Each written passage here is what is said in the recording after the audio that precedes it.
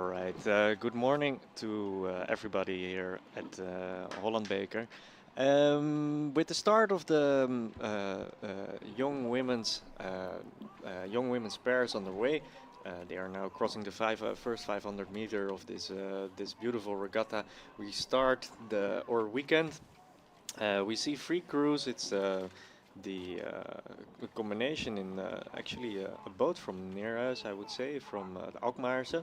They are over in lane 3. They are Pien IJskoot and Sunny de Haas. There is in lane 4 a combination from the Maas, which is Annelot Grisel and Mare van der Velde. And then in lane 5 there is a Tromp-Naarden combination from Martijntje Griepnau and Alva Lundmark. There are two heats in this race, in this field, and that means that only the slowest crew will not advance to the A finals later today. Yeah, it's great to start out today with a race not to be lost in this first day of the Koninklijke Holland Beker here on the Bosbaan in Amsterdam.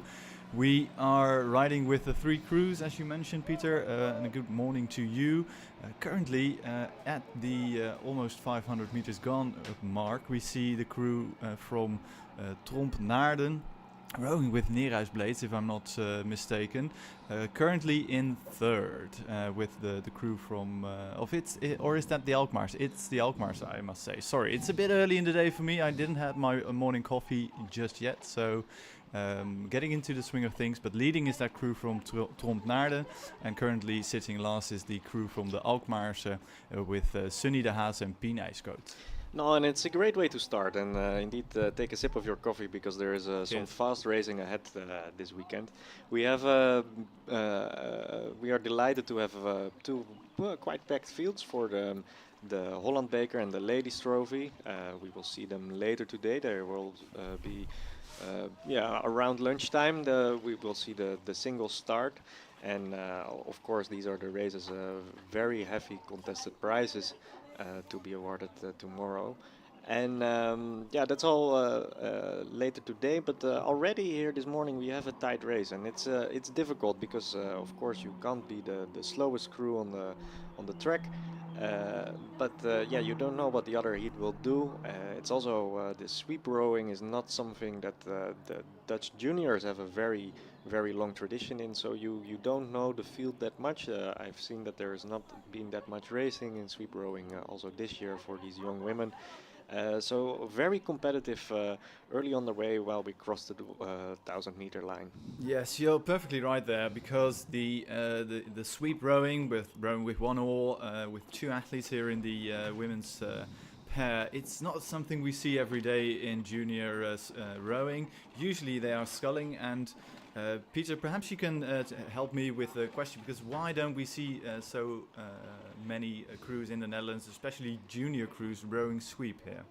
It's a very good question. I remember from a very long time ago when I was myself a junior that my coaches didn't allow me because they were afraid of getting back problems. It's of course not a symmetrical movement when you do sweep rowing, and especially when your coach doesn't feel very confident that they are good at coaching sweep rowing. They don't want you to suffer any severe injuries in your back. And I think last few years, and especially if you look internationally, this view is also changing a bit, because of course also the sweep rowing in the junior fields are very, very heavily contested fields. Yeah, absolutely. And apart from scoliosis prevention, you also have a bigger chance of falling in, especially in the pair. It's a difficult boat to row, and especially these young athletes, these inexperienced athletes, may find this a bit tricky. It's one of the hardest boats to row well, a pair.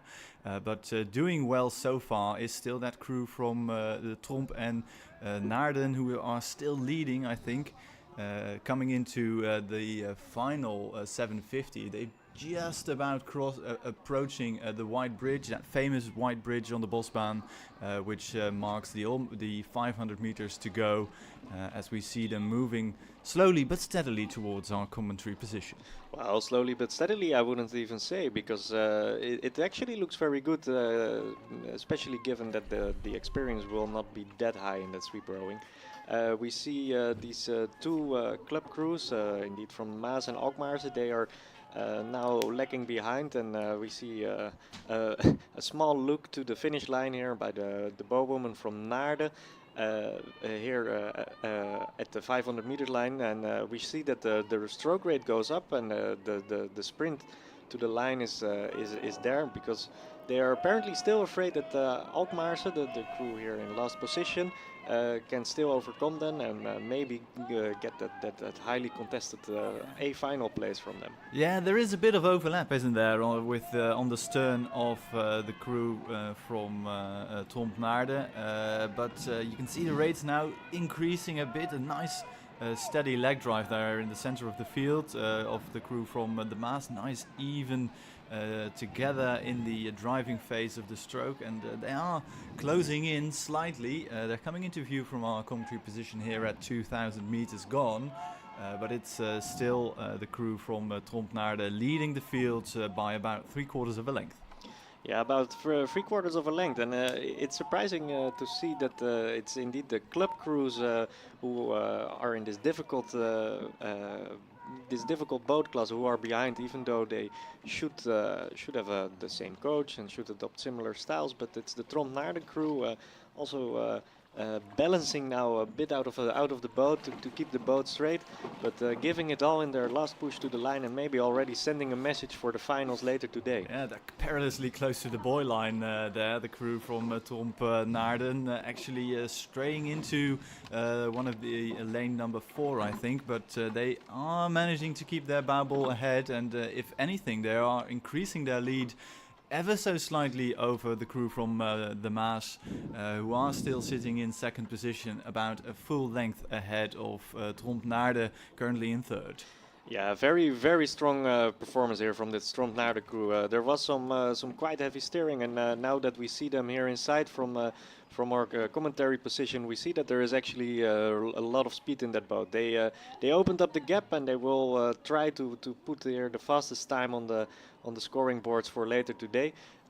It's the Maas crew who, well, they seem to stop quite a bit for the line, but they know they qualified for the A final, and it's for this Alkmaarse crew now crossing in third, still a bit waiting for 15 minutes or so before the next race is done, and then they will know whether they qualify for the A final later today as well. Yeah, we'll keep our eyes on the timing sheets to tell you which crews will progress through to the A final, with the second heat of the junior under 19 women's pairs underway, and we can see on the big screen you can see them, or you could see them a few moments ago on the big screen, and here we are riding with the crews from that heat. And it looks to me like one of the crews from Willem III leading this by quite some margin, actually. One of the crews from Willem III, that it indeed looks like that. I think it's the crew in lane 3, if I'm not mistaken, and that's then supposedly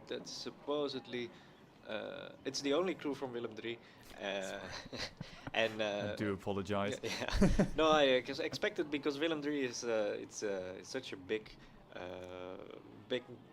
rowing club in the Netherlands, with a large tradition as well in many athletes in the junior fields, and they are now leading, and I think they are one of the contenders, especially against this strong combination we saw in the last heat for the A finals later today. At this moment, it's not the hot seat, because it's the place where you might where you're lost in this heat and might not qualify for the A final. It's the second crew from Viking, who are struggling in this hard boat class, in this young women's pair, to to make it, and they will have to be quicker than the Alkmaarse crew in the previous heat in order to qualify later today for the A finals.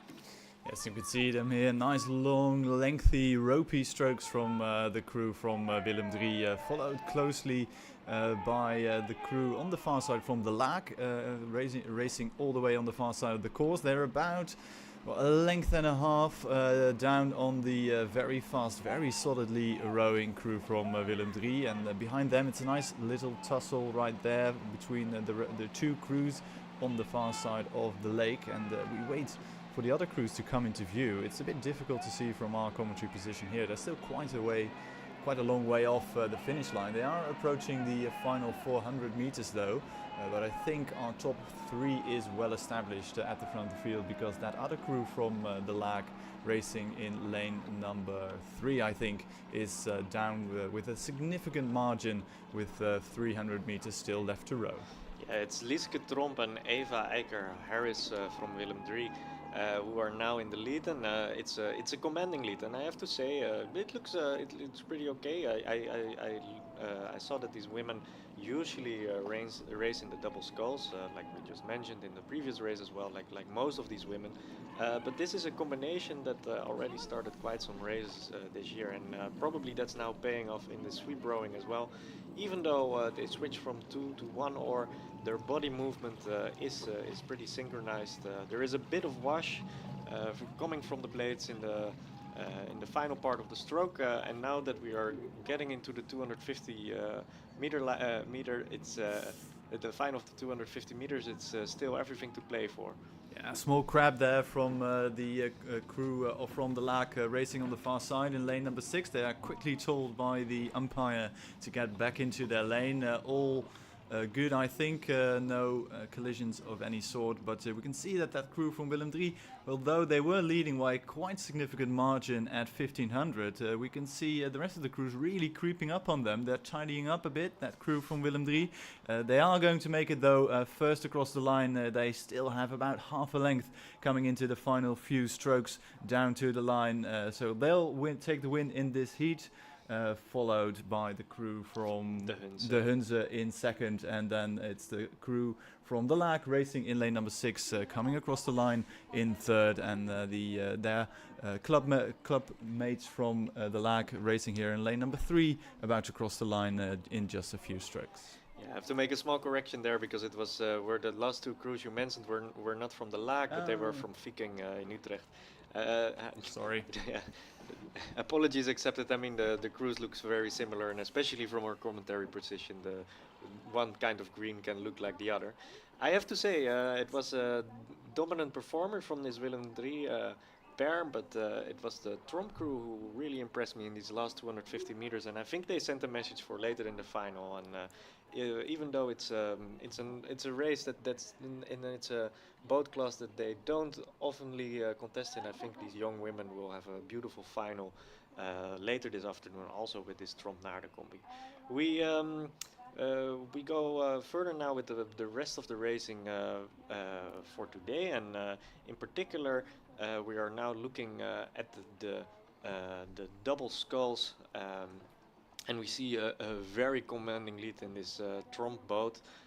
It's a combination, if I'm not mistaken, is that the light blue from Njord?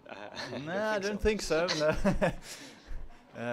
It's the Njord is racing in a different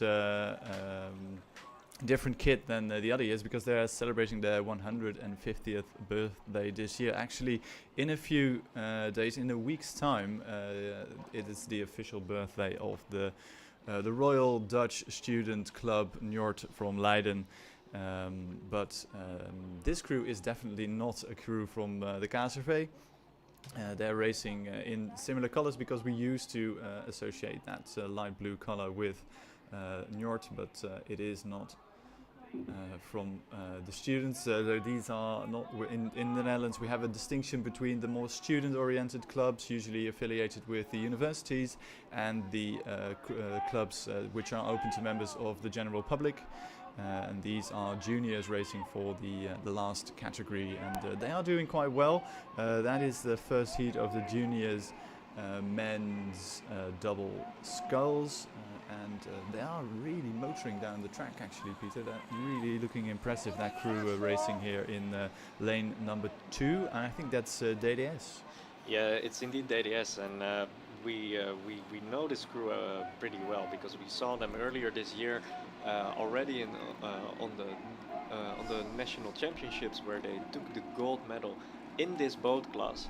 So they are now trying to do this again for the Holland Beker, and I have to say it's impressive. They are strong. There's a very fierce leg drive. We see now in the image of the live stream, we see this crew from Hemes, which are also on a very high rate, but in front of them there is the Willem III Spaarne combinatie, who will go together with this Tromp D.S.R combination to the finals.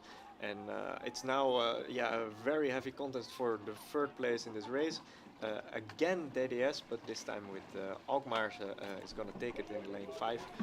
The rowing wasn't perfect anymore, but they made it to the final, and they are happy to contest for these very highly contested prizes later today.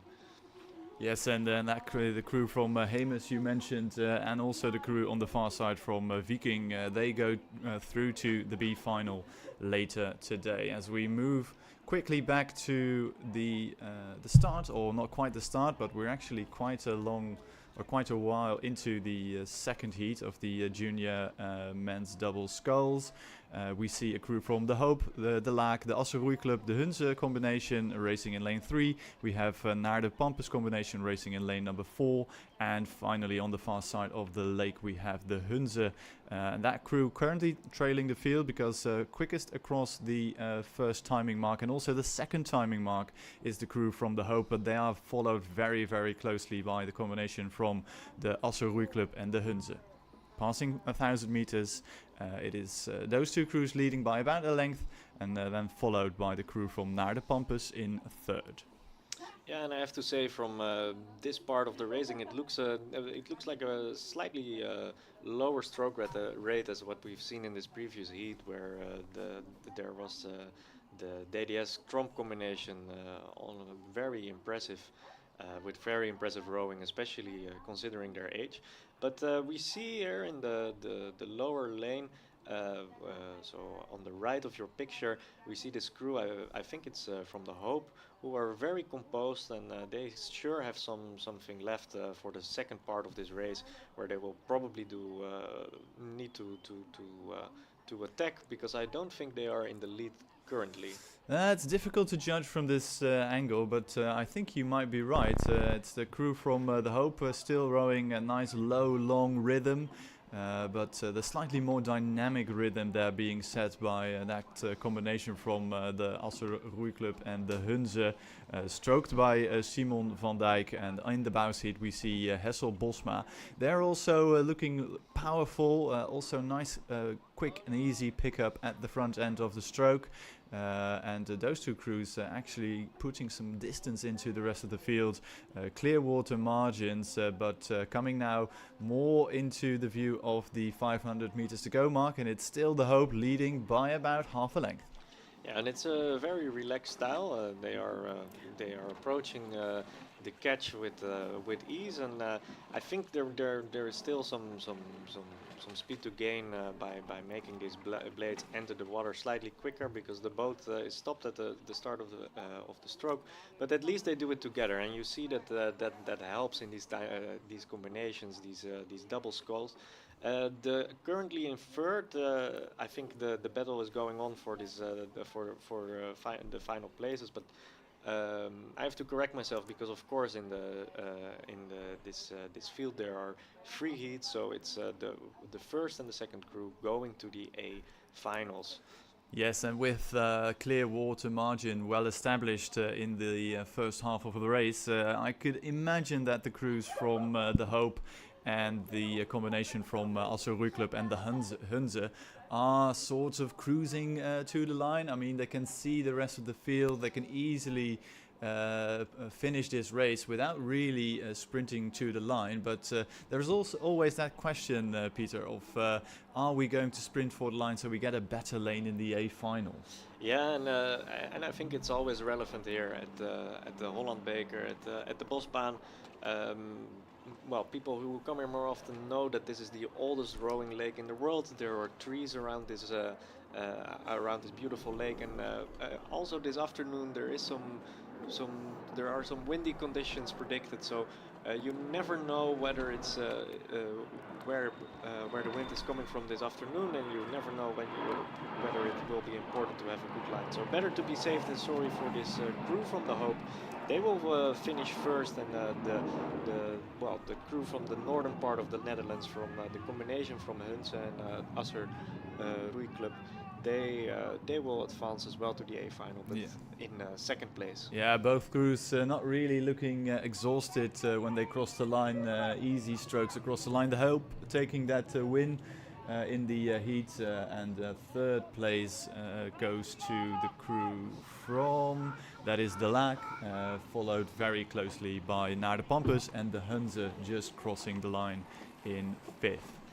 Yeah, and also for these later crews, I think some of them will race in the single sculls this weekend as well. So they will have to get rid of their disappointment quite soon and prepare for their races in the single sculls. But they are juniors; they will recover quickly, and hopefully we will see them later today with some good racing as well. Yeah, no doubt we'll see them a few more times here on the Bosbaan. Many of these crews are rowing multiple events or multiple boat classes during the Saturday and the Sunday, so we'll see them around. That concludes the second heat, the third heat of the junior men's double sculls.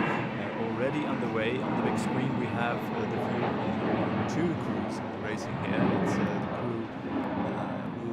just out of view, but that's also very nice to look at a bit of vegetation too. But coming now back into focus, it's the crew from Hemes, I think we looked at, and at Spaarne, and now we pan back onto the water and we see the crew from Willem III, I think leading by quite some distance as they passed 500, but I stand corrected by the timing, because according to our information here in the Finnish Tower, it was the crew from Spaarne racing in lane number 2 who crossed the 500 meter line first in a very quick time, but we don't have all the times just yet, so we'll see what we can tell you as more times trickle into our commentary position. But it is Spaarne leading, Hemes, then De Leijten from Leiden in third, and that's a crew on the hot seat because, as you already mentioned, Peter, just two crews progressing straight through to the A final, with the rest relegated to the B finals. Yeah, and we see that the times are very, very quick in this third heat.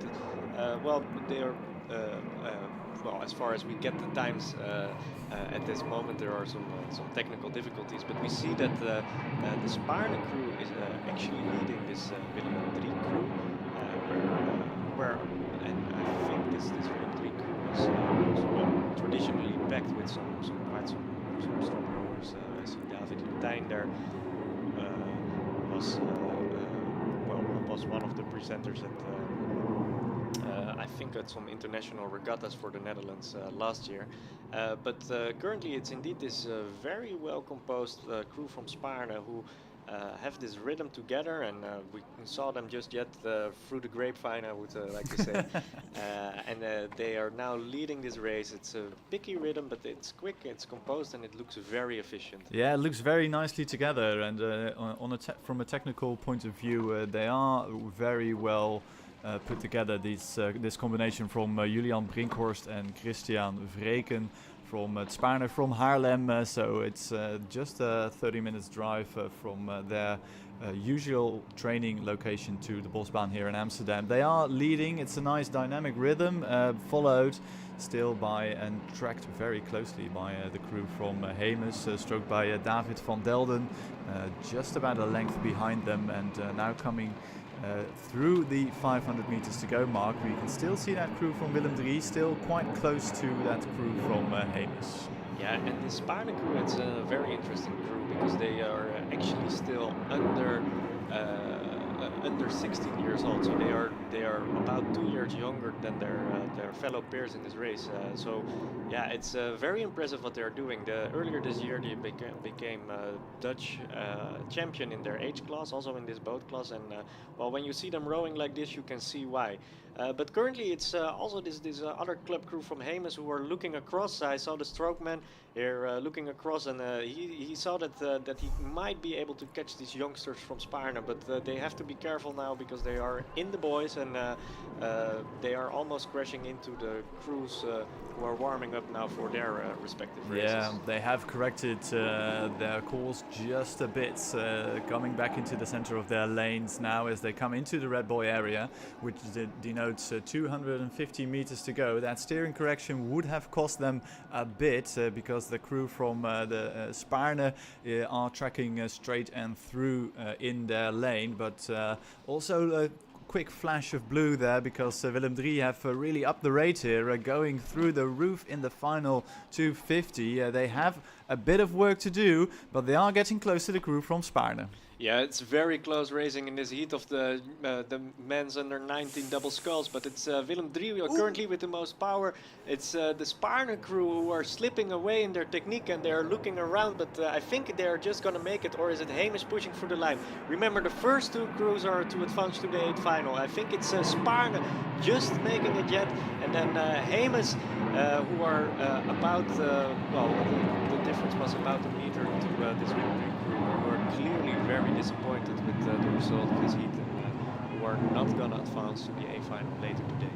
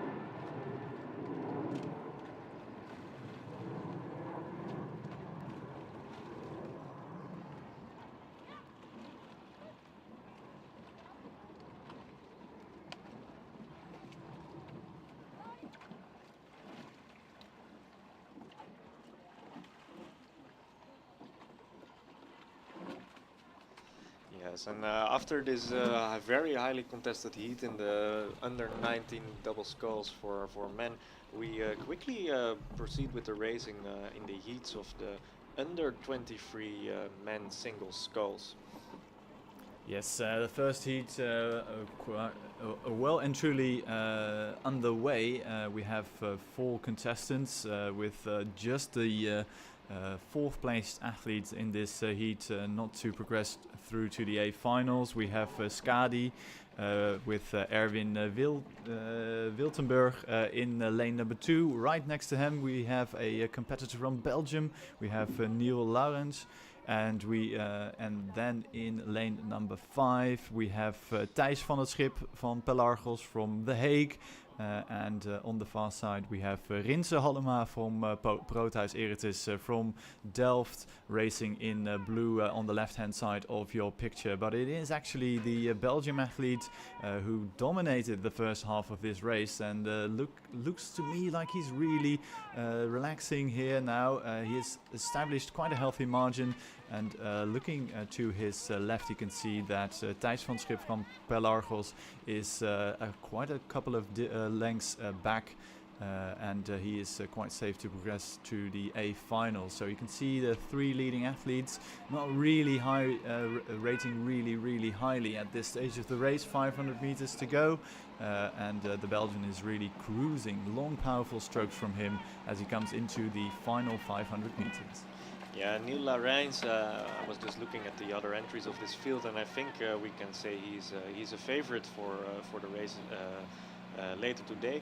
Even though, the rower from het Spaarne, Erwin Wiltenburg, is doing a good job. He was just looking over his left shoulder and also looking at Neil and thinking, well, maybe I can catch him. But as you said, Tim, the first free cruise will advance to the A final later today, so they will also be trying to save some energy, to not push too hard this morning, maybe test a bit in these first 500 meters and this first 1000, and as soon as they know, they are sure about their lead, they will probably just try to get the best lane as possible with as least inner energy as possible. Yeah, you can see all the athletes, especially the ones in the center view of the camera here, not really racing that aggressively as they just cross into the Red Boy area. It is the Belgian still leading, and he looks nicely long and strong, and very little check on that boat. Nice run on the back stern there as we see other crews going to their warm-up. It is a bit of a warm-up heat for the men's under 23s single sculls here, with the Belgians still leading and still looking comfortable. That being said, a little push there, I think, from Erwin Wiltenburg from Skadi. He just has a bit of overlap, I think, with the Belgian stern, but he's not really sprinting towards the line. He has shortened up slightly, I think. But he's now taking a big look across to his left, knowing he is safe. Actually, a little bit of a sprint there from the sculler from Rotterdam, and a reaction immediately from the Belgian, just for fun. And a bit of a surprise there, I think, for Neil Larijns there in the lane number 3. But he takes the win anyway. Yeah, it was for sure some tactical racing, because you said that Neil reacted immediately, but he was really looking at Erwin Wiltenburg like, what are you doing? Don't you dare! Don't you dare! We had this gentleman's agreement of progressing like this to the A final, and then Erwin Wiltenburg was thinking differently, clearly, and I think he made a nice sprint, but Neil Larijns could keep him off in the last. I must be honest with you, I did enjoy that a bit of a Spielerei, as they say in Germany, a bit of provoking here and making sure everybody is still on their feet. And that was a nice little conclusion there for the first heat of the men's under 23 singles. We move on to the second heat, and again, like the previous heat, 4 athletes contending for 3 places in the A final later today. We have Bjorn Bakker from Wetterwiele from in lane number 2, closest to the stand. Then right beside him we have Lars Hermsen from Argo, Adam Street from D.S.R from Eindhoven racing in lane number 4, and Owen Knowles from Skadi racing on the far side in lane number 6. And currently I see a big flash of yellow and brown. Passing 1,000 meters now, or perhaps even passing 1,500, I must say. It is Adam Street from D.S.R leading this field by quite a margin over Bjorn Bakker from Wetterwiele. Yeah, and I have to say it's a bit surprising to me, because I think these 2 athletes are probably the favorites to contend together with Neil Larijns in the previous heat. for the medal later today in this Holland Beker. And I have to say it's some tight racing, but it's Bjorn Bakker, who was last year still a junior, so he's now this year I think he turned 18 years old, from Wetterwille, who is not leading this race and has to contend with Adam Street. Adam Street has been in the singles about since this year. He recently won at the Southern Rowing Championship, the ZRB, we say in the Netherlands, and he won there as well in the singles. So he is probably in the winning mood, and he went out fierce. But I have to say, it looks a bit more composed, a bit more controlled here for Bjorn Bakker, and a bit more powerful. So I think Bjorn Bakker will get back in contention and get the better lane from Adam Street. There's now overlap between the boats, and I think Bjorn Bakker has made his move. Yeah, he's definitely moving. A nice dynamic rhythm, and you can see this. The boat really surging ahead. There's still a bit of a margin from the sculler from Teta. He's still leading, and he's upping the rate as well, coming into the final 100 meters. It's a nice little contest here between the two athletes, but it is still Adam Street from Teta leading the sculler from Wetterwille as they come into the final few strokes. It's the margin is closing. It's about half a length on the line, but Adam Street takes the win here, and he is followed by Bjorn Bakker. Yeah, Bjorn Bakker stopping about 2 or 3 strokes before the line. I think he might have still made it, but he will try to conserve his sprint probably for later today. He advances to the A final together with Adam Street, and third to place for the A finals is Owen Knowles from Skadi. I think he was a former De Maas rower. Also, he stops quite a bit before the finish line, because the gap with Lars Hermsen from Argo is safe and secure. So six single scullers advance to the A final in this under 23 single sculls. We see the pictures of the men pairs coming towards us. We have to make a small notification, because for everybody who is here now currently at the Bosbaan, there is a meeting from the Amsterdam Institute of Sports Sciences, who will do several sessions actually today, where you can walk in for free. There is I even understood there might be some free drinks and free snacks, and there are interesting sessions all related to important themes currently discussed in sports. There is now at 10 there will be a session about physiological demands.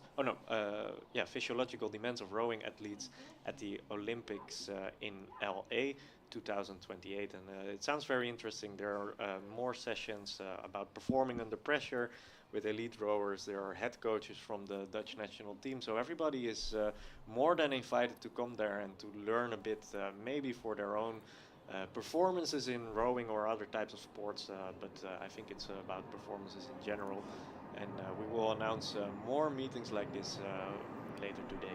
Yeah, sounds like a really interesting session, and lots to learn. And if you're interested in rowing, you should really attend these sessions, because there's a lot of knowledge to go around. There is lots of expertise present in the big tent near Okeanos.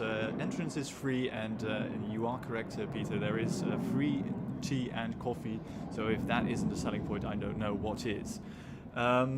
Moving on now, because the first heat of the men's pair is underway. This is a combined field combining senior and under 23 athletes. We have 3 crews and 2 heats, I think, with 3 crews contending these heats, and only the slowest crew from those 2 heats will not progress to the A final.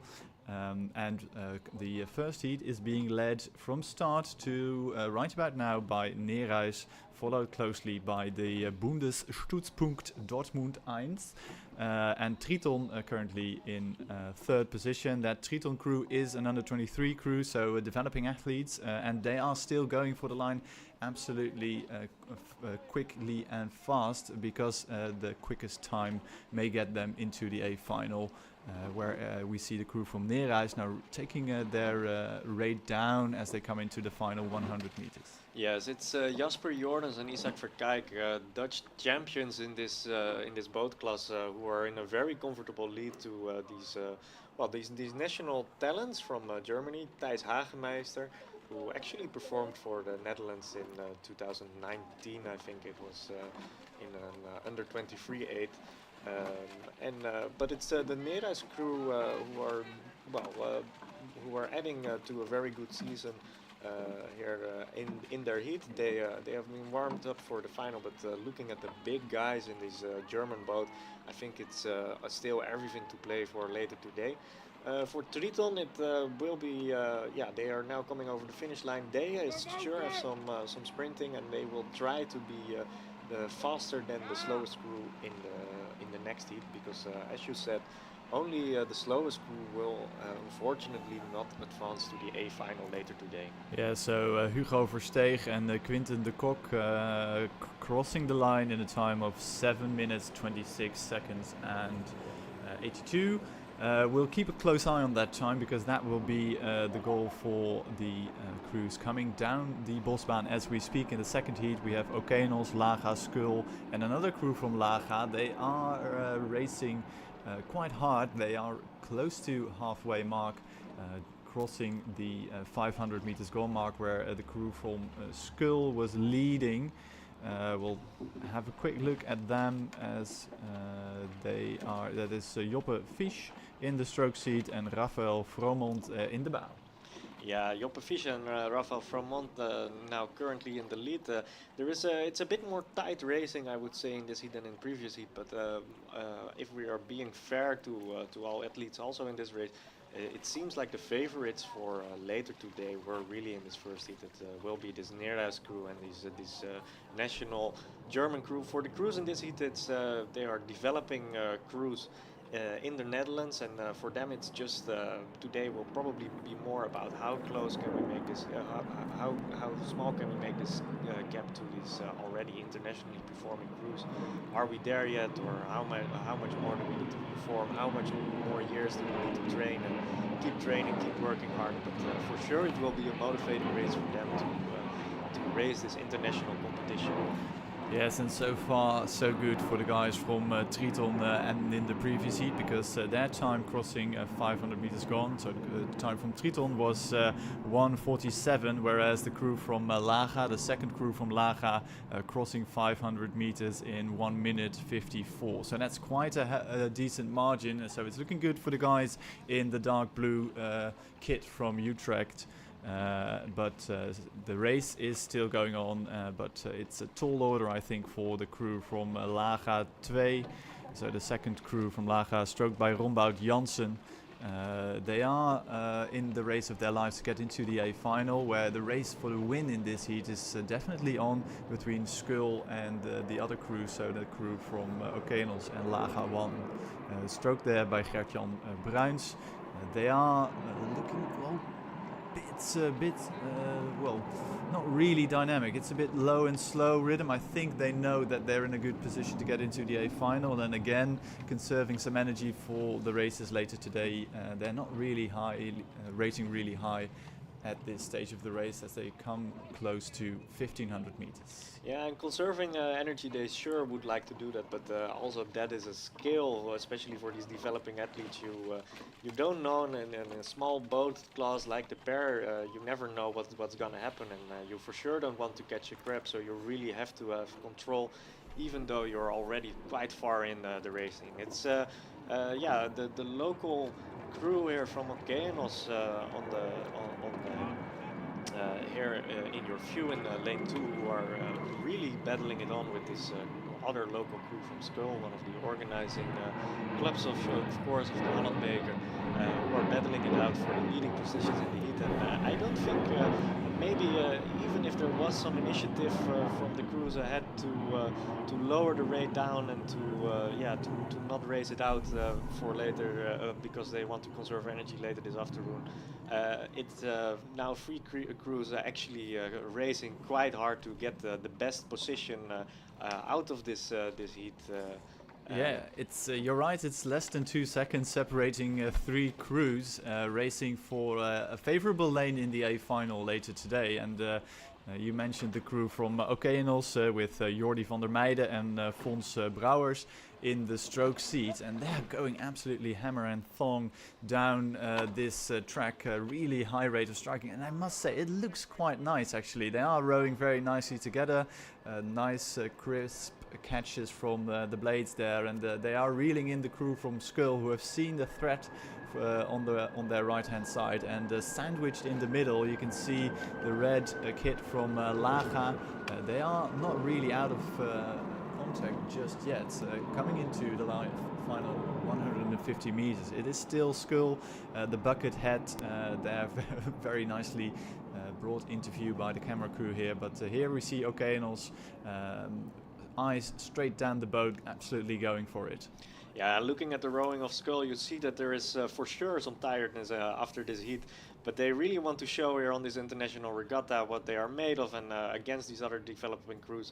They all know each other. I think they raced each other earlier this year at the Dame Race Roei Regatta, where Skull actually won with ahead of Okeanos as well, and I can imagine that it's always with the narrowest of margins. It's now Laga overcoming Okeanos maybe in the last few meters. Skull winning this heat, and I think Okeanos just made it in front of Laga. But, Yes.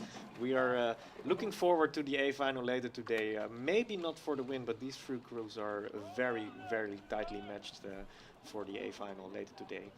Yeah, I think you're right. Looking at the times trickling into our finish tower position here, I think the crew from Triton, which we saw crossing a line in third in the previous heat, I think they are safe for that spot into the A final, with the second crew from Laga not progressing through to that A final, unfortunately for them.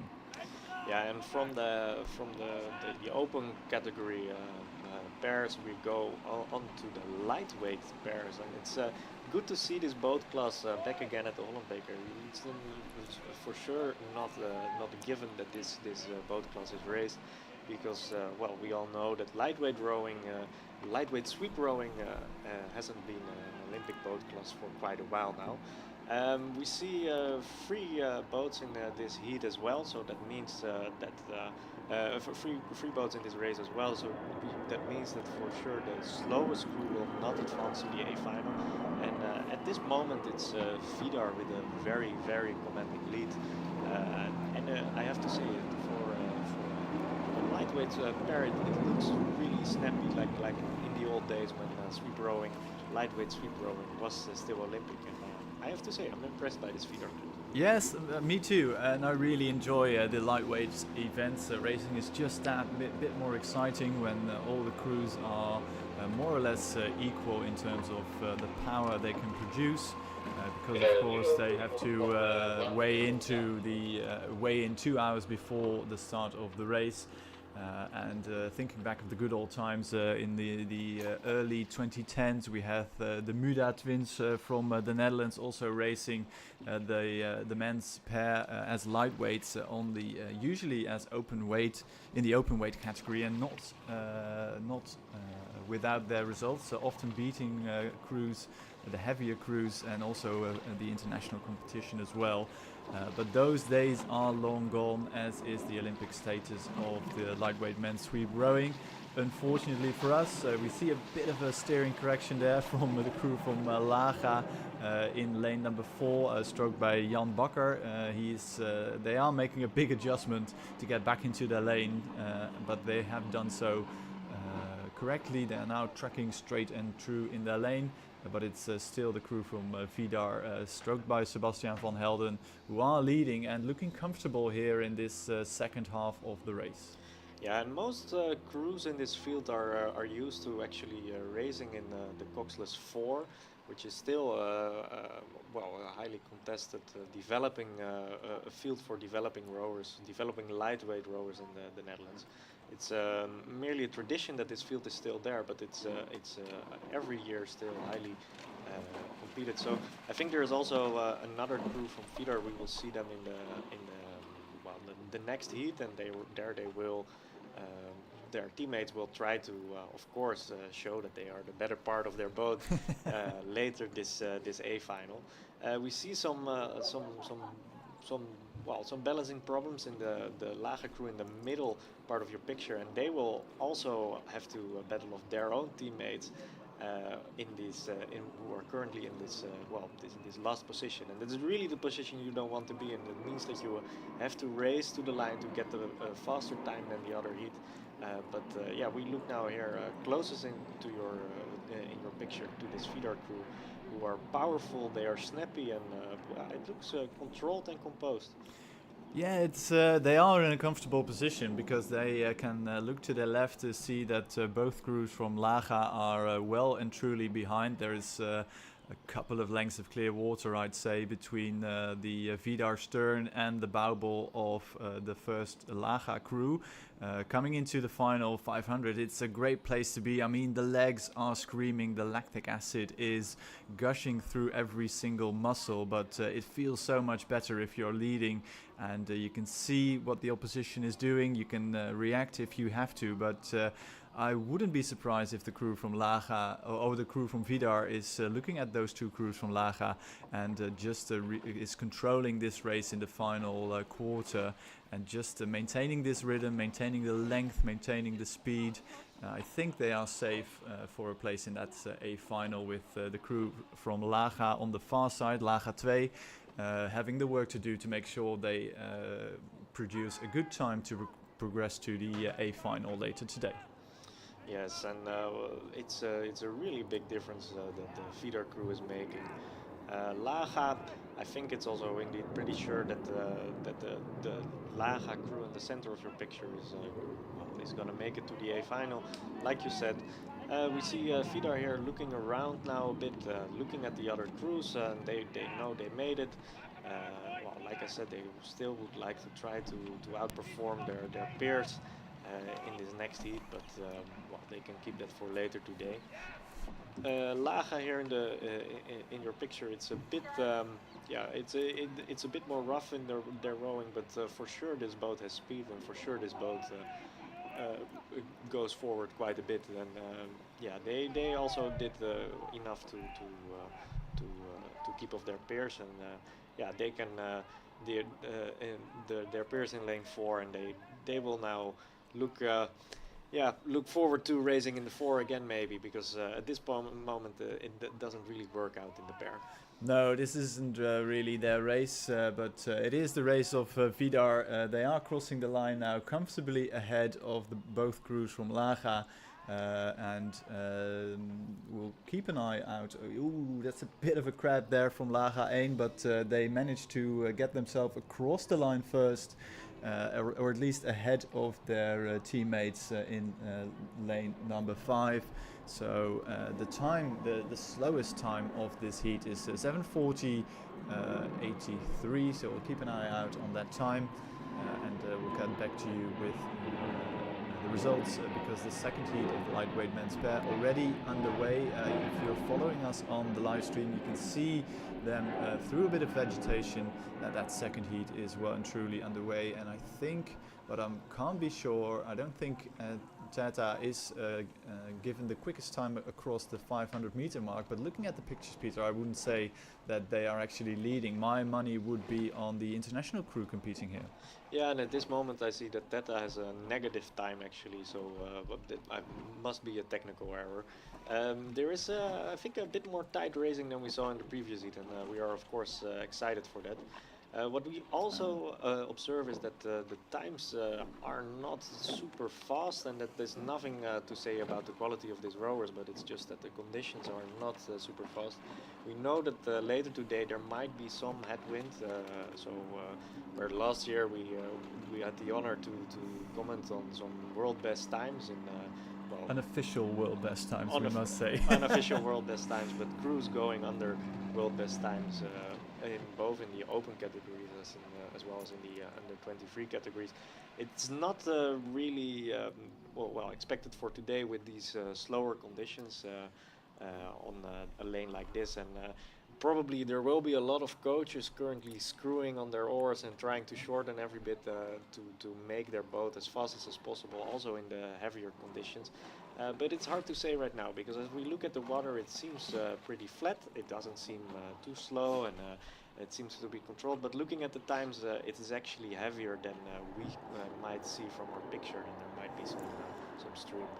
Yeah, it's an El Nino year, I believe. So that means lots of rainfall and lower temperatures in the Netherlands, or at least it feels like it's been a lot colder this year than it has been in all previous years.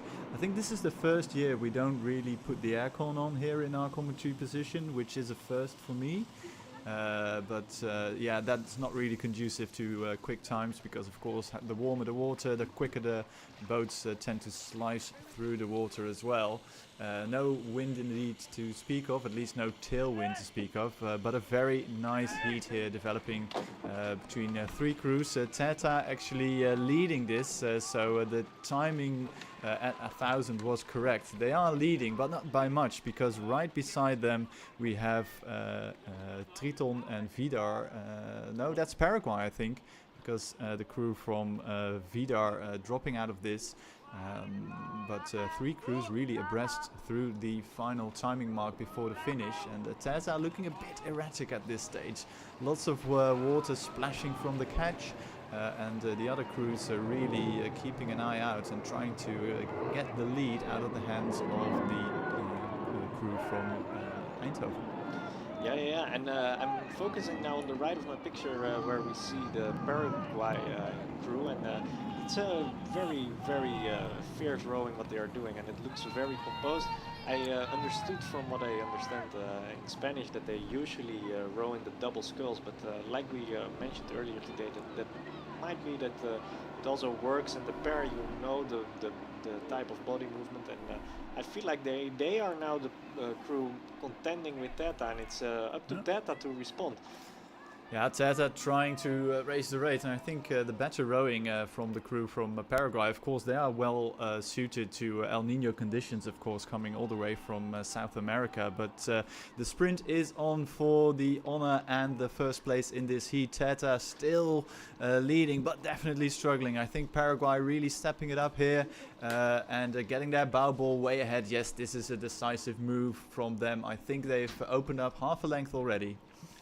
Yeah, they opened up half a length already, and that also means that they have this sprint, and that the other crews, also the fastest crew, Vidar from the previous heat, they should be warned, because this Paraguayan crew has some gears to shift when they need. They will advance to the A final, and if there are headwind conditions, they will probably be in the best lane. They for sure don't row that often here on the Bosbaan, because they rode quite a bit after the finish line to be sure that they finished first in this heat. It's Vidar currently in last position, and we keep an eye on their time. They are, unfortunately for them, the slowest crew in this race, and where they saw their teammates advance to the A final with commanding lead in the first heat, they are themselves not qualified for the A final. Yes, and the crew from Paraguay there, indeed, encountering some of the Bosbaan buoys here after the finish, but they posted the quickest time of the two heats, 7:23:13, which isn't particularly quick if you look at it from a world best time perspective, but over 3 seconds faster than Vidar won from heat number 1. So that promises some exciting racing to come later today as we move into the bigger boats. We go from the pair to the 4 as we open with the first heat of the women's Cox's 4. We have two crews from Laga, an international crew from Oxford Brookes University. In lane number 4, racing on the far side, we have Neerhuis, but now coming into the second half of this race already, it is Oxford Brookes absolutely smashing the field. Absolutely smashing the field, and I'm happy to see them here. They come with a huge squad to the Holland Beker. I think, in fact, they might be the biggest squad, have the biggest representation here in Amsterdam at the Holland Beker. And that means something from a British crew. And for sure they are the biggest in terms of people, because I think later today in the 8s we will have about 6 or 7 Oxford Brookes crews, and we know from other international regattas they raced in Ghent, the spring regatta, the main regatta. I was confused the two, but they raced in Ghent, and there they had some very, very dominating performances. And well, we also see it in this race that it's the two Dutch crews, the Dutch crews from Laga, who are trying their best to keep up, but it's Oxford Brookes that now lowered the rate already, and they will be confident in this last 500 meters to keep off the two very, very fiercely competing Laga crews. Yes, and I think you're right. Oxford Brookes already easing off into the final 500, and because their lead was absolutely commanding, and they still have almost 6 seconds over the quickest Laga crew with 500 meters to go. And you mentioned it already, Oxford Brookes being here at the Koninklijke Holland Beker with a massive squad. Oxford Brookes, of course, established as a talent center for British rowing, and we can see lots of talents here in the crews. So we're very happy that they are here in such big numbers, and it's quality rowing here from Hill, Regan, Burt, and Sumter. And that crew looking really comfortable out in front. I think that's just rate 24, 25 coming into the Red Bull area. Yes, and I think it's just to give an idea about the quality of this Oxford Brookes squad, because they are well, this is supposedly their C crew in this field. We will have the A and B crew for this race in the other heat. In the next heat, and striking is this crew is Rihanna Sumter. She was last year's in the under 23 8. I think she was the number 3 of that crew, and this under 23 crew barely missed the medal. They came in 4th in this World Championship. So there is for sure some quality already in their C crew, and we are excited to see their A crew. Laga did a very good job with two fours who will advance to the A final, and they can contest it out, and maybe it will be the other Laga crew being slightly faster later this afternoon, but it's in lane 3 and 2 these Laga crews who will advance, and they will try to see what they can do, maybe start a bit faster, try to go on as long with these Oxford Brookes crews as long as possible. And closing this race is a first year's crew from Neerhuis. They will unfortunately not advance to the A final, but hopefully they will have some extra international experience here at the Holland Beker. Yes, it's great to see them racing, but they were dropped off the pack in the early stages of the race, and with 3 crews going to the A final. It is the crew from Neerhuis, which we won't see again in this formation, in this field today. Oxford Brookes then leading the field, followed by the 2 crews from Laga. Yes, and while we're looking at the beautiful shot here from the Oxford Brookes crews, we send a small reminder for the Amsterdam Institute of Sports Sciences meeting that's going underway now, talking about physiological demands of rowing athletes at the Olympics LA 2028, and that there are actually some free coins for drinks and snacks to gain if you attend these sessions right now. It's having a very interesting meeting, but we are looking at these beautiful shots here from the camera boat, where we see these 2 Oxford Brookes crews battling it out. It's almost like you're watching one of these promotion videos from Oxford Brookes, these spectacular videos where you see all these crews racing each other together, and I even saw a bit of slow motion, but I think that was mainly due to the connection. Yeah, that was not intentional, I think, but it gives great pictures anyway. We can see here the Oxford Brookes 2 crew in lane number 5. That crew not leading, or at least not by 1,000 if the times we get is correct, but I think it is. It's Oxford Brookes 1, of course, racing in lane 4 and leading by about, well, I'd say that is a good 3/4 of a length, and the Dutch cruise, the Laga Okeanos combination, and the Triton Orca combination from Utrecht, trailing the two crews from Great Britain here, with a very solid looking crew racing in lane number 4. That is the Oxford Brookes crew, and they are again not really rating that high. Comparing that to the crew from the Laga combination here, they are really up there in rate 36, I'd say.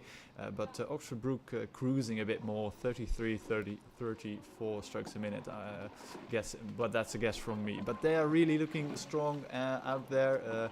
So I think we'll have 50% Oxford Brookes in the A final later today. The question is, from this heat, who's going to join them in the A final? Yeah, that's for sure. And I have to say, it's also the Dutch crews, and they are from pretty high quality pedigree. It's actually this Triton Orca combination who are currently in 4, where 2 Orca rowers are rowing who were winning in this boat class, the varsity, earlier this year. So to see them in 4 is actually quite surprising. But it's also the other Dutch crew with Celine de Braber in the stroke seat, who are some very talented rowers from Laga and Okeanos, and they are still in there. It's Oxford Brookes on a higher rating than we saw in the previous heats. It's their 2A crew, so unfortunately for these talented Dutch crews that they had such a tough draw now. It's indeed the Oxford Brookes A crew in the lead.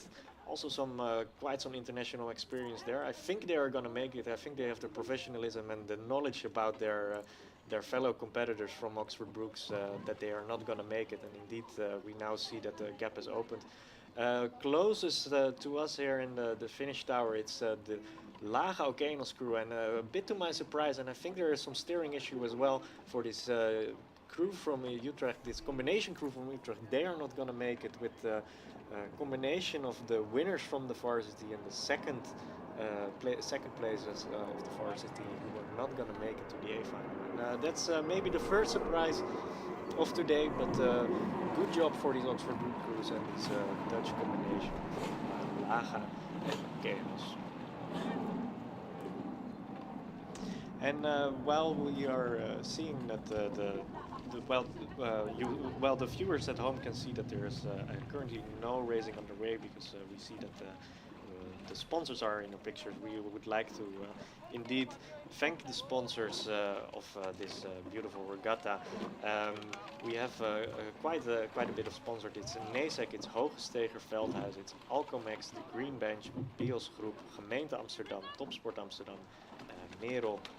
It's the Dutch KNRB, it's Concept 2, and Gig Hard Seltzer, just in your picture. We would like to thank them, of course, for their help to making this event possible. And while the next crews are lining up, we will have a very small break, and we are back in 5 minutes for the next races of today.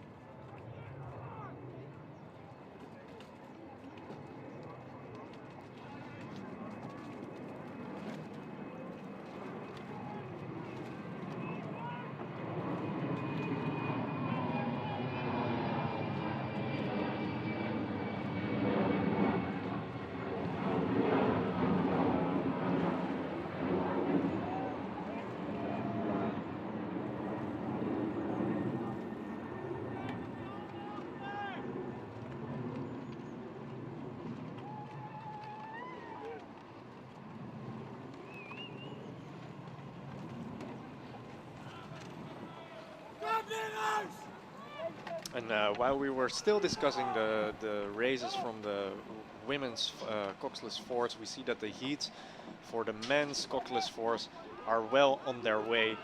We see there is Oxford Brookes currently actually not in the lead, and I'm very delighted to see that it's actually it seems like it's the it's a crew in the other center lane, the Proteus-Eretes Orca combination, who are currently slightly ahead of this Oxford Brookes crew, and that is still a surprise. We thought Oxford Brookes are going to dominate all the fields, but well, it seems that the Dutch crew is giving them quite a race. Yeah, giving them a bit of a run for their money. It's great to see these early battles here as we come into the 1,000 meters gone, or at least approaching halfway. Oxford Brookes there, almost level with that Proteus-Eretes Orca combination in the center lane. So great to see them. It's aggressive racing, it's hard racing here, and we'll see how it pans out as we approach 1,000 meters.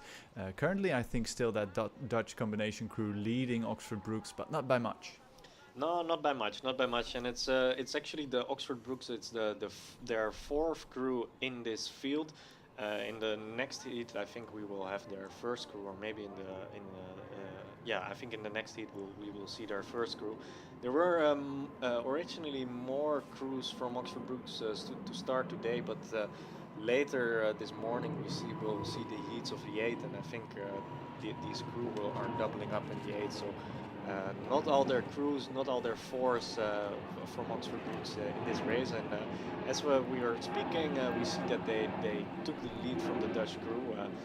But it was fierce. It was a brave start from the Dutchmen, who are now trying to catch on with Oxford Brookes, but I think they should look more back behind. It was a bit of a fly and die, and it worked for 500 meters, but it's now Oxford Brookes really solidifying their lead in this race. Yeah, they got themselves into the first leading position. They're Bauble out in front of Oxford Brookes. They are looking so impressive. Nice quick catches at the front end of the stroke. Typical British rowing. You can see that the British rowing system really emphasizes the positioning of the body. It's really nicely connected at the front end. And Oxford Brookes now walking away from that Dutch combination crew who were leading them at 500. But I think Oxford Brookes have established clear water as we approach the 1500 meter mark.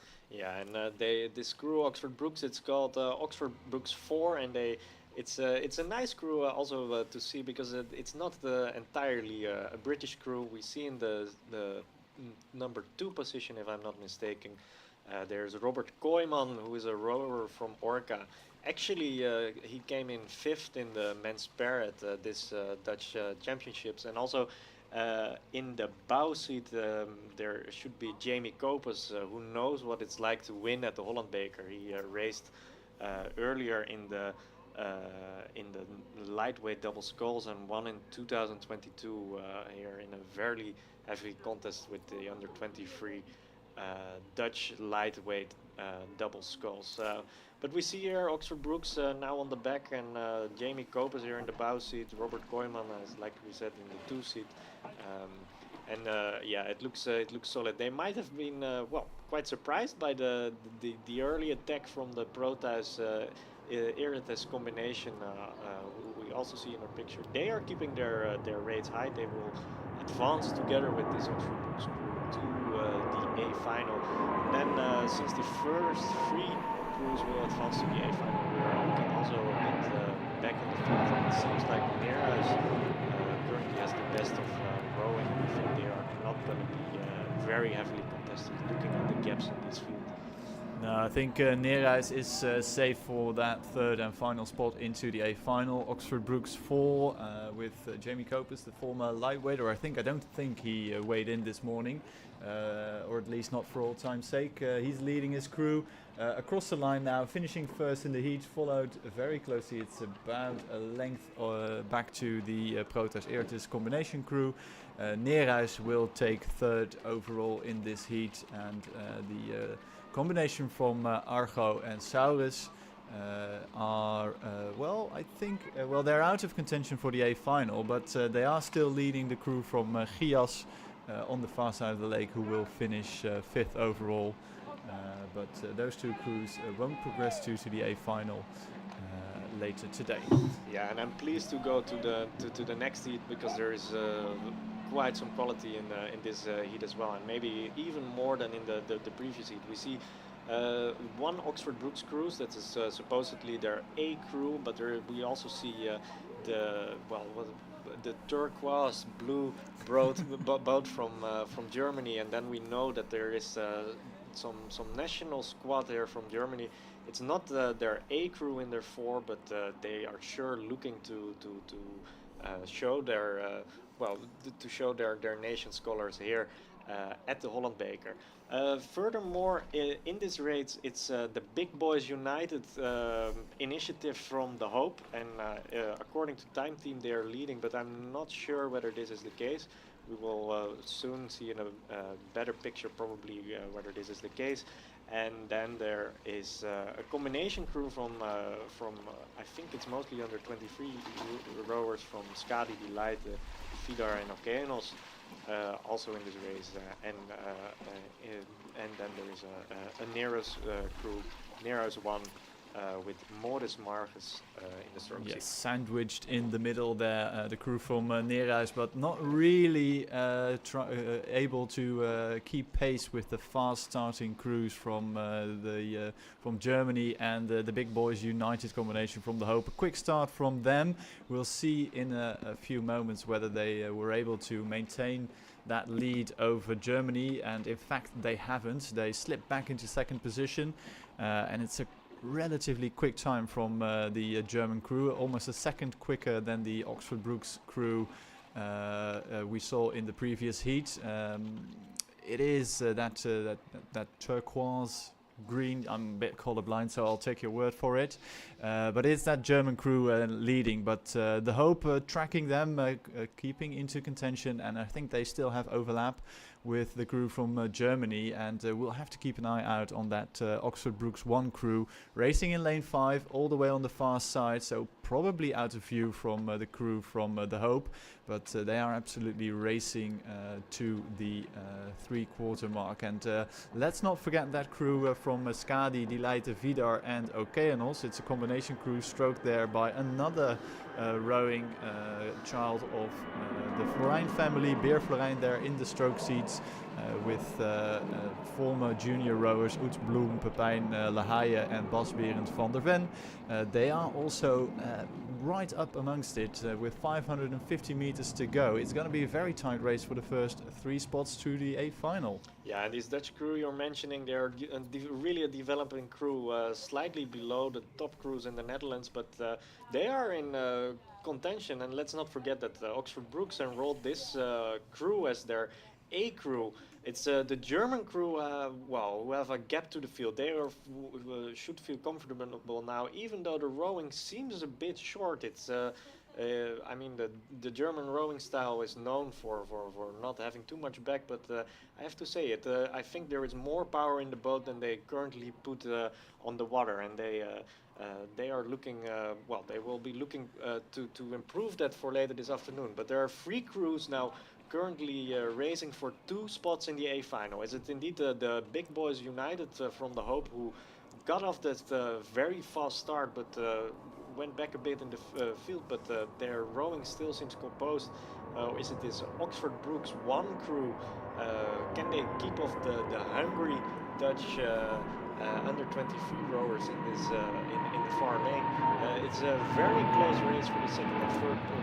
That also means that the German boat can't ease off too much if they want to make it to the A final. No, Germany needs to maintain this and step it up a bit to keep their lead over the fast finishing crews from The Hope, Oxford Brookes and that under 23 combination crew.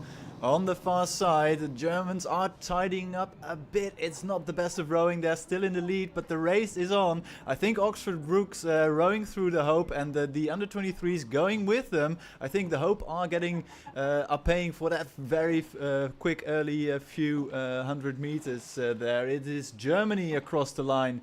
They take the win in this heat, followed by Oxford Brookes. A canvas ahead of that under-23 combination, and the Big Boys United crew from the Hope paying for that quick start. They cross the line 4th overall, and it is Neerhuis. We didn't talk much about this crew, but they will finish 5th overall. So a fantastic final 250 with the German crew getting the win there, and Oxford Brookes won, and the Skadi Die Leite Vidar Okeanos combination following them through to the A final. Yes, and it was impressive racing. Also, good job, by the way, from this Neerhuis crew. If I'm not mistaken, they are first year's crew, and well, the gap with the field with this top class rowing wasn't too big. So good for them. They will have some experience in the pocket. And when we look back at the live stream, when we look back at our pictures, we see that probably there is some real Dutch weather coming in. There are some serious showers, and there is a shower. Probably now at the start where we see the Dutch, where we see the women's double sculls heading our way. They just passed the 250 marks, and we see 5 crews lining up, and that's there is a Focus-Eretes combination in lane 1, there's a Paraguay boat in lane 2, Proteus-Eretes lane 3, Chios in lane 4, and Great Britain 2 in lane 5. And of course we will mostly be looking at this Great Britain crew in lane 5. This is the international combination. They are currently in a very commanding lead. They already have a gap to the rest of the field, but since the first few crews will advance, I think that we again will have some very tight racing between 3 crews for 2 spots coming over this 500-meter line. Yes, and again we have this is a combination field combining under 23 athletes with more senior athletes, and indeed the crew from Paraguay is an under 23 crew, perhaps training and preparing for the under 23 World Championships in St. Catharines, Canada later this year.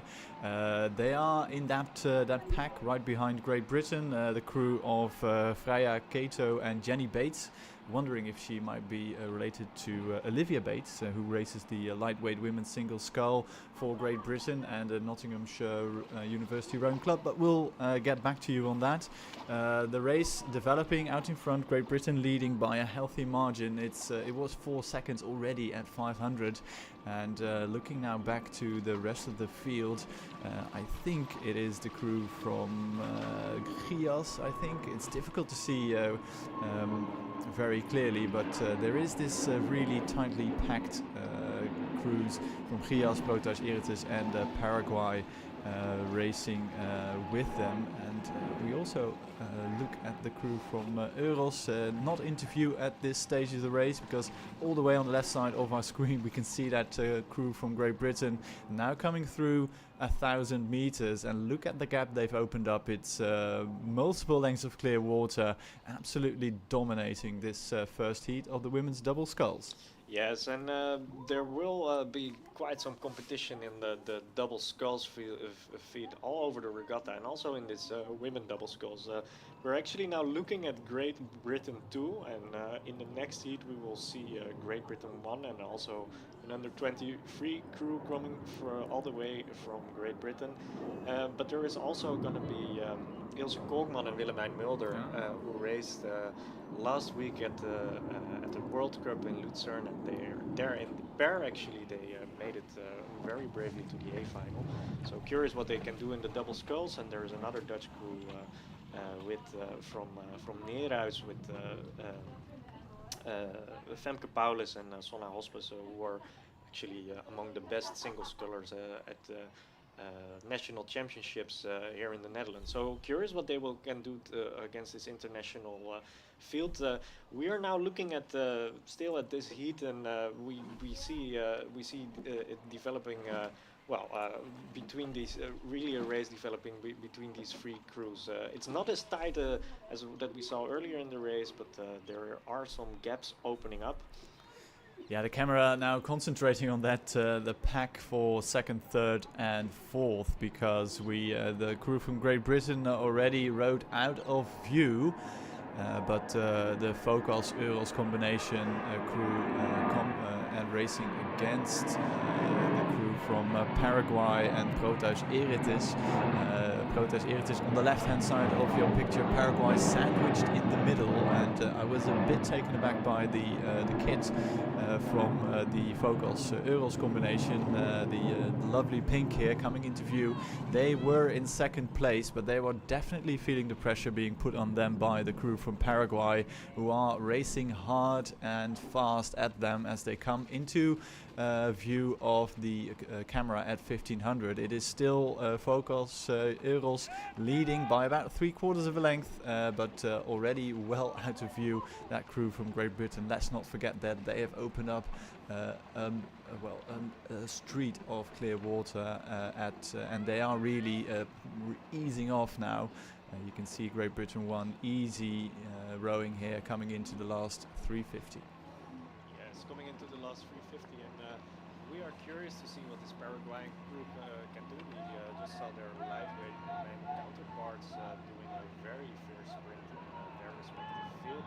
So I'm curious what they can do, and we know that they can sprint, and we know that they have this composure. The Dutch crew from Euros and Focus, as I mentioned, they are rowing in a different kit, and it's always nice to see it on the day, just because they're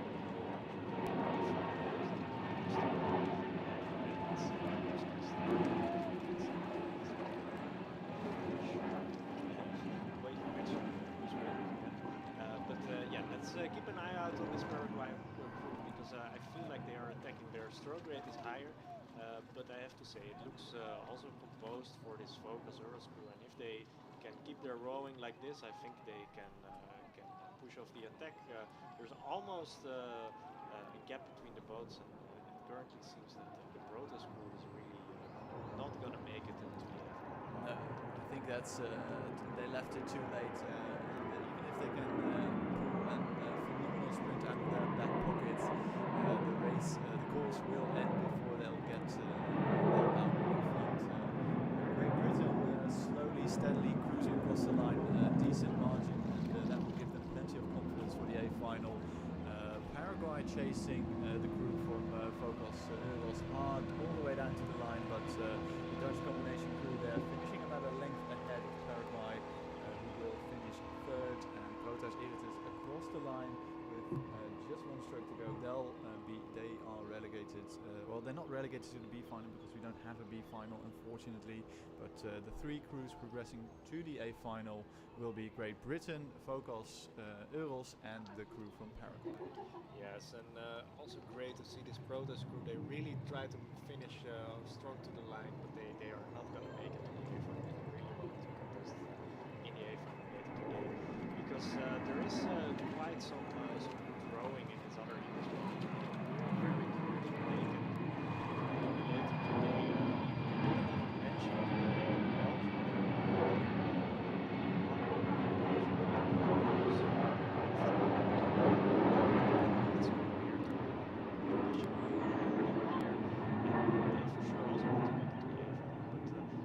one of our favorites is already dropping off in this heat because it is a very strong contested heat. If we we have to fare a bit on the times, and that there is Great Britain currently. Great Britain won in the lead. There is the Neerhuis crew with Sonne Hospice and Femke Paulus in second, and then that's the Dutch crew switch from the pair to the double, which is Ilse Kolkman and Willemijn Mulder currently in third. And then there is the Belgian crew currently in fourth, but they are only trailing half a second behind this Dutch crew, and so there's still everything to play for. And also on the far side we see Great Britain 2, which is Great Britain 2, which is under 23 crew in lane 5, and then there's even a German crew in lane 6, who are probably out of it right now. Yes, we come into the final 500, much closer racing here in this second heat, and the Great Britain 2 crew, stroked by Poppy Baker, leading the field by about half a length, perhaps even 3/4 of a length over the crew from Belgium, followed very closely by the crew from Neerhuis, and the also stroked crew from the Netherlands, together with Willemijn Mulder, right up there and amongst it. It's going to be very tight final 400 meters, and I'm guessing all the crews now will have to start sprinting early. Great Britain leading, but not by much. Still everything to play for. I think only the crew on the far side from Trier, I think they're dropped back too far to get back into this, but we have 4 crews more or less abreast, still going for a place in the A final. Yeah, and hammering it on now in this lane 5. It's this crew from Willemijn Mulder and Ilse Koopman, who currently seem to have the best of the rowing. Remember that the first 3 crews will make it to the A final, and looking at how close the racing is and also looking at the times, it's everything to play for. All these crews can really contest for the title in this field later today, but it's Ilse Koopman, Willemijn Mulder. They had some struggles in the first part of the race. Probably it was because of switching from the pair to the double, but now it looks very good. They sure have some power in their strokes. It's the Great Britain crew trailing them, but the Belgian crew have a very, very tight tight the finish. Belgians sprinting for the line. They might take Great Britain, but all eyes here are on the Dutch crew. But I think the Belgians actually got this. They have it on the surge there. Belgium take the win here. The crew from Ilse Koopman, Willemijn Mulder from the Netherlands takes second, and I think GB across the line just in time to get into the A final with Neerhuis just on the other side of that dividing line in 4th, and the crew, the second Great Britain crew here in 5th, and the crew from Trier, which we mentioned earlier, will finish 6th overall here. But what a fantastic sprint there from Belgium. The under-23 crew taking the win here by the narrowest of margins, rowing through Great Britain and the Netherlands in the final 100 meters. Yeah, very impressive moves here by the Belgium. We didn't discuss them much, but Eloise, who was in the bow seat of that boat, she actually came in 4th last World Championships, in the last under 23 World Championships in this field in the women's double scull. So no surprise actually to see them there. So good racing here up ahead against all these other international crews, and it's a bit of a pity that the draw was like this, but I think for sure we will have a great A final later today. Ilse Koopman and Willemijn Mulder, they will try to they will have some tuning to do for later this final, but the gap is not that big, and they can for sure contest also with the, let's not forget the other Great Britain crew we saw in the first heat for the win later today in the double sculls.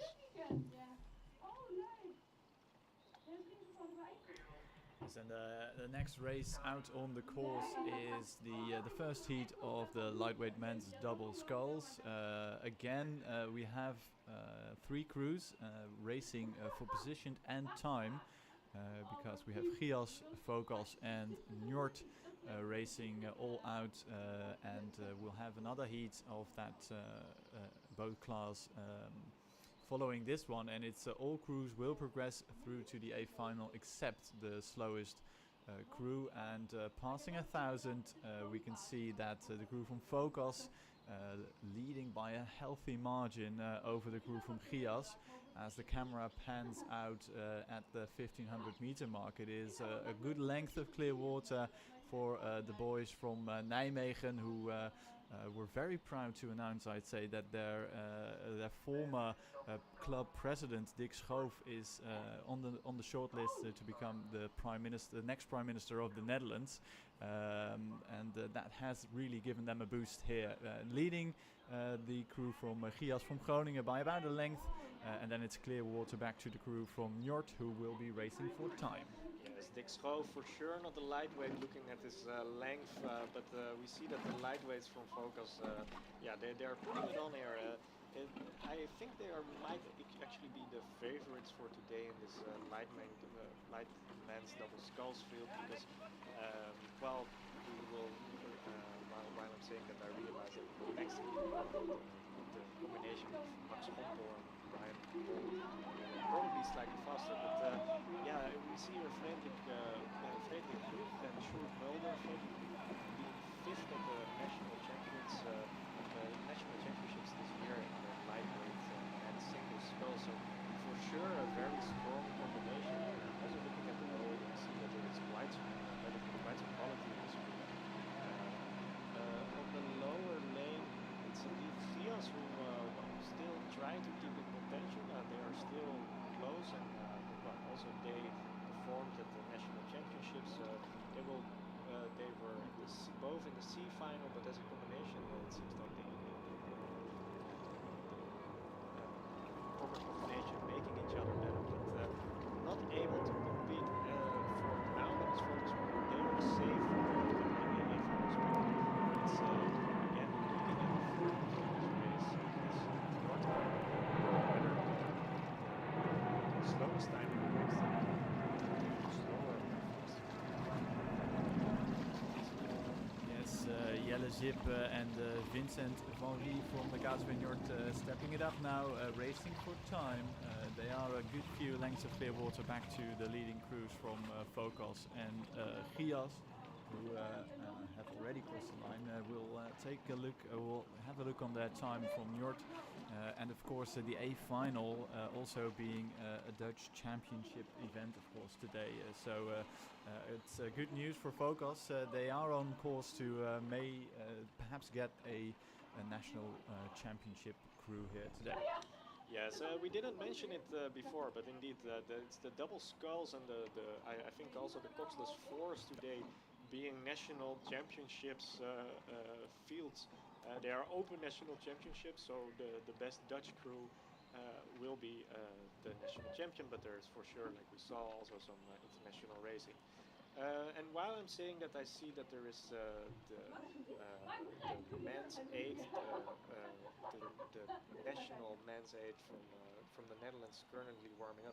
They won't row today, they will row tomorrow, and that will be quite some exciting races. And of course, they will be eager to see what they can do on their home waters. But now looking back at the live stream, we see some more lightweight double sculls. This heat will be raced with 4 boats, and it's mostly looking at this slowest time, whether they are slower or faster than the crew from Njord. Currently in this 4th position, it's Skadi, and they are at 1,000 meter. 1 second behind Njord in the other race, so there's still quite some racing for them to do. And even though they are quite far behind in the field, I hope for them that they will realize it. But we focus on the front of the field because there is some tight racing. We have the favorites, we mentioned them earlier, coming from Triton with Max Hompel and Brian Paul. Brian Paul was second this national championships, whereas Max Hompel won, I think, his second title in the national single sculls earlier this year. So the best 2 supposed lightweight rowers currently of the Netherlands together in the crew, but they are followed pretty closely by this scull-laga combination, Maxime Meijering and Mees Halkens, and also coming very nice with the field is this Okeanos crew, only trailing 3 seconds behind this Triton crew. Yeah, and it's that crew from Triton, easily the most experienced lightweight men's double scull out there, at least here on the Saturday of the Koninklijke Holland Beker. There's also that difference. You can see the technical finesse of the Triton combination. They row a slightly lower rhythm than the Laga Skull combination, who are giving chase, and just a second and a bit down on the crew from Triton. We'll see how they progress into the Red Boy area, with Okeanos also pressing on really, really hard, and with just 250 meters to go, they are definitely sprinting, but our eyes also on the crew from Skadi. who are well, quite a few lengths behind, but of course that time is absolutely essential as the crews come into the final sprinting stages. Max Gompel in the stroke seat in the dark blue on the far side of the course, now really feeling the pressure of the Laga Skull combination. Yeah, and it's nice to see that this very red combination, I would say, of Maxime Meijerink and Mees Halkes.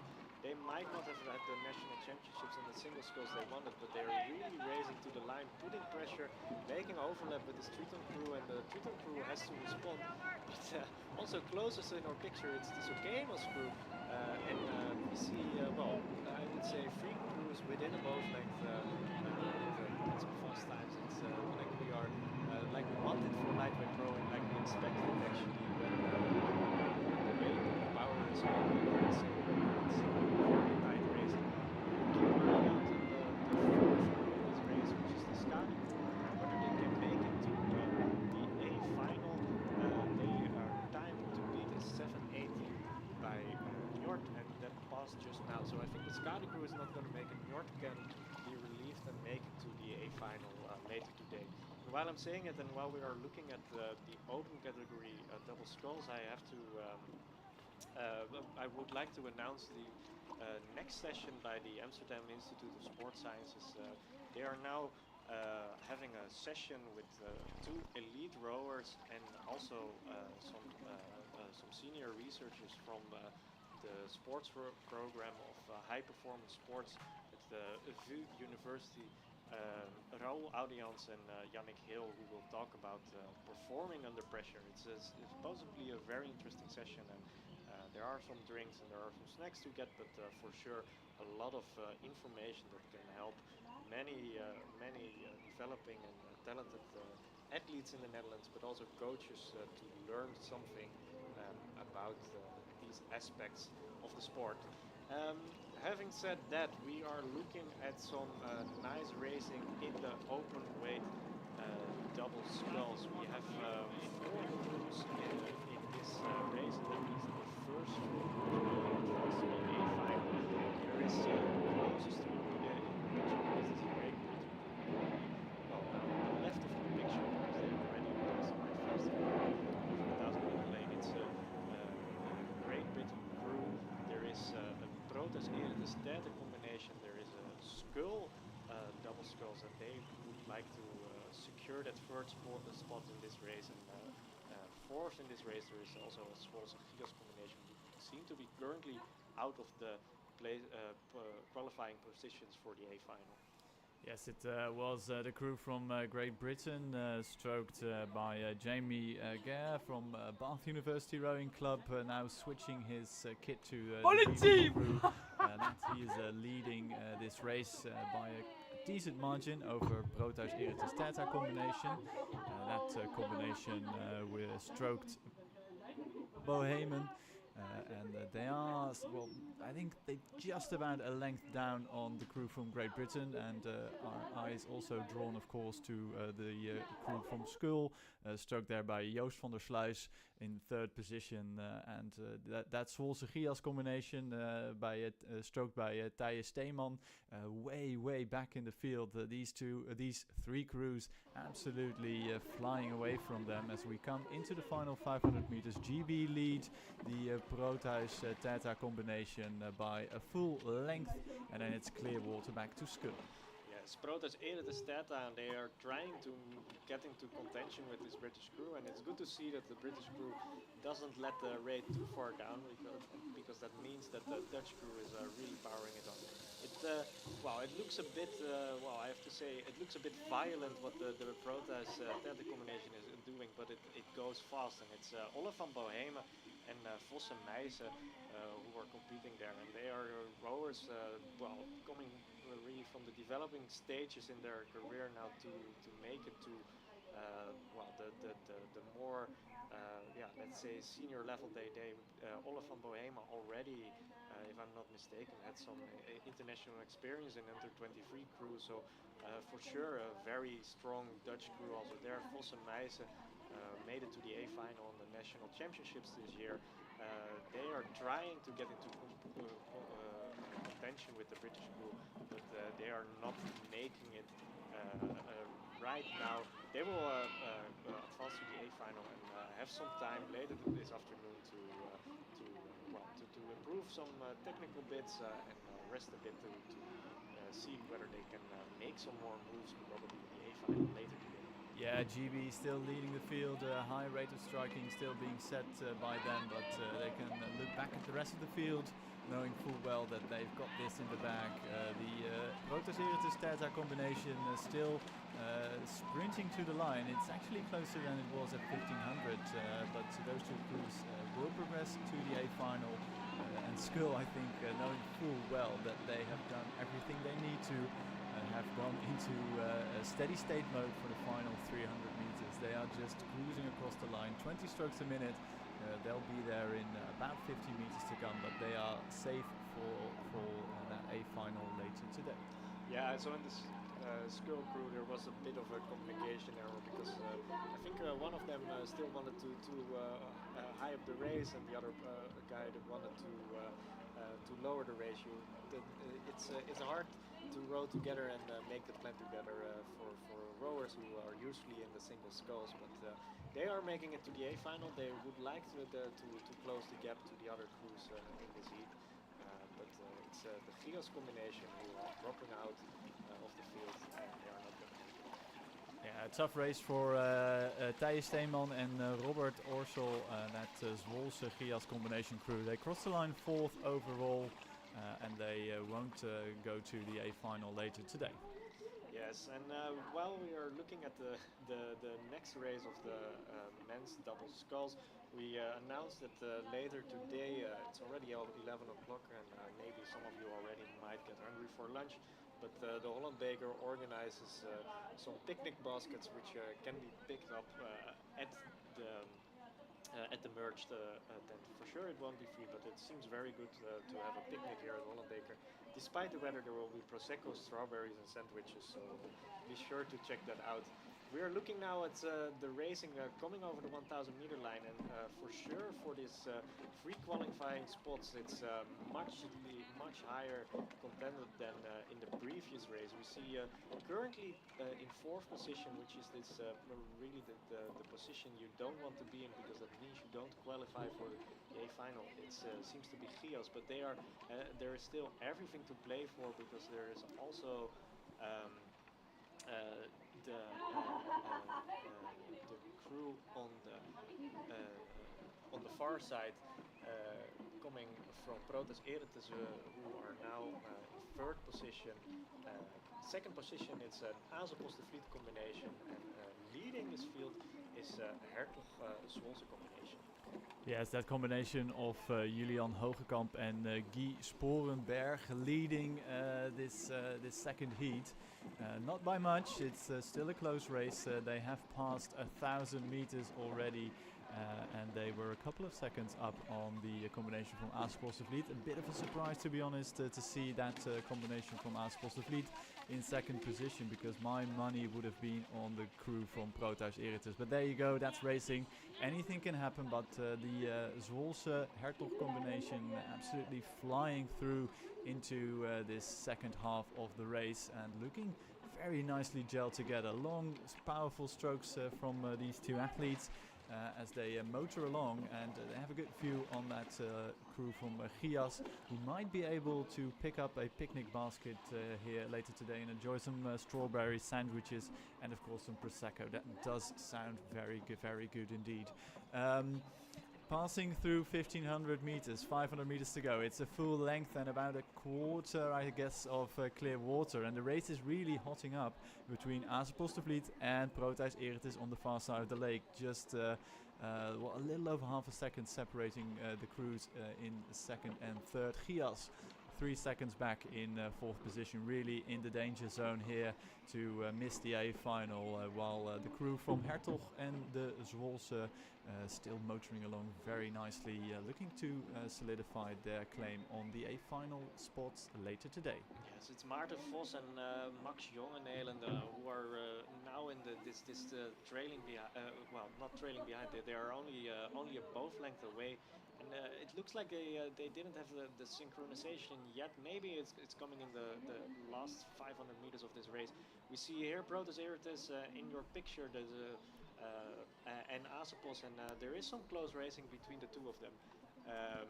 But over here in lane 2, this combination from Swols and D.S.R, they used to race earlier this year also in the pair, but it looks very good, very composed in the, here in the lower lane, and they are for sure gonna win this race if nothing strange happens. Yeah, barring a major incident or mishap, anything can happen. But well, not wanting to jinx anybody, but I think it looks really good for Guy Sporenberg and Julian Hoogkamp. That combination from Hertog and the Swols. Just a few strokes left to go, and I think Proteus-Eretes done enough to claim second overall, with Asopos dropping back slightly, but still safe for the A final in third position. Gias not too far back, it's just half a length of clear water, I'd say, back to fourth position. They've done everything they could, but it wasn't enough to get to that A final. So we salute the effort, gentlemen from Gias, but just not enough today to go into the A final. Yes, Gias in that boat with a satirical boat name Ome Duo. We all know how this boat has been financed for Dutch students. Dutch students will understand. They won't make it to the A final. But curious to see what this combination from Swols and Hertog can do later today against this very strong British crew. Probably the British crew the favorite for later today, but the Dutch crew surely show what they can do. Yeah, plenty of exciting racing to come, and with that we take a small break because the next race will start at 20 minutes past 11. We continue with the junior women's double sculls, 2 heats, but we'll get back to you in about 12 minutes. So a small break, enjoy your coffee, and don't forget that there is a very interesting session in the big tent with a free entrance. I'll leave it to you.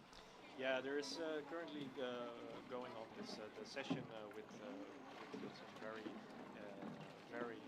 skilled professors from Free University performing under pressure. There is also 2 elite rowers who talk about their experience. So for sure, go to the Amsterdam Institute of Sport Sciences tent here on the medal in the medal zone on the terrain here.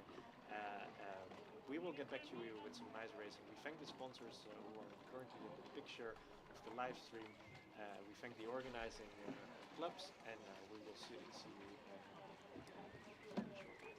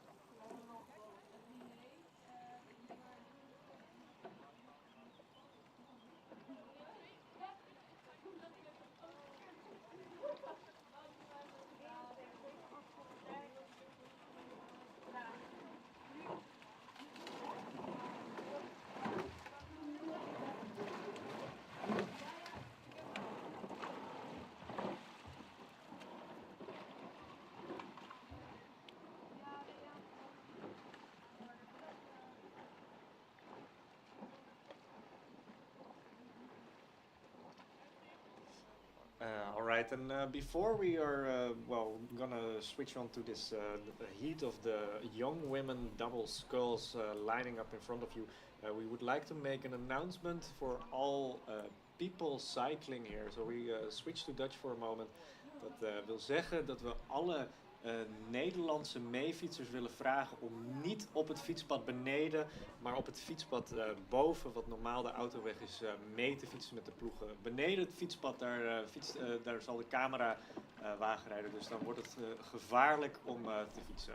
Graag op het bovenste fietspad fietsen. Yeah, just to repeat that, because it's not only for the Dutch coaches and family members cycling alongside the racing today. You are only allowed to cycle on top of the dike, so not on the lower path, because that is where the camera crew will be. So you're only allowed to cycle on the top of the dike. Having said that, we get back into racing.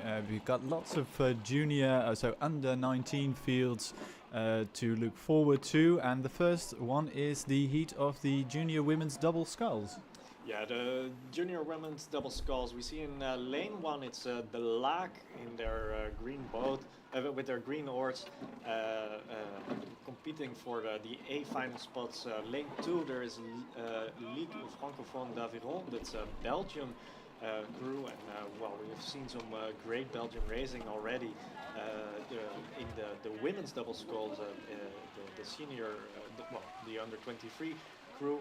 So curious what they can do. There's in lane through a delighted Tromp combination. There's a Viking Rick combination. There's the Amstel 2 in lane 5, and on the far side of your picture, and I think maybe even in the leading position as of now, it's the Hunze and D.S.R Club.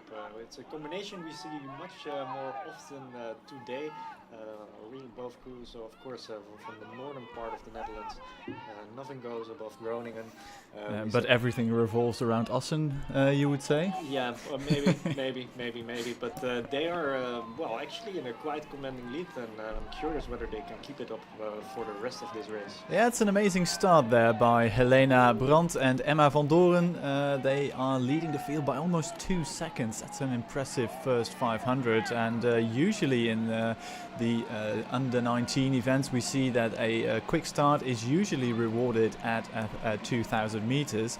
But anything can happen still. These athletes aren't the most experienced just yet, so going out quick may pay off, but it could also mean that they will struggle to maintain this rhythm and this pace over the entire 2,000 meter course. Having said that, it does look good for that combination from the Hunze and D.S.R Club, and they are followed very closely by the rest of the field, who are more or less on a line. If I were to be a betting man, I'd say the crew from Belgium racing under the flag of Ligue Francophone d'Aviron. So I think that's from the southern part of Belgium, who are, well, I think in second position, but they are really feeling the pressure from the crews right beside them, because the crew from the Laak racing in lane number 1 is actually came across the 500 meters gone. And the crew from Amstel also right up amongst it. Only the crew from the combination crew from Blijf and Tromp currently clear water behind the rest of the field, but still everything to play for as we come close to 1,000 meters gone. It is still lane 6, the Hunze D.S.R Club leading and actually opening up a bit, I think. Yeah, they're opening up the field, but they also would like to make a statement. They were second earlier this year at the national championships for juniors. We mentioned it already earlier today, but for the senior double sculls fields and coxless fours, there are national championship titles today for grabs. But that's only in the senior fields, because the juniors already had their national championships. And the crew leading this heat, they came in second. We will also have the winners of those national chips in one of the following heats of the junior women double sculls. So yeah, we are for sure curious what they can do. We will discuss them when they are rowing. But it looks very good what Emma van Doren is doing here in the stroke position, and well, the lead is sure and secured, but they can't let their rate down too much, because there are 5 crews, and in particular this Belgium crew really looking forward to maybe well, catch them up with them in this final finishing part of the race. Yes, we move into that all-important third quarter of the race with the leading crew in lane number 6 increasing their lead in that second 500 to almost 4 seconds. And the second place crew is that crew from Belgium, which we already mentioned. They are still leading a sort of chevron formation with the crew from Blijf Tromp in third, I think, with the crew from the Laak now slipping back into 4th position overall. And just a quick reminder to everybody that the first, second and third crews in this heat will progress to the A final. The rest will race the B final later today. So it looks good for the crew from the Hunze D.S.R Club. They are still in the lead, looking very strong and relaxed actually, not too high in their rhythm. I think the Belgium scholars also not in the highest gear just yet as they come to the final 500 meters, but behind them the race is on for third, because there are 2 crews currently vying for that last place into the B final, and judging from our camera picture here, I'd say the Laak is actually now in third position. So the work is to do for the combination crew from Blijf and Tromp to get back into this. Yeah, the Laak, they were leading at the 1,000 meter mark, and now at the 1,500 meter mark it seems like they have a 1 length lead, but as we know in this small boat types, there is still everything to play for him, but it looks good what the Laak is doing. Oh, and I saw while I was saying there are some crabs. I think they touched the buoy. They are completely come to a standstill, and the Ooh la la la la. the stroke women, she lost her oar, so there is drama and there is heartbreak. While I was just saying that they were rowing so nice and composed and together, I think they can still make it maybe, but they have to overcome this blow from catching a crab. But they sure have to go for it, because maybe one of the other crews makes a mistake as well. It's tight for the third position. The first two crews, I think that's clear. That's indeed the Hunze and Asser Roei Club. It's and the Belgians from Ligue Francophone d'Aviron. But after behind that, there are three crews really getting it on for this last qualifying spot. Yeah, it's really tight at the front of the field as well, because the crew from in lane 6 who led for most of the way are now really feeling the pressure from the crew from Belgium in lane number 2, the Ligue Francophone d'Aviron, really pushing on. I don't think they're going to make it just in time, but behind them it's really close, and I think, but I'm not really sure, that it's the crew from the Lac who had that surge of adrenaline after catching the crab, and it's now getting themselves back into third position, but it's really close. And look at the crew from the Amstel.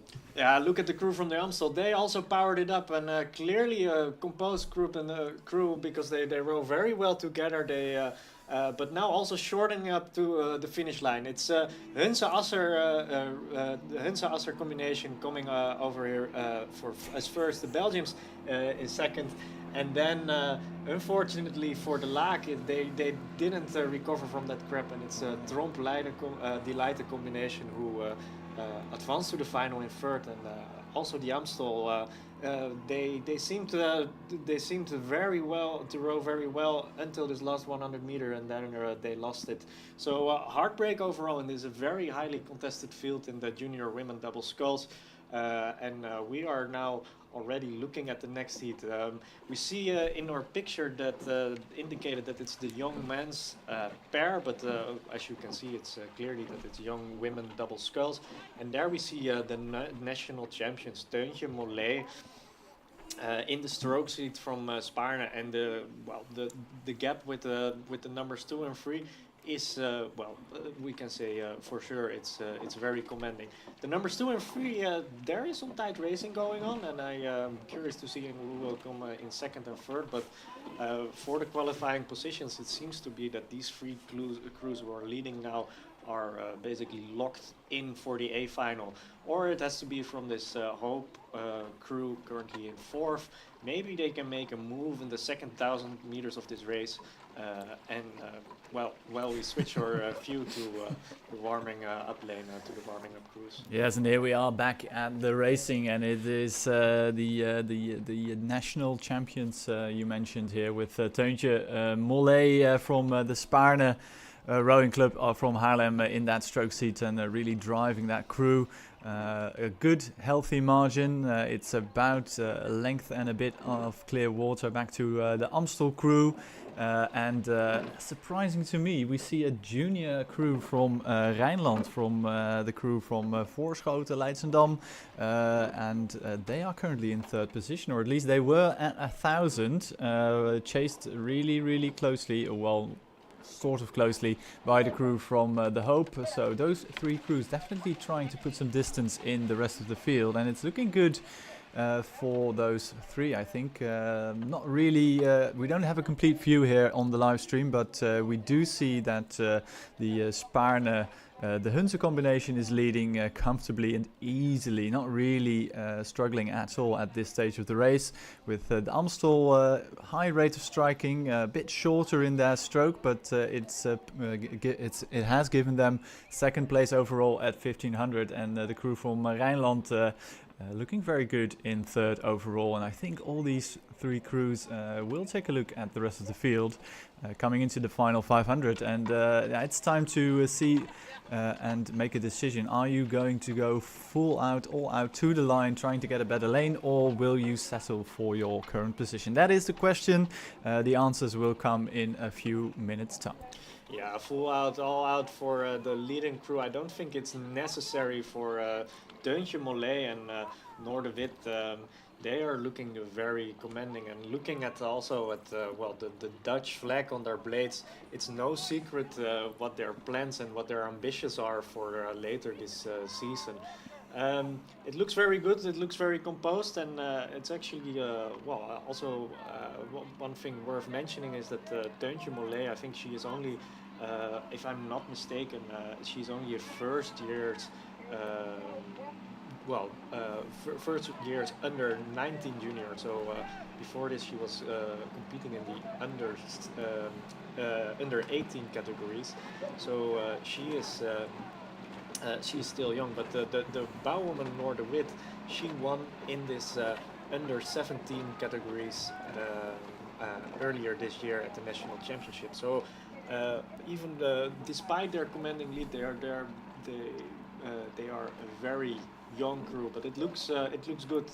Much talent coming from this Dutch crew. Yes, and if you have the ability to race at this level, I mean, look at the crew. They are tapping it along so easily and not really digging into their reserves just yet, and just cruising home here and making it look effortless. And that's always a good sign. If it looks easy but goes fast, you have a quality crew, and they will cross the line first. That combination, the Hunze Spaarne, they have about a length and a half of clear water over the crew from the Amstel, who finished second, and the crew from Rijnland will finish third, and that means that they have secured their spot in the A final. So congratulations to them. We look to the rest of the field. The Hope now about to cross the line, and on the far side of the course we have the crew from that is the Spaarne Amstel, and Rick, who will finish fifth and sixth. So that completes the field.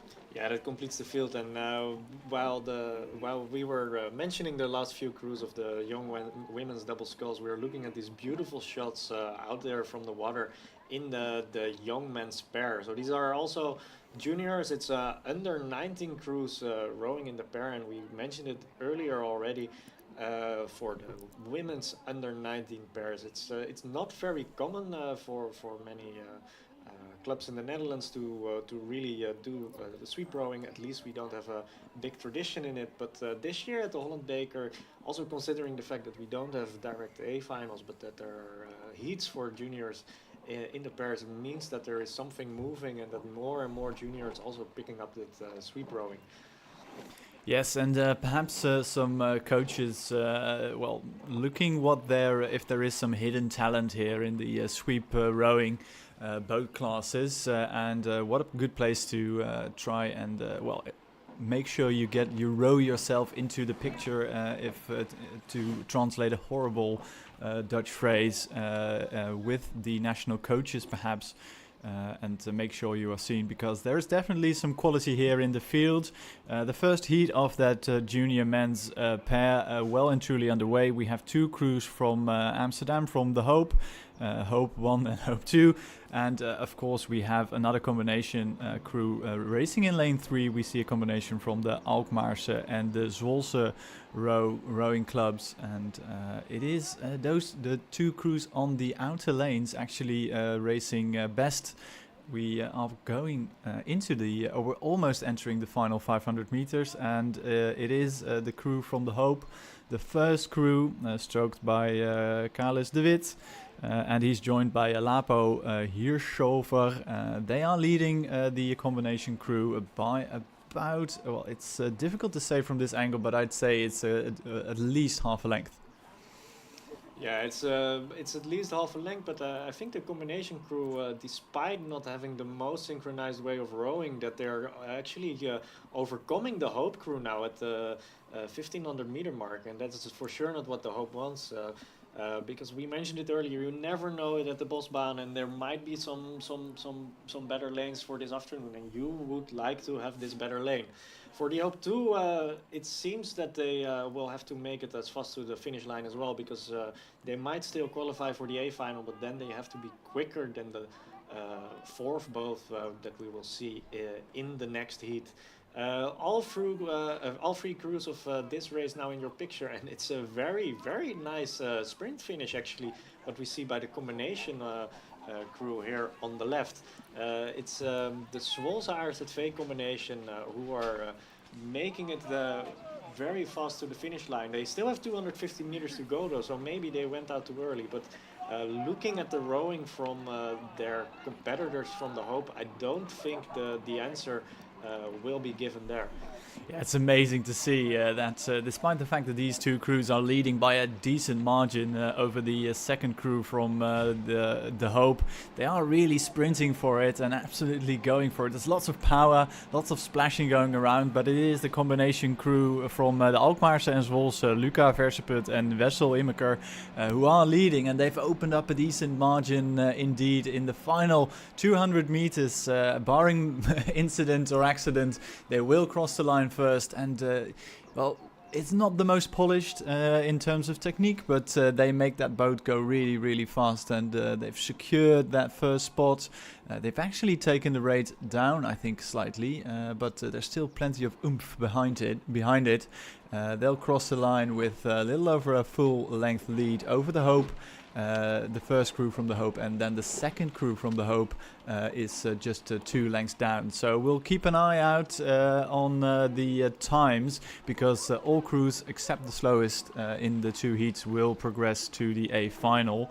That second heat already underway as we complete the field now, so we'll take a look at the time for the second crew from the Hope, 7:47.86.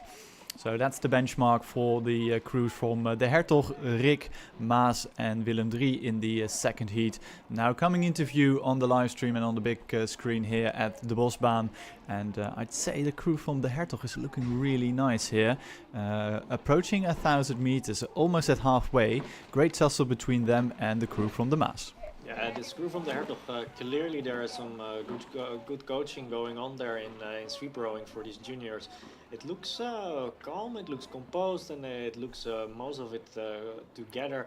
I think they also have slightly the better of the rowing, maybe compared to this crew from the Maas, who are they are a bit shorter, but.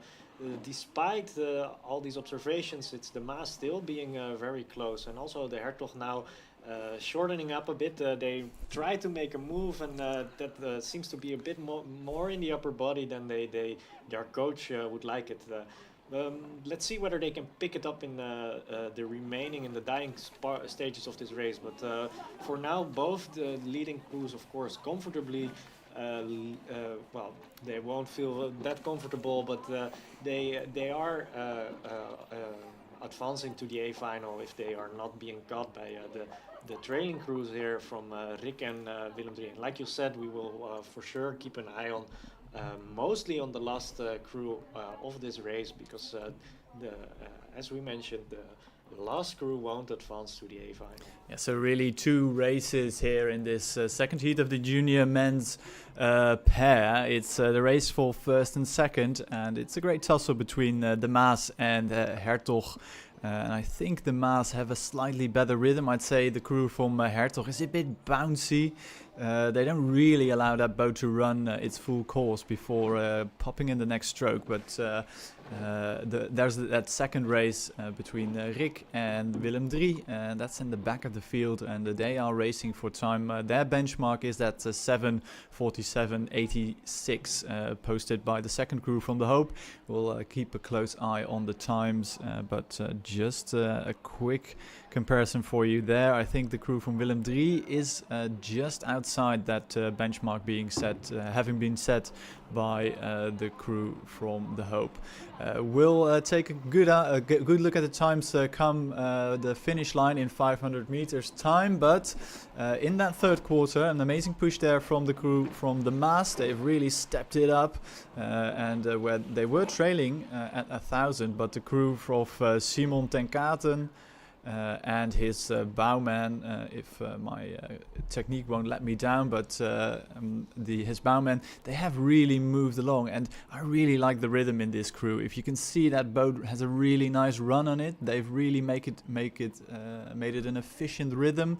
and they are really powering along. So Mark Knowles there in the bow seat in that crew of the Maas. And now on the big screen there in picture, it is the blades do wash out a bit at the end of the stroke, but it is a very effective rhythm there being set by Simon ten Kate there. Yeah, Simon ten Kate with the gloves on, and which we don't often see in rowing. They're leading, but I would for this later this afternoon for sure this Hertog crew. I wouldn't exclude them from being able to compete in the medaling positions, because in the early stage of this race it looked very good, and I think they just let down the rate. They know they qualified, that they won't go for the better lane, so they take a bit of a gamble there, but they know they qualify for the A final, and they will do everything they can to try to beat the crew from the Maas, but also the crews we saw in the previous heat. And you mentioned just the benchmark for the slowest crews, but actually also the leading crews, it seems that the times are quite comparable with the previous heat, so I think we have some close racing in the young men's pair to come. But it's now the Maas leading with 50 meters to go, and I think you want to say something about the gloves. The obvious, the gloves are coming off now, but it's a well-maintained and well-timed race here from the crew from the Maas. But all jokes aside, they've done well to qualify directly to the A final. The crew from the Hertog, you can really see the effort they've put in, especially in the first half of the race. They crossed the line second and will progress, and it's the crew from Rick who will join them in the A final, I think. And now it's the question is time, and we'll just have to wait a few moments for that Willem III crew to cross the line. But I reckon, and I think I'm right, that they won't make the A final later today. Yeah, so surprise maybe a bit for the traditional rowing watchers, but there's no Willem III gonna be in the young men's pairs young men's pairs final.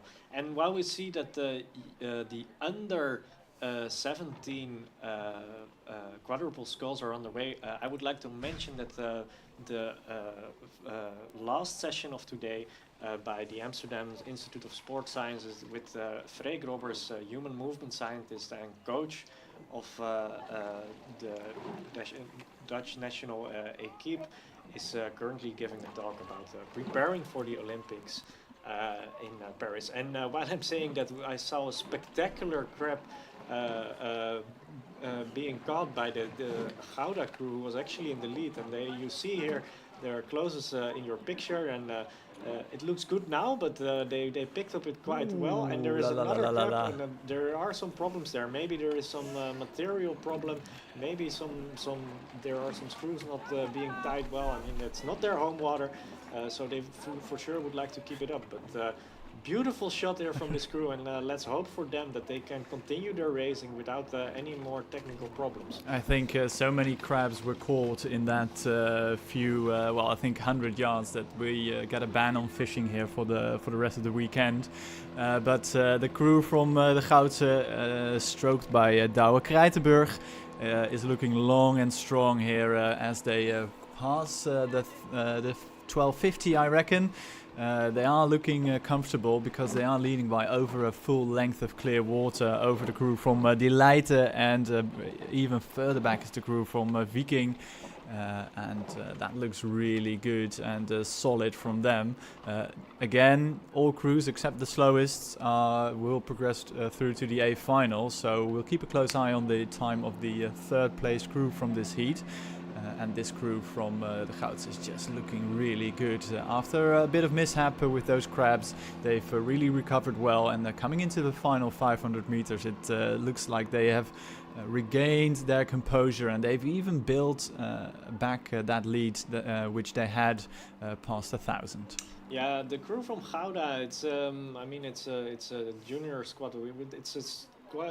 It's slightly smaller club compared to, for example, De Leijten, who we see in the middle of a picture. But they have they apparently have a very nice program, and it's really showing off in the last few years that more and more rowers from Gouda are competing on the national regattas, and here we see in their picture that it's working out, because they now have a leading crew in heat here at the Holland Beker, and they will for sure be proud of it. I think the lead is safe, but the Gouda roeiers will for sure be rowing with a bit of tension. It's of course always scary with so many crabs caught that you have to be that you're rowing a bit more tense and a bit more risky than usual. Hopefully they can relax a bit now in this last 250 meters and give it their best for the A final. But let's for sure also look at the crew from Viking, now in the top of your picture and now moving out of your picture. They are going to be finishing last in this heat, and their time is going to be the time to beat for the crews in the next heat. Yeah, we'll keep a close eye on that benchmark time from the Viking crew, who will cross the line third, because the crew from the Gouda with Mees van der Westen, Thijs Wiggers, Timme Berendsen and the stroke Douwe Krijtenburg will cross the line first. They look a bit more relaxed than they did a few hundred meters ago. Really recovered well, and they will have a lead of almost 2 lengths of clear water over the crew from De Leijten from Leiden. They will finish second, and the crew from Viking several lengths back, and I would have expected them to be a bit higher in the race, sprinting towards the line, because they know their time will be the benchmark and will decide whether they go to the A final or not. We'll just have a quick look at the time they post. It was just under 7 minutes for the crew from Gouda, and the time of Viking is 7 minutes 28:15. So that's the benchmark for the crews in the second heat, and that is already well and truly underway. There we see 2 crews from Willem III racing in lane number 4 and 5. And another crew from Amsterdam racing in lane number 2. That's the crew from the Hope, and the combination crew of Viking and De Laak racing in lane 3. Yes, and this crew from Viking we saw in the previous heat. I saw them coming over the finish line, and I have to say there was quite some speed in that boat. So maybe there was something in the first part of the race which we as commentators missed, or what we didn't see here on the live stream. If that's the case, of course, or apologies, because I think this Viking crew might have been closer to the leading crews of the field, and they maybe, let's hope for them that they can advance to the A final later today. But that's of course not guaranteed, because in the second heat of this field, in this quadruple sculls for the men under 17. There is of course also some very fierce competition. We see Oxford Brookes, one of their aides, making a powerful trial start here for their race later this morning. I've seen so many Oxford Brookes men's 8 rowing past in the last 15 minutes that I've lost count. Yeah, it's hard to keep track of, but there are many. The entire lake is filled with Oxford Brookes, I would say. Let's focus on the heat that's unraveling here in front of us, and it's Willem III won in the lead. They came through the 500 meters slightly under 140 or 139. We see a Viking De Laak combi. They would like, especially the Viking guys, they for sure want to be faster than their teammates in the other race. I saw there the Bouwman making some comments to his crew. He looks relaxed, they will have to keep it up, because they have to beat this for sure. This Willem III, this other Willem III crew, and otherwise their own teammates, their own club mates from Viking that we saw racing in this other heat. Yes, and coming into the second quarter of the race now, it's that Willem III 1 crew, stroked by Jelle de Boer, passing halfway mark and posting a quick time, 3 minutes 26:31, almost 6 seconds ahead of the crew from the Hope. followed very closely by the rest of the crews. But those two crews, Willem III, 1 and the Hope, have established themselves well ahead of the rest of the field. It's clear water, and then we get that same situation which we saw earlier today. Two races, one is for the win in the heat and that favorable lane in the A final. The second race is a race not to be lost, and that's currently developing between the second Willem III crew and the crew from Viking de Laak, and that Viking de Laak combination is, I think, a relatively inexperienced one. You mentioned bowman Bjorn de Groot. He will be urging his crew on, because I think, judging by the picture, that second crew from Willem III is moving and is trying to claim that third spot overall. Yeah, Bjorn de Groot looking to become a big man later.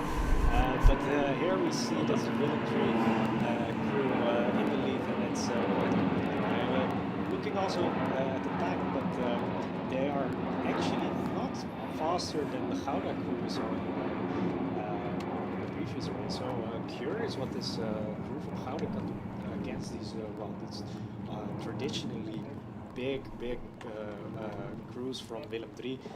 They have many rowers here in Amsterdam, and I have to say it looks well, but there will be some tight racing if I look at the times. Yeah, but looking at the blade work of this first Willem III crew, it's not really that tidy, to be honest. Especially in the quadruple sculls, it's such a difficult boat to row well, because it's a quick boat. It requires a lot of precision, and to be totally honest with you, I don't really see that precision in the Willem III crew just yet. But having said that, they are really close to our commentary position, so they have rowed for quite some distance, and they will feel the lactic acid everywhere. They are still looking good. That boat has a nice run, and I think they won't get challenged by that crew from the Hope, which is still in second position. Currently, I think the blade work is just a bit more precise coming into the Red Boy area, so that's good news for that crew from Willem III. They will take the win, but the camera needs to refocus now, because the big question is which crews are going to join the Willem III 1 crew and the Hope into that A final from this heat. Big question. I think the combination crew from Viking Laak has dropped back slightly, but difficult to say from this angle. Yeah, this Willem III crew, indeed, you mentioned the blade work, there might be some improvements there, but I'm sure that the experiences coaches like Wouter Overhaus and Willem Stoor, already coaching Willem III for quite a while, will have some time this afternoon to discuss these points. They will maybe look at this footage and also discuss what can be done better, and to make an attack at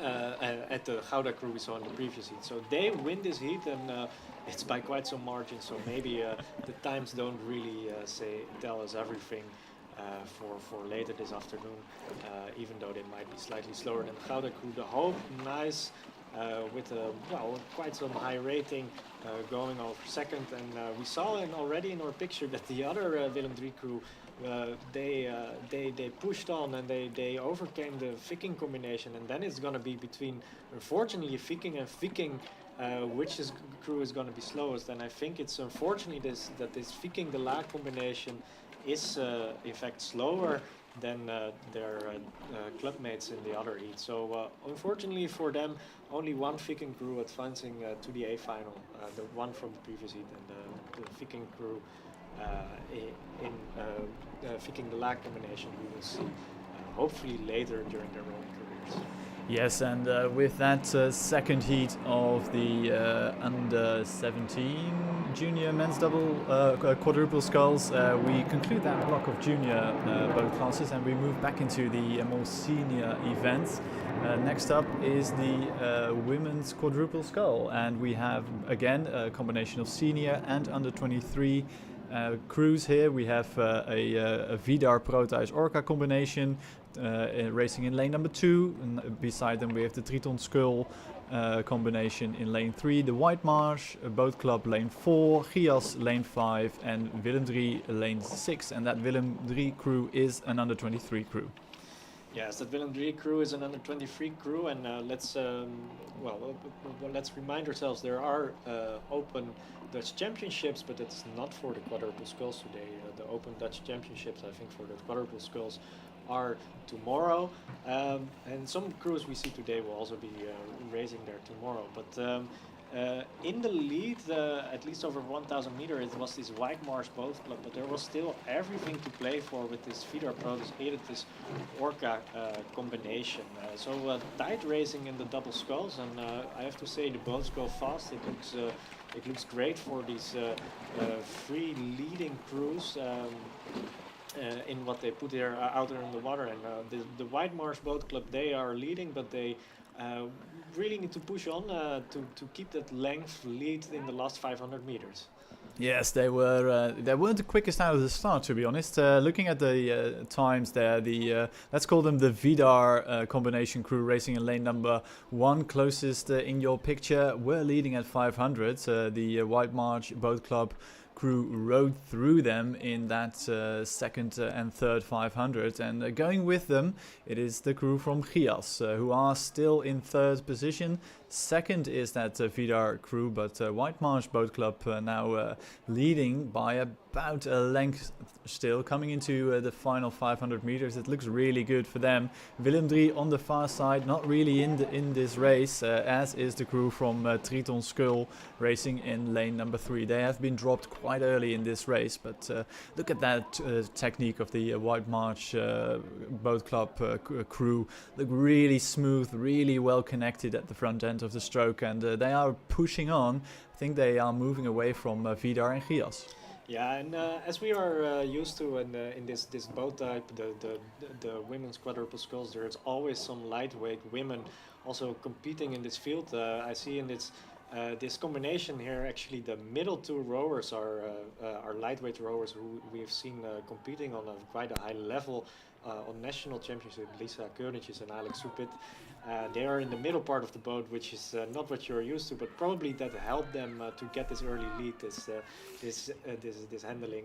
But it's White Marsh Boat Club really commanding the field now and going for the win. They won't really feel the pressure. I mean, they will have an eye out on that Vidar combination crew with that powerhouse being filled there by the lightweights. But they have a healthy margin. It's just over a length and a half over that Vidar combination crew, who will cross the line second, or they have actually crossed the line second. Gias will take third, and that final qualification spot into the A final. And then on the far side, the under 23 combination from Willem III, they take fourth overall, and then it's a decent clear water margin back to the crew from Triton, I believe. And that concludes the field. Yeah. The club from Triton also lightweight, if I'm not mistaken, or at least there are some lightweight women in that boat. So unfortunately for them, they can't make it to the A final later today. And with that, we move to the second heat in this spectacular field. If our times are not mistaken, then I think Skadi should be in the lead, but let's see what our eyes tell us, because we see again 5 crews in this heat. We see in lane 1 there is an Orca Focus combination, there is an Orca Nereus combination in lane 2, and these are 2 under 23 crews. And then we have the senior crews from Saurus Skull Focus. That's a combination in lane 3. In lane 4 there is an Orca Azopos de Fleet North combination, and in lane 5 it's this Skadi crew who are supposedly in the lead on the 500 meters, but I think we don't see them in our picture. They should be on the left here, so maybe they are in front of ahead of the field. But let's see when the camera zooms out. Yeah, we'll have a close eye on them, because it's difficult to see where they are. But there you go. We'll wait and see. They are approaching halfway though, and it looks the rhythm being set here by the crew from Skadi, who are racing. Well, Skadi is still leading then, but they are. Oh, there they are, hiding in plain sight there. On the far side of the lake, it is indeed Skadi leading comfortably, almost 4.5 seconds separating them from the first Orca combination. The second Orca combination in third, again almost a little over 4 seconds back. Then it's the Saurus Skull Focus combination. And then that final combination by the Orca Neerhuis combination, which is an under 23 crew who are currently in 5th overall. So the field completely spread out, but here we have them, a lovely side shot of the crew from Skadi, and it is clear to see why they are leading the field. You can see the cohesion here in this crew is just that bit more well established than it is in the rest of the crews. They are leading by a full length of clear water, and they look so relaxed, well connected at the front, and really focused on their own race. I'm sure they'll have an eye out on the rest of the field to their right, but these 4 ladies are really hammering along here, and approaching 1500 meters. It looks really good for Skadi. Yeah, Skadi, Hanna Jonker in the stroke seat, Pau Koster in the bow seat. Those are women who have been rowing for quite a while. I think also juniors from the Maas, and well, that class and that technique is now paying off for them, like you rightfully mentioned. Closest here in our picture in lane 1 is still this focus combination with focus in the middle seats of the boat. They are, well, still for sure in contention for the A final spots, and they would like to keep off the boat on the far side. Yeah, it's Skadi in the lead.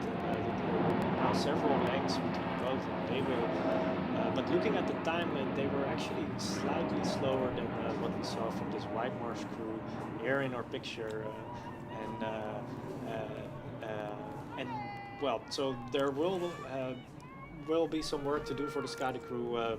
Possibly this afternoon, but yeah, I think you're right. Well, we must not forget that the crew from White Marsh Boat Club was sort of pressured all the way down the 2,000 meter course, where the crew from Skadi basically rode away in the first 500 and were, well, sort of cruising along in lane number 5, and the real threat, if we can call it a threat, came from those 2 Orca combination crews, who are now 8 seconds back. And then 10 seconds back, so Skadi, I think, not really digging into their best. They look really relaxed. Actually, haven't done the work that they did in the first half, and now cruising home. And the fight behind them is developing, but Skadi has put themselves in a position that they can just enjoy the ride home, the final few strokes. To the line, and it is an ocean of clear water separating them from the 2 Orca crews, and then it's clear water further back. So a job well done, and a certain A final for Skadi, but they will have to step up their game in the A final against White Marsh Boat Club later today. Now the crew from that second crew from Orca, that combination crew crossing the line, that is the Orca Aaspoorstervliet Njord combination, but that's almost 11 seconds separating them from Skadi. Third across the line is the that's not quite right, that's another Orca crew, the Orca Focus combination. Then is Saurus Skull Focus, followed by the Orca Neerhuis combination, which completes the field, and we have all our A finalists. Yes, and that being said, we are now gonna move to the real big boats. We still keep 8 oars, but we are going to sweep rowing, and that can only mean one thing. That means that we are going to the women's 8. There is for sure some heavy pedigree in the waters right now, because we see here in our picture it's an Oxford Brooks crew who are actually not leading the field, because that's being done by the talents from the Netherlands. They are not, of course, we know that the Dutch didn't qualify in 8 for the Paris Olympics, but they didn't even try, and this boat is filled with all sorts of talent and national and international experience from the Netherlands. It's also not an under-23 crew, but it's really the crew hammering it on and putting pressure on the A team the Dutch equipe. Yeah, they are, and you can see by the blade work that this isn't a boat type in which they row really, really frequently, but the talent and the experience is there to make this 8 go really, really quickly. And they are approaching the penultimate timing mark at 1500, having done all the damage in that first half of the race. They were 5 seconds quicker through to 1000 than the Oxford Brookes crew, the Oxford Brookes 2 crew, who are in second place, followed by, and that Oxford Brookes crew has a decent margin over the third placed crew, which is Neerhuis 2. But the Dutch talents racing in that lane number 6 on the far side of the lake are really motoring along and looking good, looking well established here at the front of the race. Not really going all out. I think they are really conserving some energy for the final later today. Oxford Brookes easily second, and Neerhuis trying to fend off that late charge from the Skadi-Teta combination giving chase. Yeah, it's impressive what the Dutch crew is showing here. But we're also looking a bit further back in the field because it's the first three crews to qualify, and it seems like Neerhuis 2 is, currently probably has the highest chance of qualifying over Skadi and Njord. We see here the Dutch crew in our picture being striked by Lin van Aanholt and Maartje Dame in the 7th seat. Maartje Dame also, of course, had much international experience by now. They are leading this Oxford Brookes crew, and they will be happy with that result. But they will also be looking at the times in the next heat to see what they can do later today in the iPhone. Yes, we'll see what if they can produce a better performance, but in terms of time. But I think they will be satisfied with how easily they were able to beat the Oxford Brookes crew and the distance they have established relative to the rest of the field. Neerhuis lengths and lengths behind the combination from Skadi-Teta, also way in the distance. Not to mention the other crews, Njord and Proteus-Eretes. The Dutch 8 finishes, I think, eyeballing that, it's about 2.5 lengths of clear water over Oxford Brookes, who will cross the line clear water ahead of Neerhuis. So not much chopping and changing in the order, but I do think that Neerhuis pushed that Teta-Skadi combination a bit further back into 4th, with the crew from Njord still to cross the line, but boat lengths ahead of Proteus-Eretes. Yes, and with that we move on to the second heat of the women's 8. And what we see there developing is that there is an Oxford Brookes University 1 crew in the lead, crossing the 500 meters in 1:36, which is actually 2 seconds slower than this Dutch 8. So very good news probably for the Dutch fans here at the Bosbaan, but we will see to see later this afternoon what it means. In the second heat, trailing them actually pretty close, trailing the Oxford Brookes crew, it's an all Aegir crew, probably with also some international plans later this season, maybe also aspiring participation at Henley. Then for third, that's the 2 crews battling it on. It's a Skull-Eurus combination and a Triton crew, who will decide among the 2 of them who is going to make it to the A final. And then finally in the field, and probably now a bit further behind, is Neerhuis 1, and there is also the Oxford Brookes University free boat. So 4 crews currently really aspiring a place in the A final, with Skull-Eurus and Triton battling it out for this last spot. Yeah, it's going to be a tough final few hundred meters for all these crews, with 4 crews contending for only 3 places in the A final. Oxford Brookes 1, are a quick crew. Judging by the 1,000 meter times, they were just a second and a half off the time posted by the Dutch crew in heat number 1. So that's a decent performance by Oxford Brookes 1.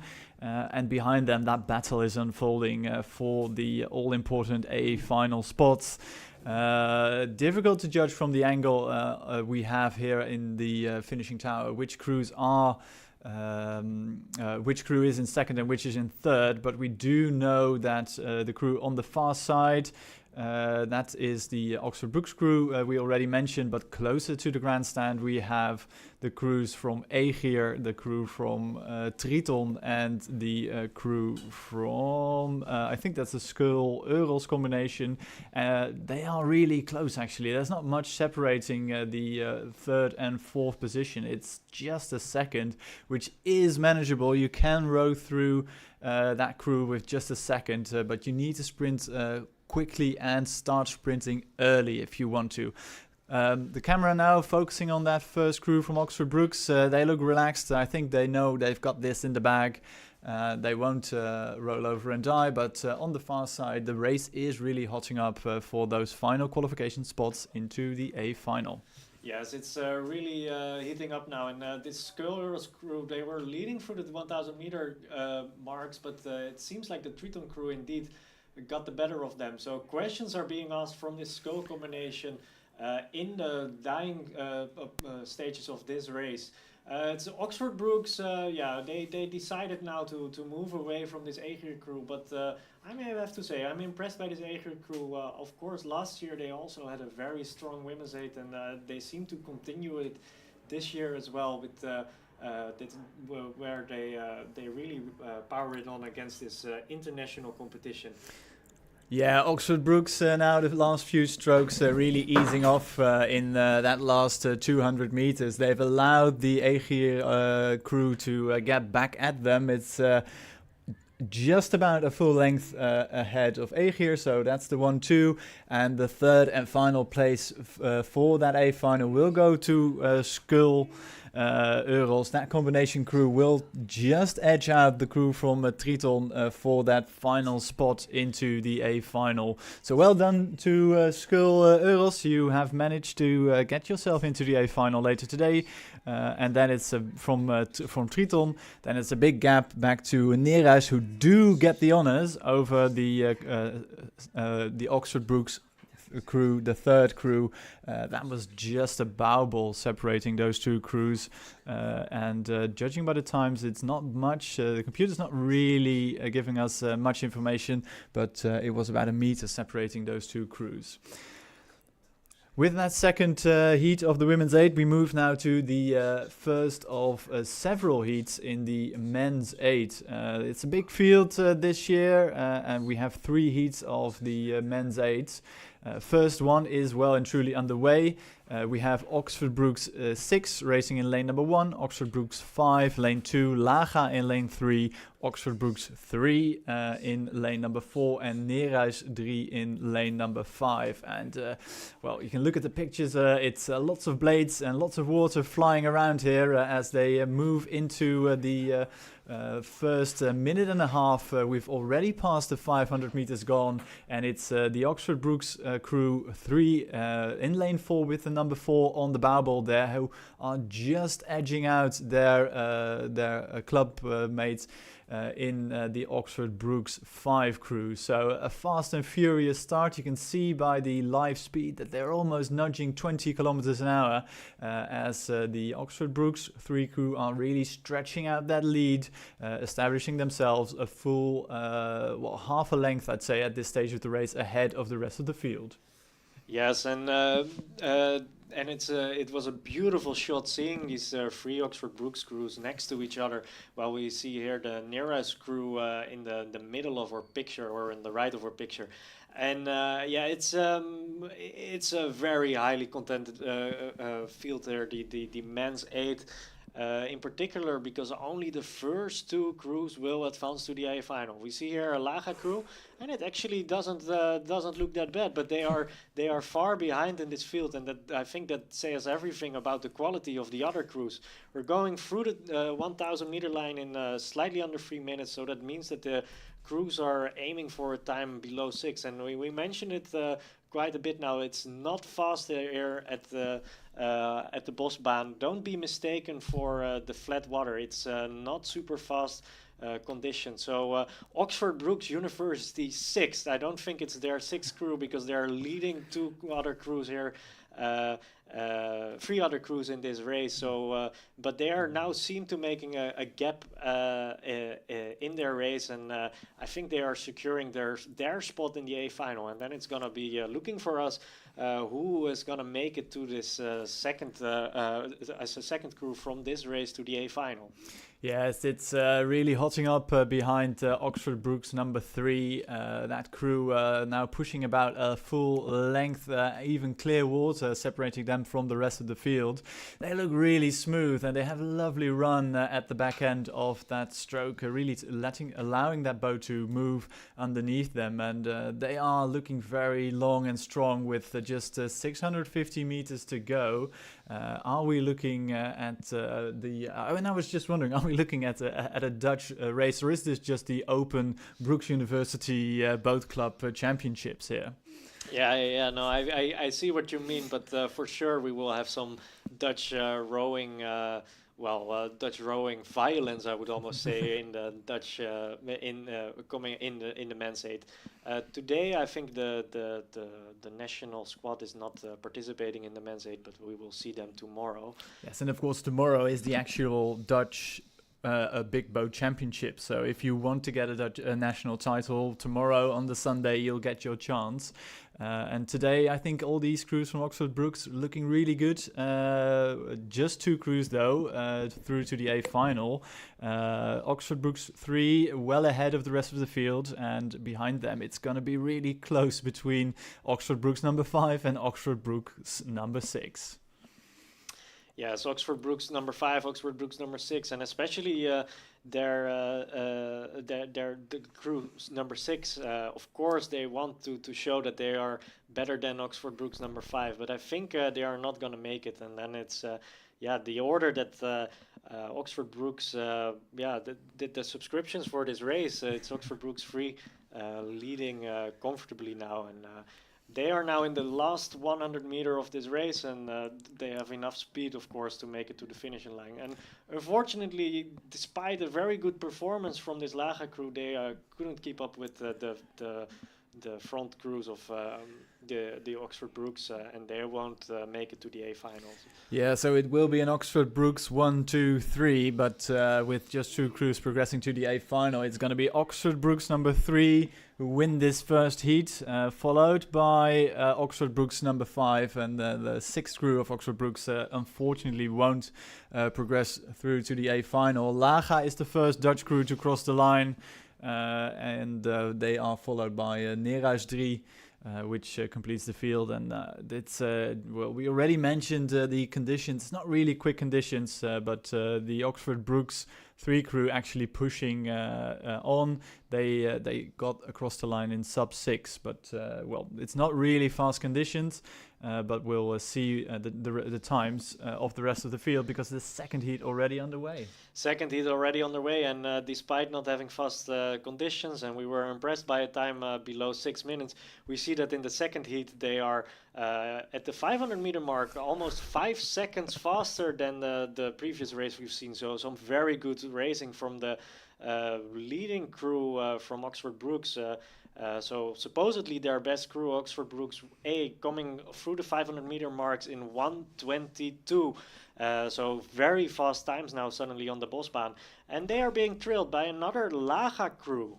So it's not Oxford Brookes University 2 who are in second in this race. No, it's Laga coming in second, but they only have a 2/10 of a second advantage against Oxford Brookes 2. So they are gonna probably battle it out for these last qualifying, for the second qualifying spots in the A final. Yeah, much quicker race this second heat of the men's 8 with that Oxford Brookes University, Oxford University and Njord combination crew. blistering pace being set by them, passing 1,000 meter, 2 minutes 46. And just to give you a frame of reference, that's 10 seconds quicker than the Oxford Brookes University 3 crew did just a few moments ago. So that gives you a good indication of the speed of this Oxford Brookes combination crew with Oxford University and Njord right in there. Behind them, it is really close. Oxford Brookes University 2 and Laga 1 absolutely going for it. Laga 1 at 1,000 were slightly ahead, but that was just by 0.2 of a second. So absolutely nothing in it. Neerhuis 2 racing in lane number 5 on the far side of the course, not really in this race for a place in the A final, as is Oxford Brookes University 4. Those two crews are not in contention for the A final, but the pace being set by that Oxford Brookes 1 crew, let's call them that, at 1,500 is phenomenal. 4 minutes 12 seconds, and they have eked out a slightly bigger lead. But look at the timing sheet. Oxford Brookes University 2 getting back into this, rowing past Laga for that all-important second position. Yeah, and in that Oxford Brookes crew, in the 2-seat, there is Njord rower D.S.R. We've seen him compete quite a bit here at the Holland Beker. Now he's rowing with Oxford Brookes, and he will be delighted. Well, at this moment, maybe not so delighted because it will hurt quite a bit, but he will be delighted with the lead they are having over Oxford Brookes too. And unfortunately, I think there is another Laga crew with actually quite a bit of good rowing and quite a fast time, I have to say, who is not going to make it to the A final because it's over again, like in the previous race. It's going to be Oxford Brookes and Oxford Brookes qualifying for the A final as it stands now. Yes, so we're looking at 4 crews in the A final from one club, but hats off, you do qualify on merit for that A final. The first Oxford Brookes crew here now passing the grandstand, easing off slightly. They're not really sprinting towards the line, and why should you? Because they have a healthy margin. It's a full length back to the Oxford University 2 crew. There's actually a bit of overlap, but those two crews cross the line first and second, and the fast sprinting Laga crew not enough for them on the day. They do post a quick time though, 5 minutes 49 for Laga, but it's not enough to get you into the A final. And just to give you a frame of reference, if Laga 1 had been in the previous heat, they would have easily won that heat with the time. But Oxford Brookes University combining with Oxford University and Njord posting 5 minutes 42:48, which is a very quick time by reference of the first heat. And the Oxford Brookes University 2 crew, of course, just about 2 seconds, 3 seconds behind them. So that's well done to Oxford Brookes. 2 more crews in the A final later today, and we look to our screen because that last heat of the men's 8 already underway. We have Laga, the Hope combination racing in lane number 2, Njord lane 3, Egeer lane 4, Neerhuis 1, so that's the priority crew from Neerhuis, I think, in lane number 5, and another crew from Oxford Brookes University in lane number 6. Yes, and that Oxford Brookes University crew in lane number 6, it's Oxford Brookes University 1. So I think this might also be their fastest crew. We will have to look it up during the lunch break, which crew is which and what the Oxford Brookes, which crew is their A crew, because there is a lot of dark red coming on in our picture. I would even say Bordeaux red, because it's also Neerhuis coming together with this Oxford Brookes crew, and they are not giving away the lead too quickly, this Neerhuis crew, and they are for sure wanting to push on here in this race. Yes, and we've already rode past 1,000, and just a quick comparison of the time. I think these two crews who are leading, it's the Laga, the Hope crew on the far side of the picture, and here racing with bow number 6, it is that Oxford Brookes University 1 crew, slightly slower than the Oxford Brookes combination crew we saw in the previous heat, winning that heat by a decent margin. But this Oxford Brookes crew, that Oxford Brookes won, looking long and strong, not really pushing on. I think you don't see that these crew athletes are working hard, but they have produced a phenomenal pace in this second half of the race. They're already at 1500, and on the far side of the picture we can see that crew from Malaga and the Hope. And that is of course also a very quick group. We've seen them plenty of races here in the Netherlands, but they have looked at that Oxford Brookes crew, and they must concede. They have conceded about a full length to Oxford Brookes 1. And in the middle we have Njord, Egeer and Neerhuis, not in the picture but still racing very hard, but just two crews progressing to the A final. Looks good for Oxford Brookes, looks good for the Hope, and Neerhuis is closest to the leading two crews.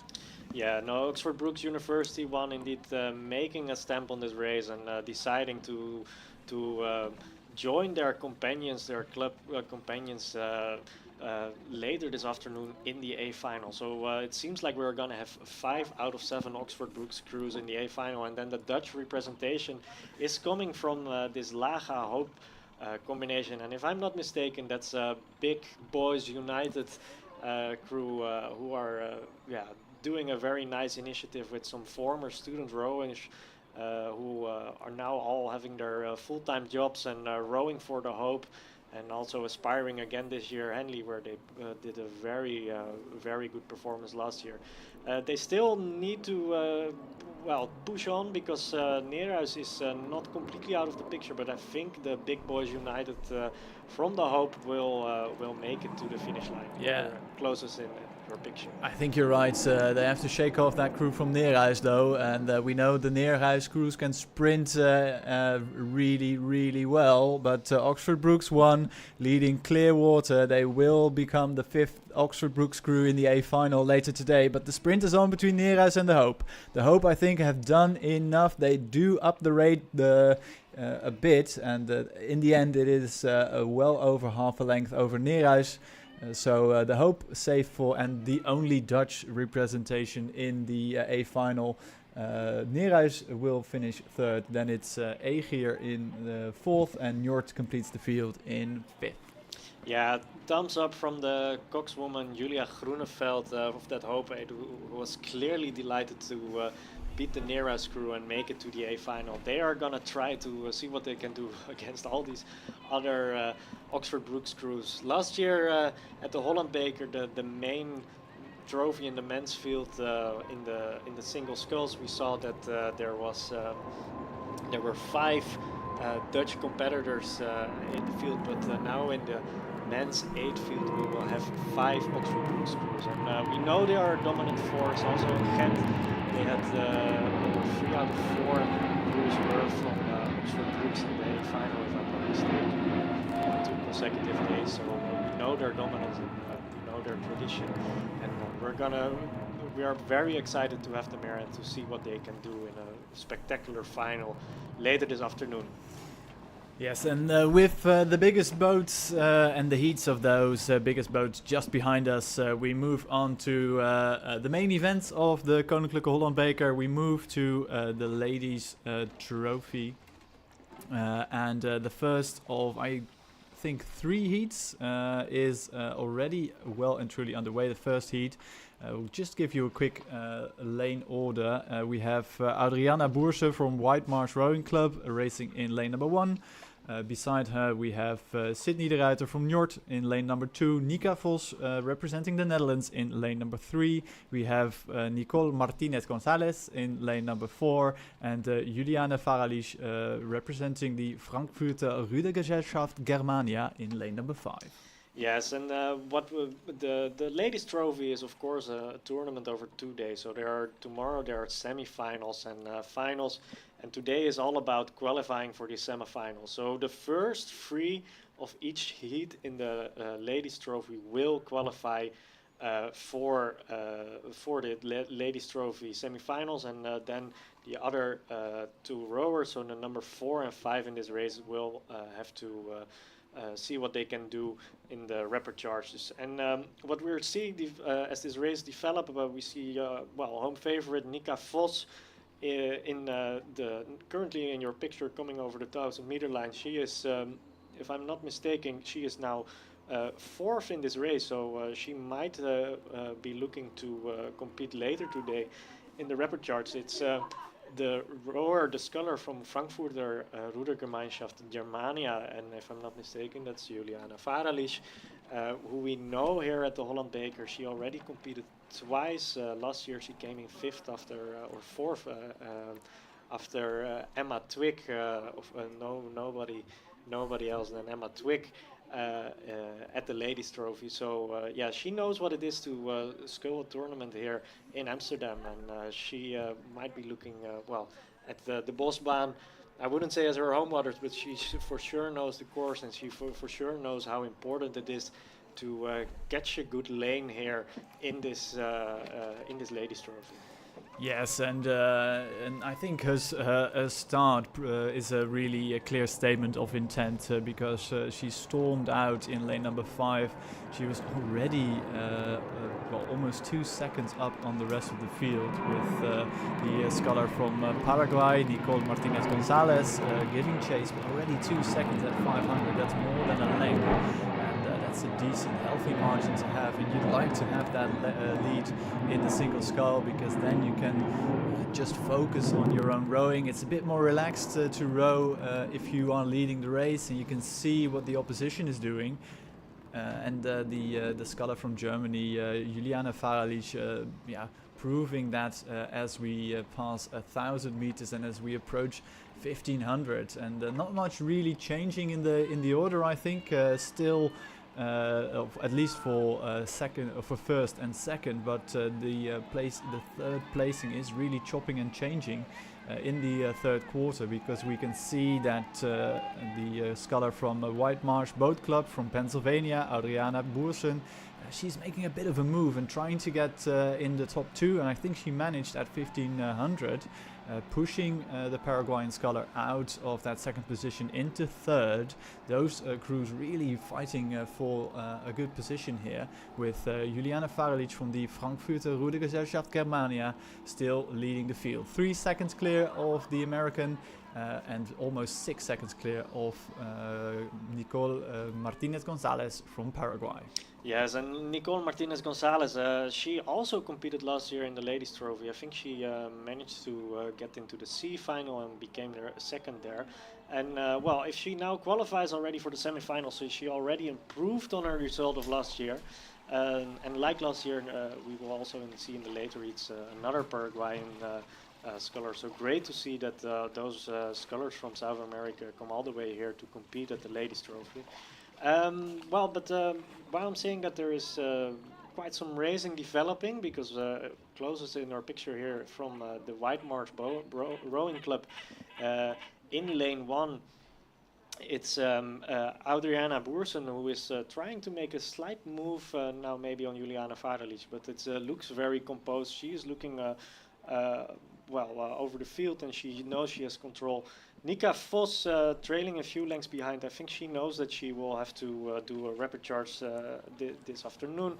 And she will try her best to secure one of the semi-final spots. But Juliana Varalic showing what she is coming here for this weekend to really follow Emma Twig, maybe win the Ladies Trophy.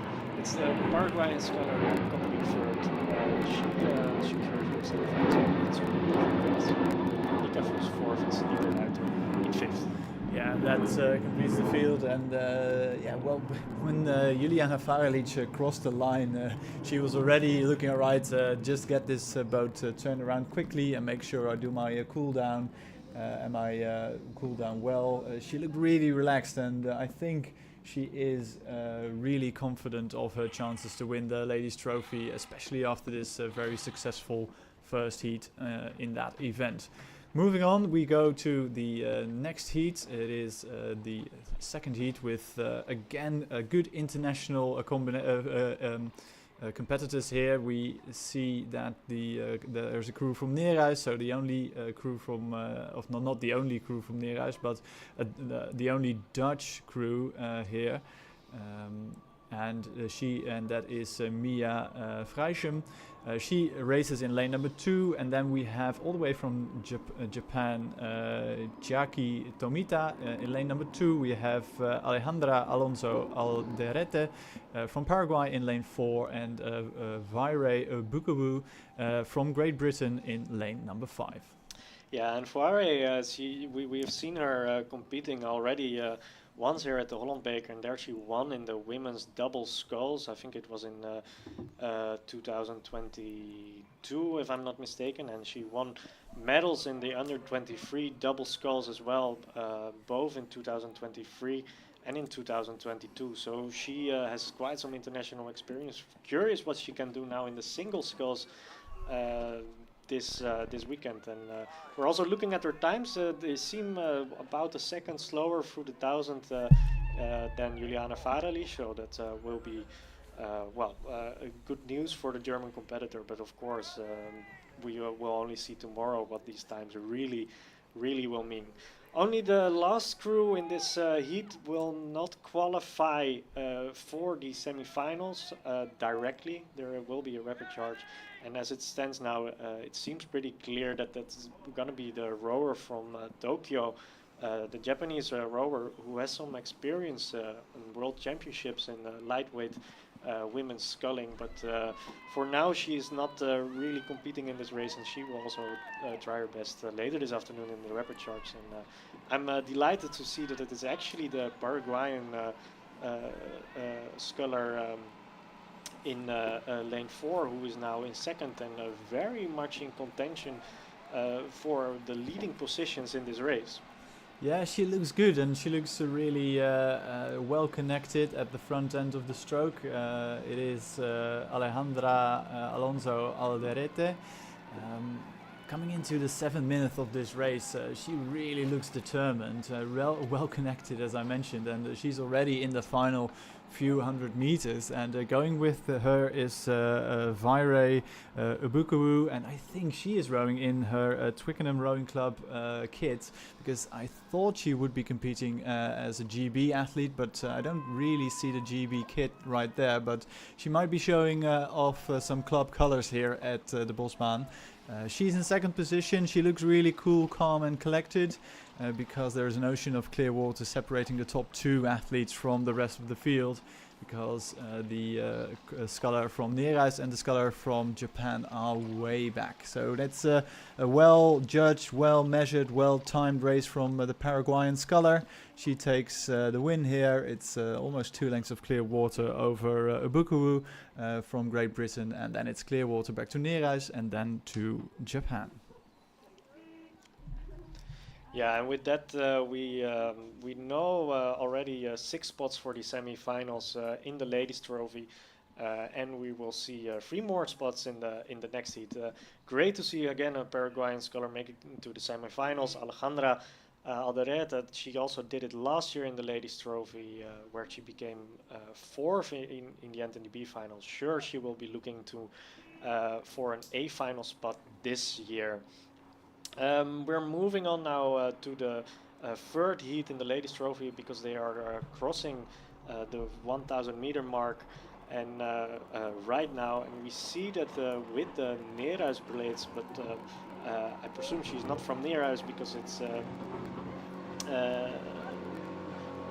Olivia Negrinotti, the Swiss rower, now currently in the lead, and she is a talented rower, because last year she finished in 4th in the under 23 double scull. So for sure some international talent here now in the ladies' trophy, and it looks good, and it looks like she's just opening a gap to the rest of the field. Yeah, she's inching away, isn't she? Every single stroke she takes a bit more of a lead over Jente Jongsma from Neerhuis.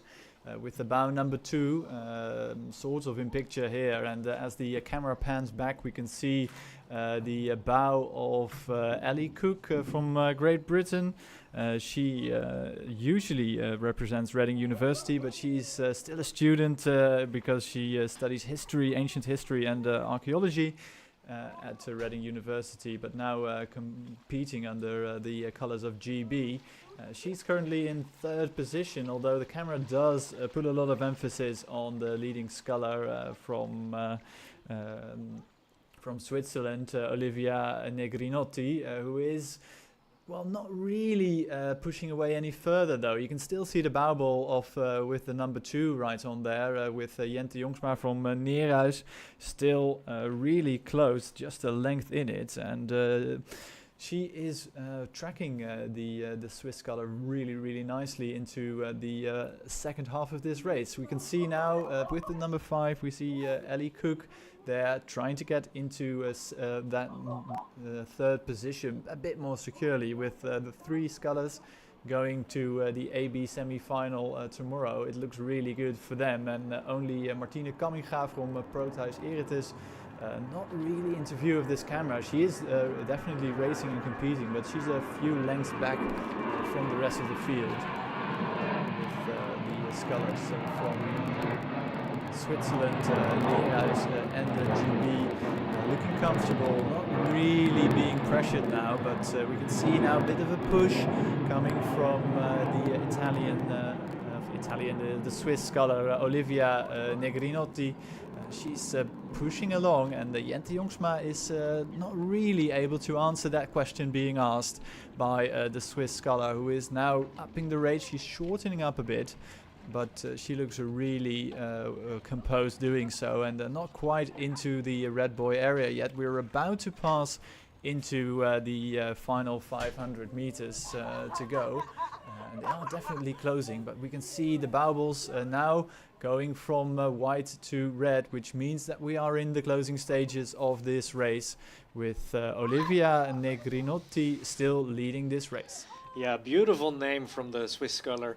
It's of course in Switzerland they also speak Italian, and I think her name is from Italian origins, or maybe from Swiss origins, at least the Italian part of Switzerland then. But yeah, tighter race than what we saw in the previous heats, at least between the first few crews, the first few 3 single scullers in this race. But yeah, it's pretty clear towards the number 4 in the heat of the ladies' trophy. And a bit of a push there coming from Ellie Cook too. She's moved into a second position, and she's really pushing on a bit, putting a bit of pressure there on the Swiss athlete, but she is unfazed. It's still a good length of an advantage over Ellie Cook from Great Britain. So Olivia Negrinotti takes the win here in this second heat of the ladies' trophy, followed by Ellie Cook, and then is Jente Jongsma from the Netherlands, and Martine Kamminga from Proteus-Eretes 4th across the line. She will contest the repechage later today. Yeah, and with that we know who is going to qualify for the semi-finals for the ladies' trophy. Later this afternoon there will be a repechage, and then we will see 3 more female single scullers coming there. And with that we finally saw a beautiful start here at the Holland Beker from the field, the main field of the men, the Holland Beker. Last year we had this all Dutch, almost all Dutch final with 5 Dutch crews, where Melvin Tweller in a beautiful and very spectacular race finally beat Simon van Dorp and by then European champion Lennart van Lierop, but also the teammate of Melvin Tweller, Stef Bruning, of course, in that race, and it was a spectacular final. This year, all those 4 names are not competing, but we for sure have some other international pedigree which we would like to see perform and put on some spectacular racing this weekend. So we're now looking at the first heat going on the way, and I think in the center lane it's Netherlands 3 who are who's leading, and that is of course talent Jelle Bakker. Last year in that under 23 double 4, if I'm not mistaken, they won silver during the under 23 quadruple sculls World Championships. And he is now in the lead, and actually a quite commanding lead now in the first stage of this race. Also in the Holland Beker, I think the first three crews will qualify for the semi-final. So same as what we just saw in the Ladies Trophy. And let's see what these rowers will put on the water today. Yeah, you're perfectly right. 3 crews progress to the AB semi-finals, and it is a slightly different field from last year, but it's great to see the talent coming from all across the globe, because we have the Dutch talent Jelle Bakker. Indeed, you were right. In the Plovdiv last year, they won that silver medal in the men's quadruple 4 with Wietse Moreau, Lucas Keizer and Erik Talens, who we'll see later in another heat. But of course we also have all the way from Norway, we have Nikolai Enstad Haldalseth from Horten Rowclub, and if you're wondering where Horten Rowclub is, it's about a 90-minute drive south of Oslo. But also, of course, Stefan Cox representing Zimbabwe. He's based in the UK, a member of Molesey Boat Club, if I'm not mistaken. And you can see him here in the center of this shot. Really high rate of striking, and he's following Jelle Bakker into that second and now almost third quarter as we approach halfway. Yeah, and Stephen Cox, he actually qualified for the Olympic Games to participate there for Zimbabwe this summer in Paris. So it's an Olympia, and some real international quality here out on this out on the water today. And he already participated once at the Koninklijke Holland Beker, and that was in 2021. There he came in 10th, if I'm not mistaken. So he was 4th in the B final, and he will sure be looking to improve on that result this year, especially to gain some confidence towards these Paris Olympic Games. But it's talent Jelle Bakker, still young, still I think he's still under 23, but he is now in the lead. The big guy from the Netherlands who actually rode, if I'm not mistaken, he got some national records on the rowing machine on the Concept 2 when he was when he was still under 16 years old. So that strength developed now into being a big senior rower here out on the lake on the Holland Beker. And yeah, sure, we will be looking at him, what he can do against all the other crews in the Holland Beker, all the other single scullers. As it stands now, it's the sculler from Zimbabwe, Stephen Cox, indeed in second. I think he might have eased off his charge towards the leading position of Jelle Bakker a bit. And then in third, it's the Horten Rowing Club member. We will have another Norwegian rower, which is, now I have to say it correctly, it's Oscar Martinez Gjerland. We will see him later in other heats. And then it seems like the two Dutch sculler, Samuel de Groot from Willem III, and the Proteus-Eretes Nick van der Grift sculler, they will have to compete in a rapid charge later this afternoon. Yeah, you can see the damage done by Jelle Bakker. He's really made sure he's putting himself in a good position for the rest of the tournament, and he's easily pushing along. I don't think the timing, the differences are quite correct. I mean, there's much more than 0.7 of a second separating Jelle Bakker from the rest of the field. But having said that, it's that first race, the opening race. We can see here Nick van der Grift from Proteus-Eretes. He's not, well, he's really, you can see the pain etched on his face. He's really going for it, but he's grimacing from the effort. But he has put himself in a decent position to proceed to the AB semi-final, which is the goal after all. But the class of the field at this moment is still Jelle Bakker. He's looking so smooth, so long, so comfortable out in front. And going with him, it's still Stefan Cox, who is still rating slightly higher than the rest of the field, but he also is looking around, and I think he knows that he's in a good position to progress here in this tournament. Yeah, Jelle Bakker, the young Dutch rower, still building on international experience, and a part of that is, of course, this weekend's Holland Beker, but earlier this year he also actually competed at the European Championship in the double sculls together with Lucas Keizer, who I think is also participating in one of the next heats. So also sure be interesting what he will do.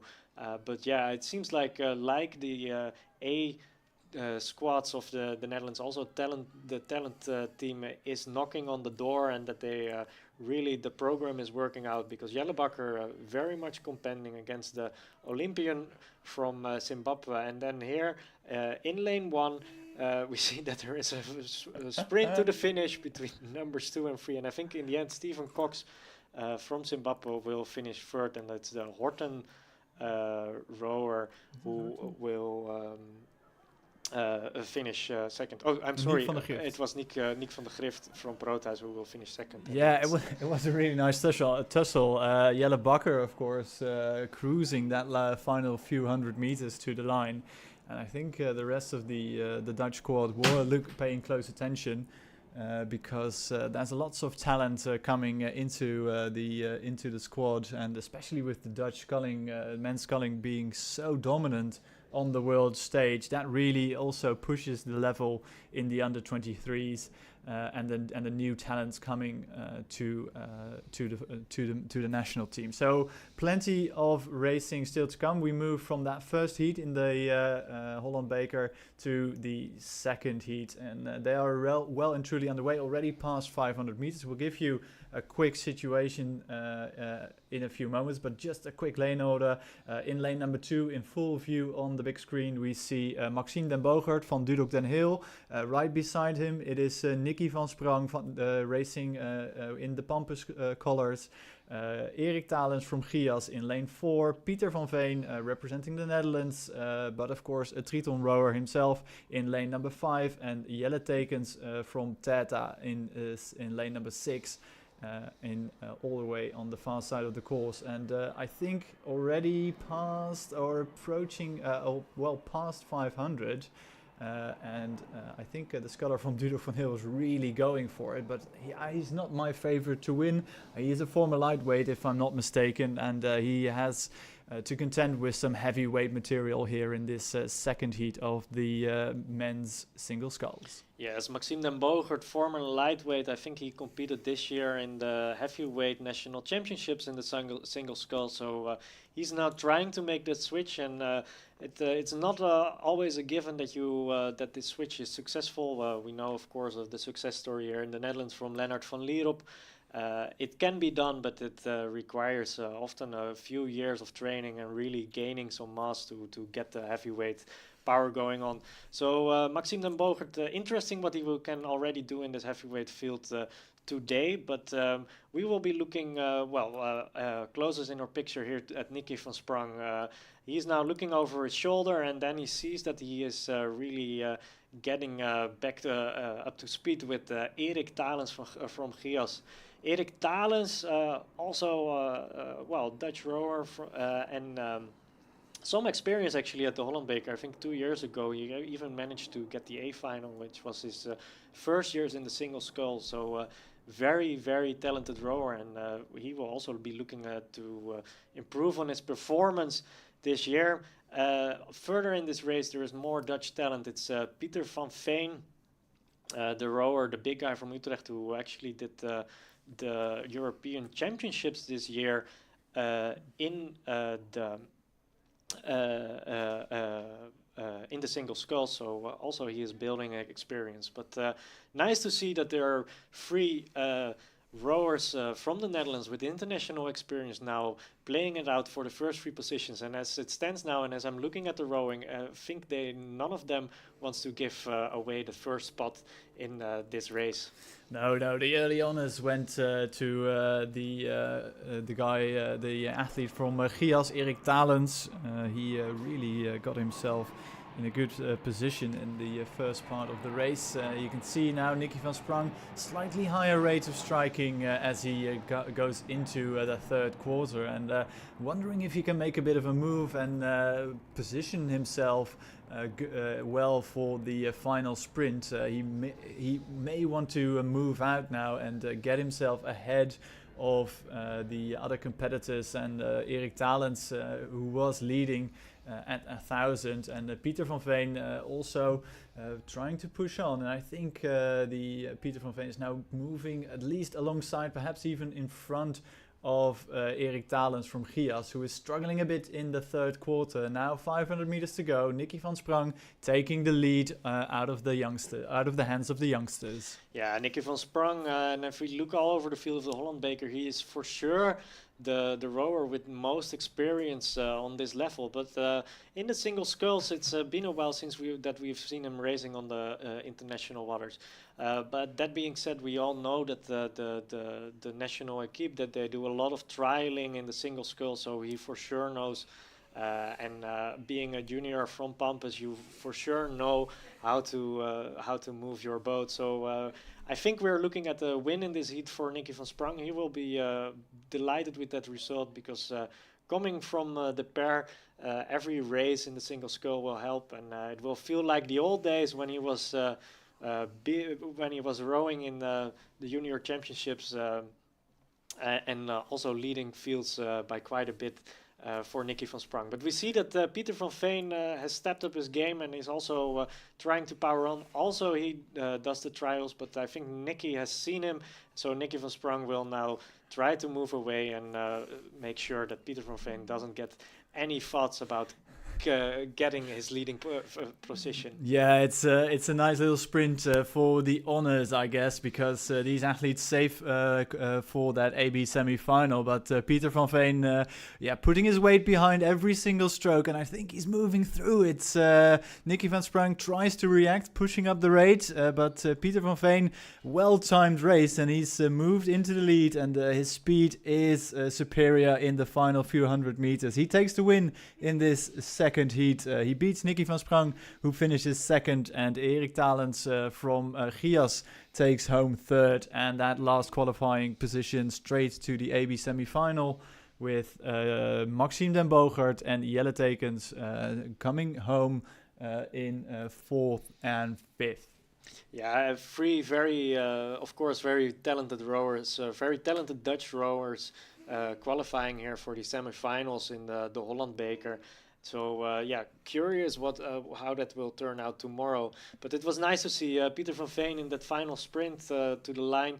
You really saw, we all know he's a very, very strong athlete, and we saw that in these final meters he could finally get his force on the water. Let's see how he will do that tomorrow. And Nicky van Sprang, for sure, he will have some plans after his first race in the single scull since quite some years. He has some work to do, but also some work to work with. Yes, and those all crews now across the line and going to perform their cool down rituals as we move into the last heat of this morning's program, or we strayed into the afternoon, to be honest. Because the last heat of the Holland Beker is bearing down. We have Skadi racing in lane 1, Martijn Bos. We have Lucas Keizer racing for the Netherlands in lane number 2. We have Oscar Martinez Gerland from Norway in lane number 3. Bojan Royverth from Switzerland in lane number 4. And Matt Long from Great Britain racing lane 5. Yeah, and it's the British sculler currently in the lead, and we don't have times on the 1,000 meter for this field, so it's a bit hard to compare. But it seems like Matthew Long actually puts the fastest time for the 1,000 meter, and I think every single sculler who's participating in this field knows what that means, and they will be looking at these times, and they will be looking at that tomorrow. In our picture, we see now in lane 2, it's the rower in the Lucas Dutch Keizer. colors, and that's Lucas Keizer. Well, he competed at the Europeans together with Jelle Bakker, who we saw winning quite comfortably in the first heat of this field. Martijn Bos in the front of your picture, I don't think he is currently in positions to qualify. He's currently in 4th. And has quite some.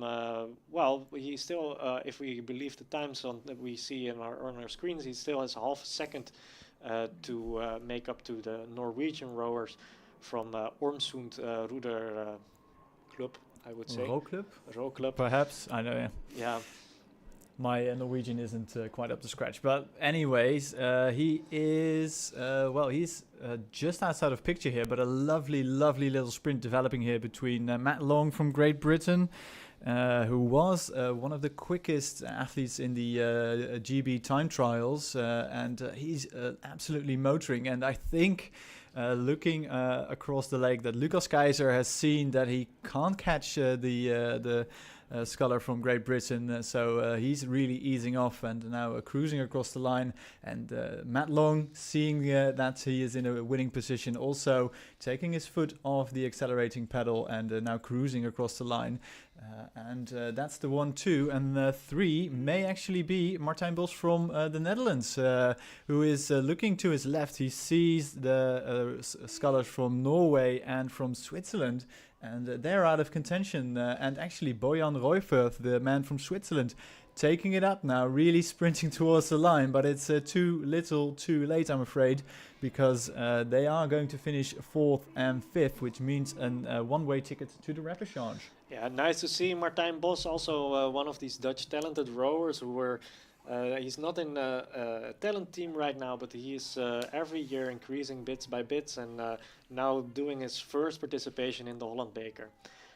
So yeah, we have that's for the main fields of this weekend, the Ladies Trophy and the Holland Beker, and for sure there is still everything to play for. The nice thing to see is that both in the women's field and in the men's field, the winners, the winning times seem to be very competitive with each other. So I think we will have for sure some close racing to go. But that being said, we now move on to the first A final of today, and this has been a small change in the schedule, and that's the young women pairs.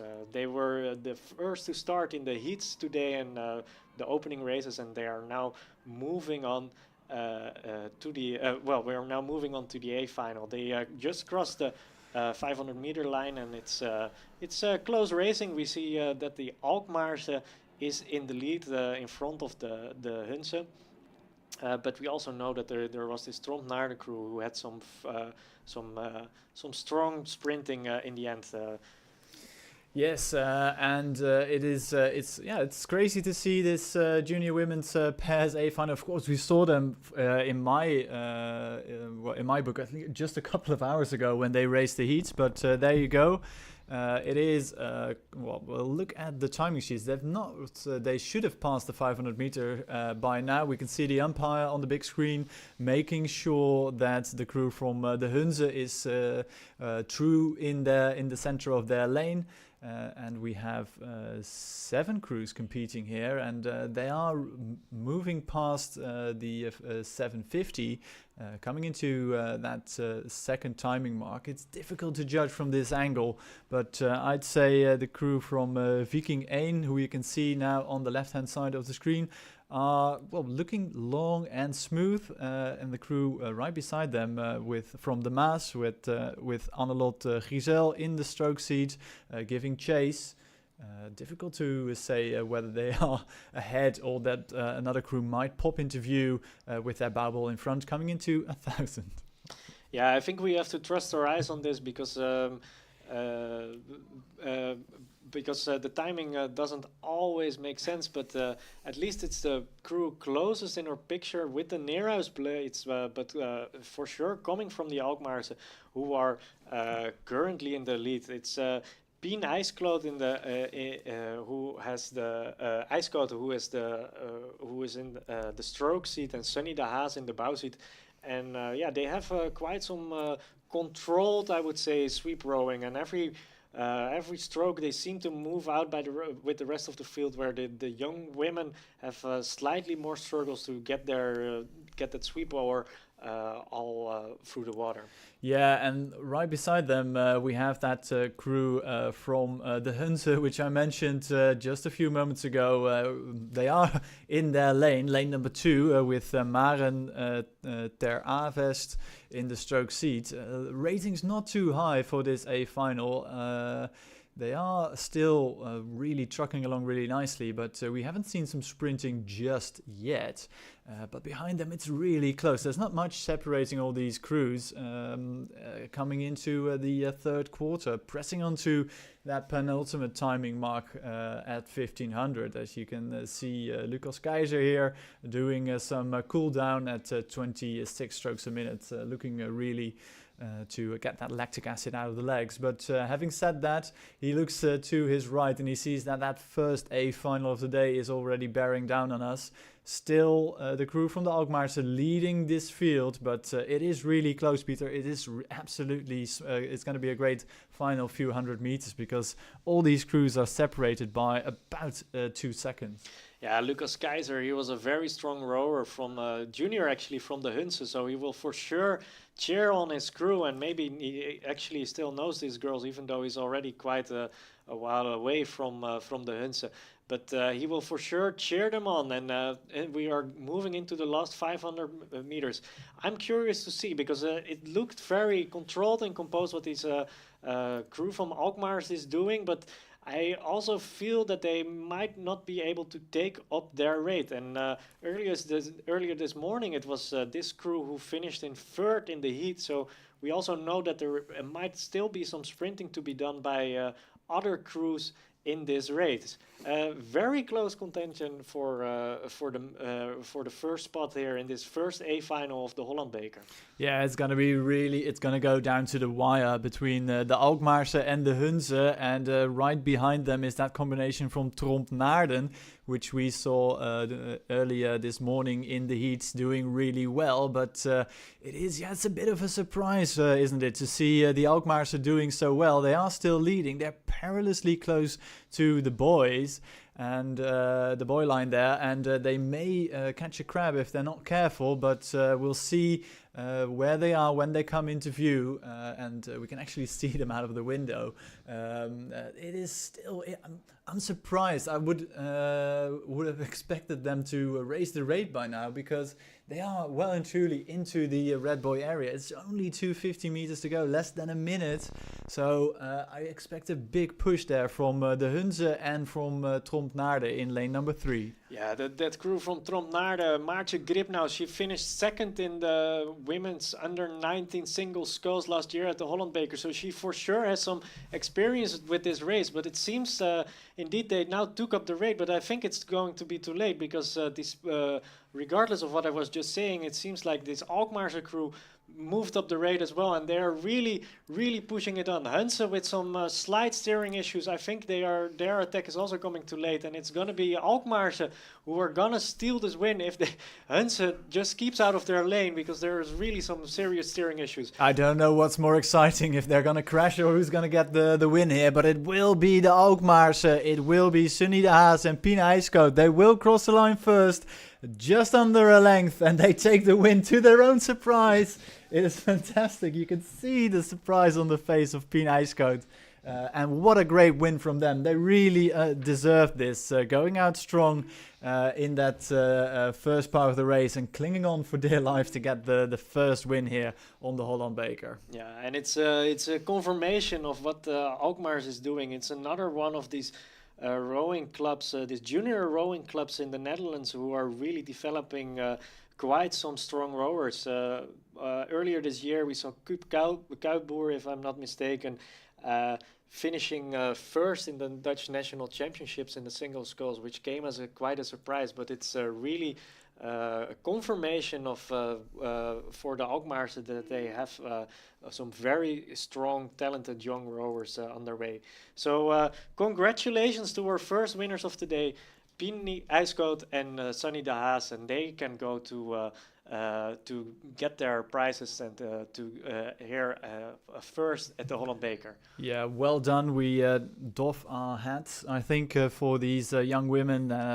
Great to see them take the win here on the Bosbaan. And I think now, if I am correct, we go and break for lunch. Yeah, so there will be a small lunch break, and like we mentioned earlier, there is a possibility if you are here at the terrain to get a nice picnic basket with some strawberries and prosecco.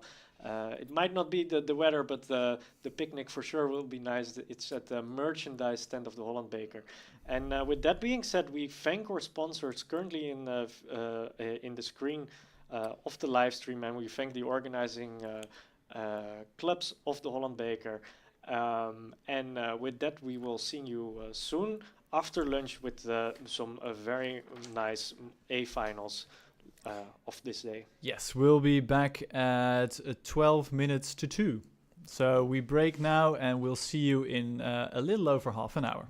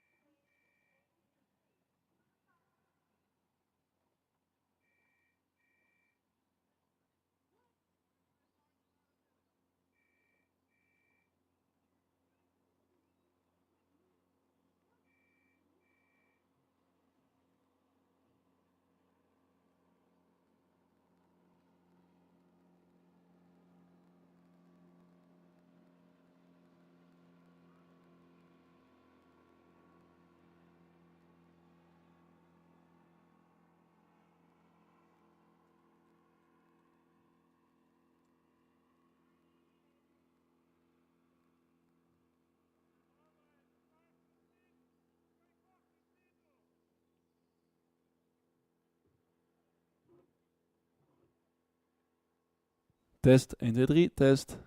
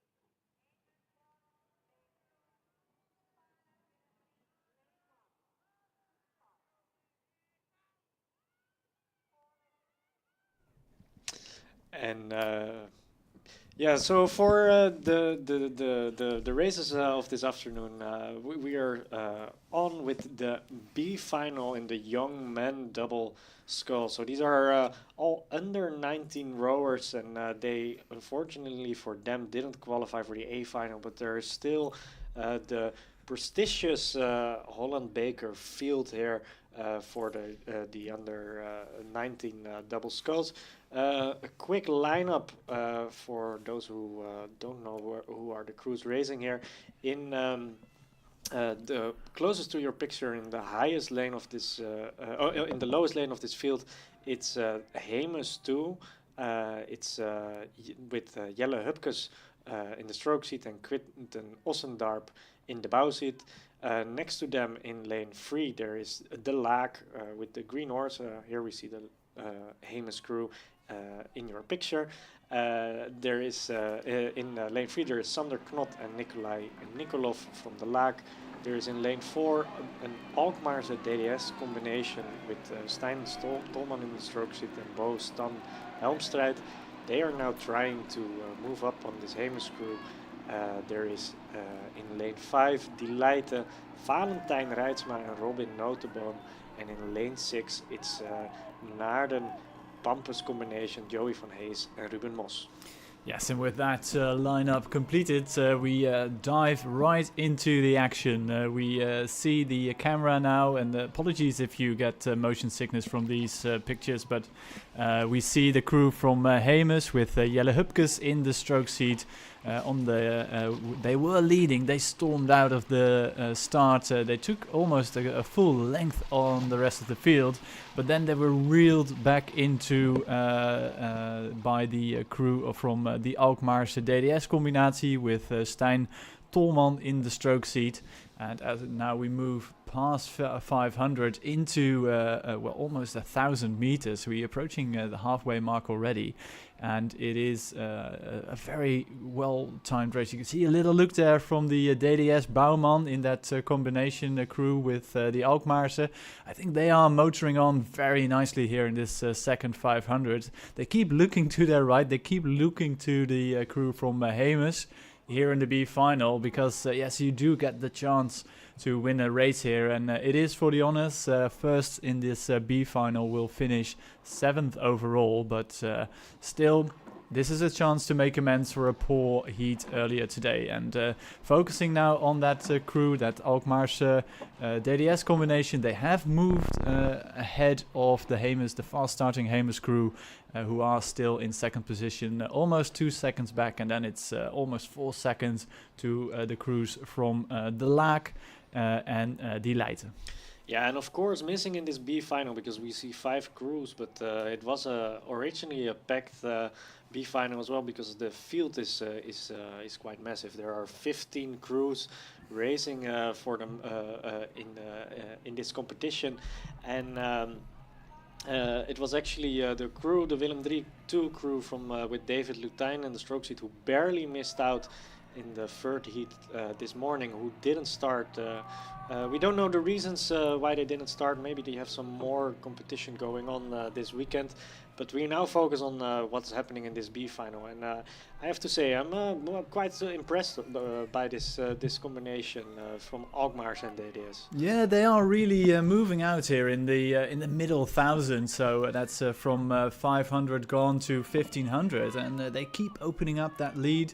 They were a length ahead, but they've broken clear water to the rest of the field, with Hemes 2 giving chase, but they're almost out of view for that crew from Hemes. Hemes, that fast start is not really paying off now, because the Alkmaarse DDS combination now stepping it up.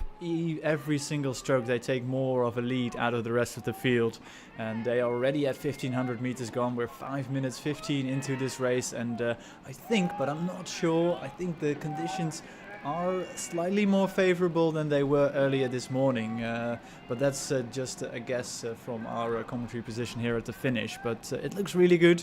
The blade work now not perfect from the Alkmaarse DDS combination, but you can see that the 1500 meters, the first 1500 meters have put in a bit of a strain there, but they've opened up a slightly bigger margin, more than 2 seconds now, over the Hemes crew in lane 2.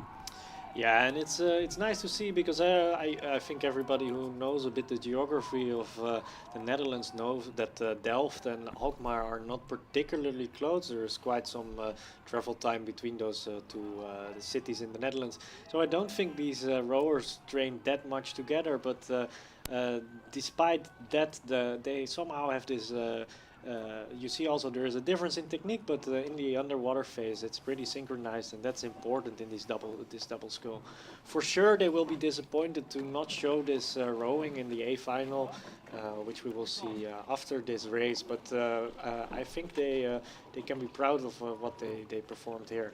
It's the Hemes crew who had the early lead in the race, and they haven't been able to answer to the Alkmaarse D.S.R combination. And I think probably fastest moving crew in the field is the Leiden combination, who are putting out a fierce sprint, showing it for the public here at the Holland Beker to maybe catch that second place in this B final. But it's Alkmaarse D.S.R in the left of your picture now coming over the finish line in a proper time, especially given the conditions. 7:08, that is completely good. And Hemes just keeping up the Leiden crew. And then it's the Laak coming in fourth.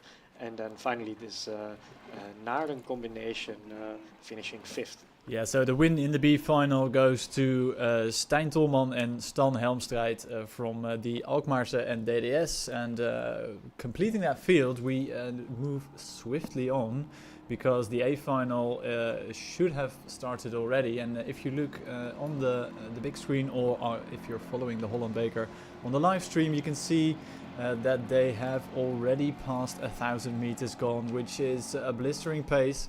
You can see these crews really shifting in this already in this second part of the race. And in the middle there, I think we look at lane 4 for the quickest crew so far. Yeah, in the middle lane, the quickest crew so far, and we see that Tromp combination already this morning being quite impressive. It's the D.S.R Tromp combination who became national champions in this event at the Westelijke Regatta earlier this year. And yeah, I think they are confirming that status today, because they are the lead is very, very impressive now, going to the 1500 meter line. And I think there is yeah, I mean, I think there behind them there is lots of clear water, and there's not that much to race for. Being said that, we now see, excuse my words, because closest in our picture, it's of course this crew from combination from Willem III and it's Spaarne who are actually in the lead. Yeah, what a surprise to see them there. They hid from our view all the way up until 1500 meters. So in the final 500 meters, we see them coming into view. And it is the combination of Adam Shaw and Jaap Bout who are really making a statement here. It's a bit tense in the shoulders from the strokeman Jaap Bout, but his boat is moving smoothly through the Bosbaan. And they are leading by 2 seconds, which is a decent margin to have over the Dutch champions. Yeah, and they questions are being asked to them to answer in this final sprint, and I'm curious what they can do, because the Spaarne Willem III combination, they are, I think, a bit younger than the D.S.R Tromp combination, so yeah, they would for sure want to beat their younger counterparts, but it looked very, very snappy what the Spaarne Willem III combination was doing, and they for sure got the boat moving. Yeah, I think they have the better rhythm and the better speed. Not really seeing a big step up from the D.S.R Tromp combination here coming into view. They are having the work to do though, because right underneath the radar and almost out of view from our commentary position, we have that blistering pace being set by Spaarne and Willem III, that combination here near the grandstand. They are sprinting, they are dying a bit, but they are going to make it. They are going to cross the line first. They take the win here by a decent margin. It's a length and a half of clear water, and what a joy, what a relief from them. They take the win, and it's almost 2. Oh wow, look at that margin. It's almost 5 seconds. Yes, and then for third position there is some very tight racing going on, and I think it's just the Spaarne double sculls, the combination winning it in front of Hemes. Hope will end in 5th, and then it's the Huns, the Huns in 6th. But very close racing going on, but really impressive what Adam Shaw and Jaap Bout put on the water here today. And well, they can make up for their medal ceremony. We are looking now at the young women quadruple sculls, and I think these are young women not under 18, but young women under 17 in a direct A final. So that means that there were no heats this morning. So this is the first time these crew are on the water here today at the Bosbaan. Yes, we see them here in nice side shot action, and usually we see huge differences in this sort of field, with one standout favorite dominating from start to finish. But we are already 800 meters into this race, so we're about to cross the halfway mark, and it's still all things to play for, because that no, it's not the Laag combination, I stand corrected. We have the Willem III Viking combination on top of your screen and closest to the grandstand. They are, well, I'd say half a canvas down on the Hemes, Gouda, de Hunze combination in lane number 4. It's difficult to see. We're at a bit of an angle, but it's fierce racing all the way down to the line. And two crews, it's an exciting race. Always good to see two crews, evenly matched crews, racing toe-to-toe all the way across the 2,000 meters of the Bosbaan. We're almost at 1,000, nothing in it.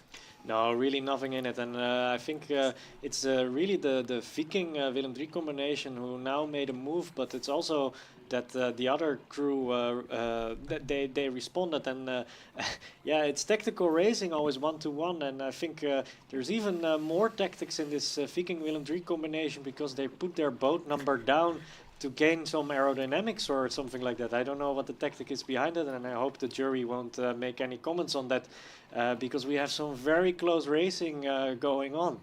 Yeah, it's like a gladiatorial fight, isn't it? It's an overused metaphor, but you can see the two crews trading punches. One crew pushes on, tries to take a bit of a margin, then the other crew reacting, following their race plan, stepping it up, giving a bit more power, a bit more oomph every stroke. But you can see quite clearly now that the bow number 3 is edging ahead ever so slightly. The Willem III Viking combination is moving ahead every single stroke by about an inch, every single stroke. So they are moving now into the thickest part of the race, the third quarter, and now it's a true test of everyone's mettle, because this is the hardest part of the race. You're so far from the finish line. It is difficult to see if you are going to make it, yes or no, but it's looking good for the crew in lane number 3, but Hemes, Gouda and de Hunze are not rolling over just yet. They are putting up a great fight here, coming into the final 500 meters. Yeah, and it's really seeing what these crews have left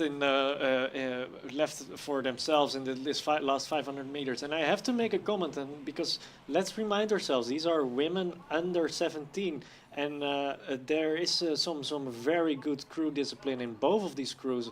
We sometimes see both bowwomen look out the boat to see where the other crew are, but all the other women are completely trusting their bowwoman, who is probably giving the commands to the rest of the boat on where they are. There's not that much looking around, and I now see, while I'm saying that the stroke woman of the Willem III Viking combination, she slightly looked to the other crew to see that they are in the lead. It was Mijntje Scheltinga, and they are now in the position that they can respond. But Hemes, Gouda, de Hunze, for sure not out of it, and I think they are moving up the rate now. Yeah, definitely stepping it up, and they need to, because they're trailing by about half a length, perhaps pushing on 3/4 of a length, coming into the Red Boy area. Just over 300 meters to go. A big look to the left by one of the oarswomen from that Hemes, Gouda, de Hunze combination, as they come underneath the penultimate mark here, marking 750, and they have to step up. I think they're not really able to get back that deficit. The Willem III Viking combination is edging out a bigger lead and trying to break clear water, and I think they just managed to do so. It's just in that length, that combination in lane number 3, just getting a bit more length every single stroke, and they are moving out, and I think that's a decisive move for the win there. It's a decisive move, and they might be able to join Jaap Bout and Adam Shaw. Currently they're on the for their own respective medal ceremony.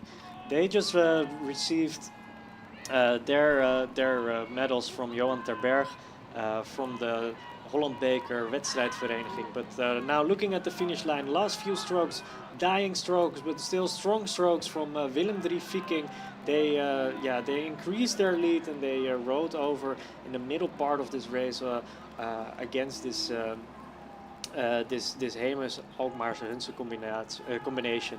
So good row for them, and then with that we can expect the young women under 17 soon, also here at the grandstand.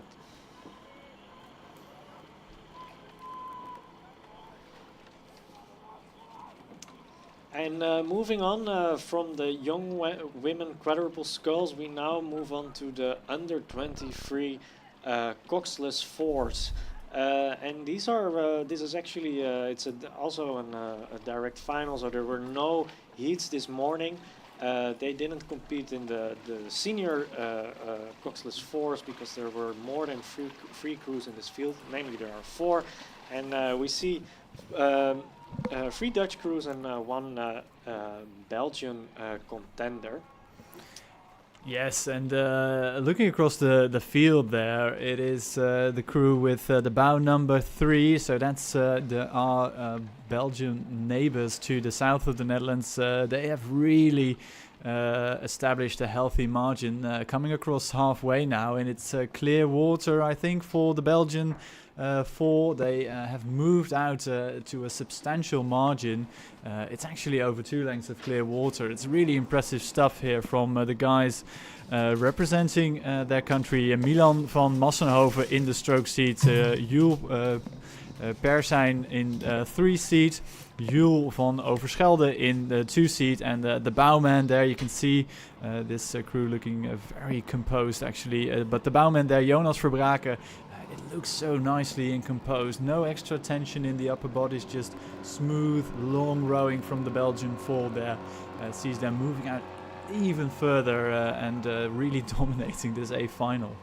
Yeah, really dominating this A final, and another Belgium crew from this very respective talent program they have in Belgium, and we are delighted that they are coming every year to the Holland Beker to get some prizes, to get some in their fields.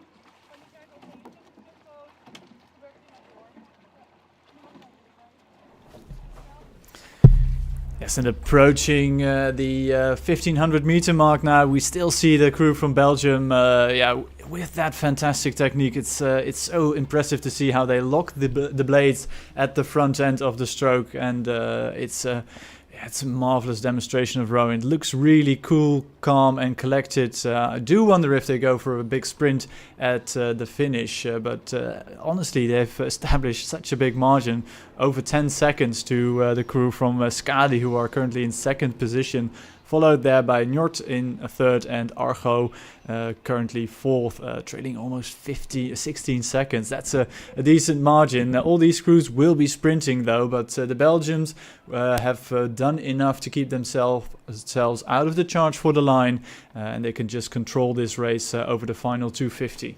Yeah, I think there is no doubt that they will be able to control this race. And you said it, marvelous technique. It really looks like they have a lot of time above the water. They can decide literally when they catch, but they still catch very quickly.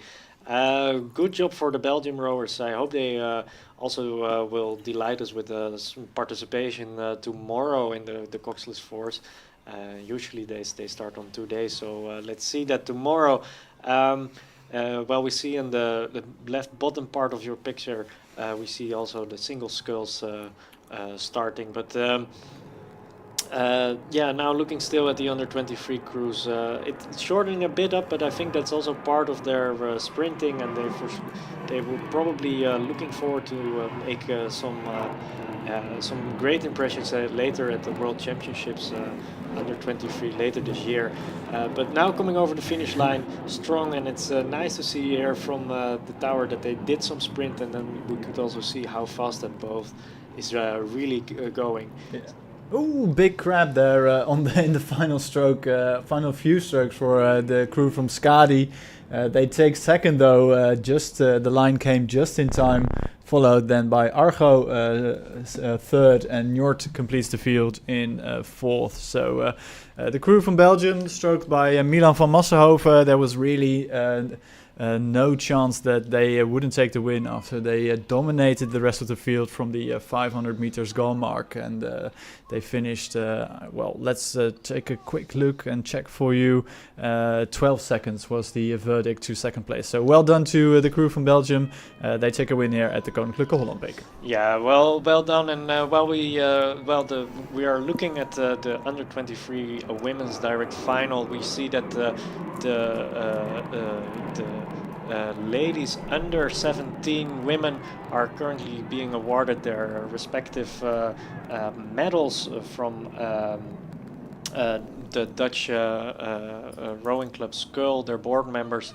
And we are delighted for them. The women from Viking and Willem III in their combination.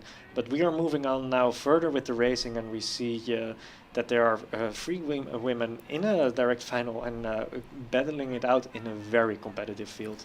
Yes, it's really tight here. Just three scullers contending this straight A final. We have representing Njord in lane number 3, Hanna Otterlo. Right beside her we have Pien Sierman representing Gias. But currently leading this A final is Ilva Bone representing Tromp. With the bound number 5, she has about 3/4 of a length lead over the two athletes from the student clubs, who are almost level pegging it for second and third. Yeah, and they are battling it out for one of the trophies here to grabs here at the Koninklijke Holland Beker. They are battling it out for the I have to say it in Dutch, I think, ingenieur WJF de Rijk van de Gracht Beker, which will be awarded by Femke Boele, board member of the Koninklijke Holland Beker. So that's what they are battling it out for. And currently it's indeed a sculler from Tromp who is in the lead, and she looks quite composed, like she can respond, but I think there is still everything to play here between these three scullers.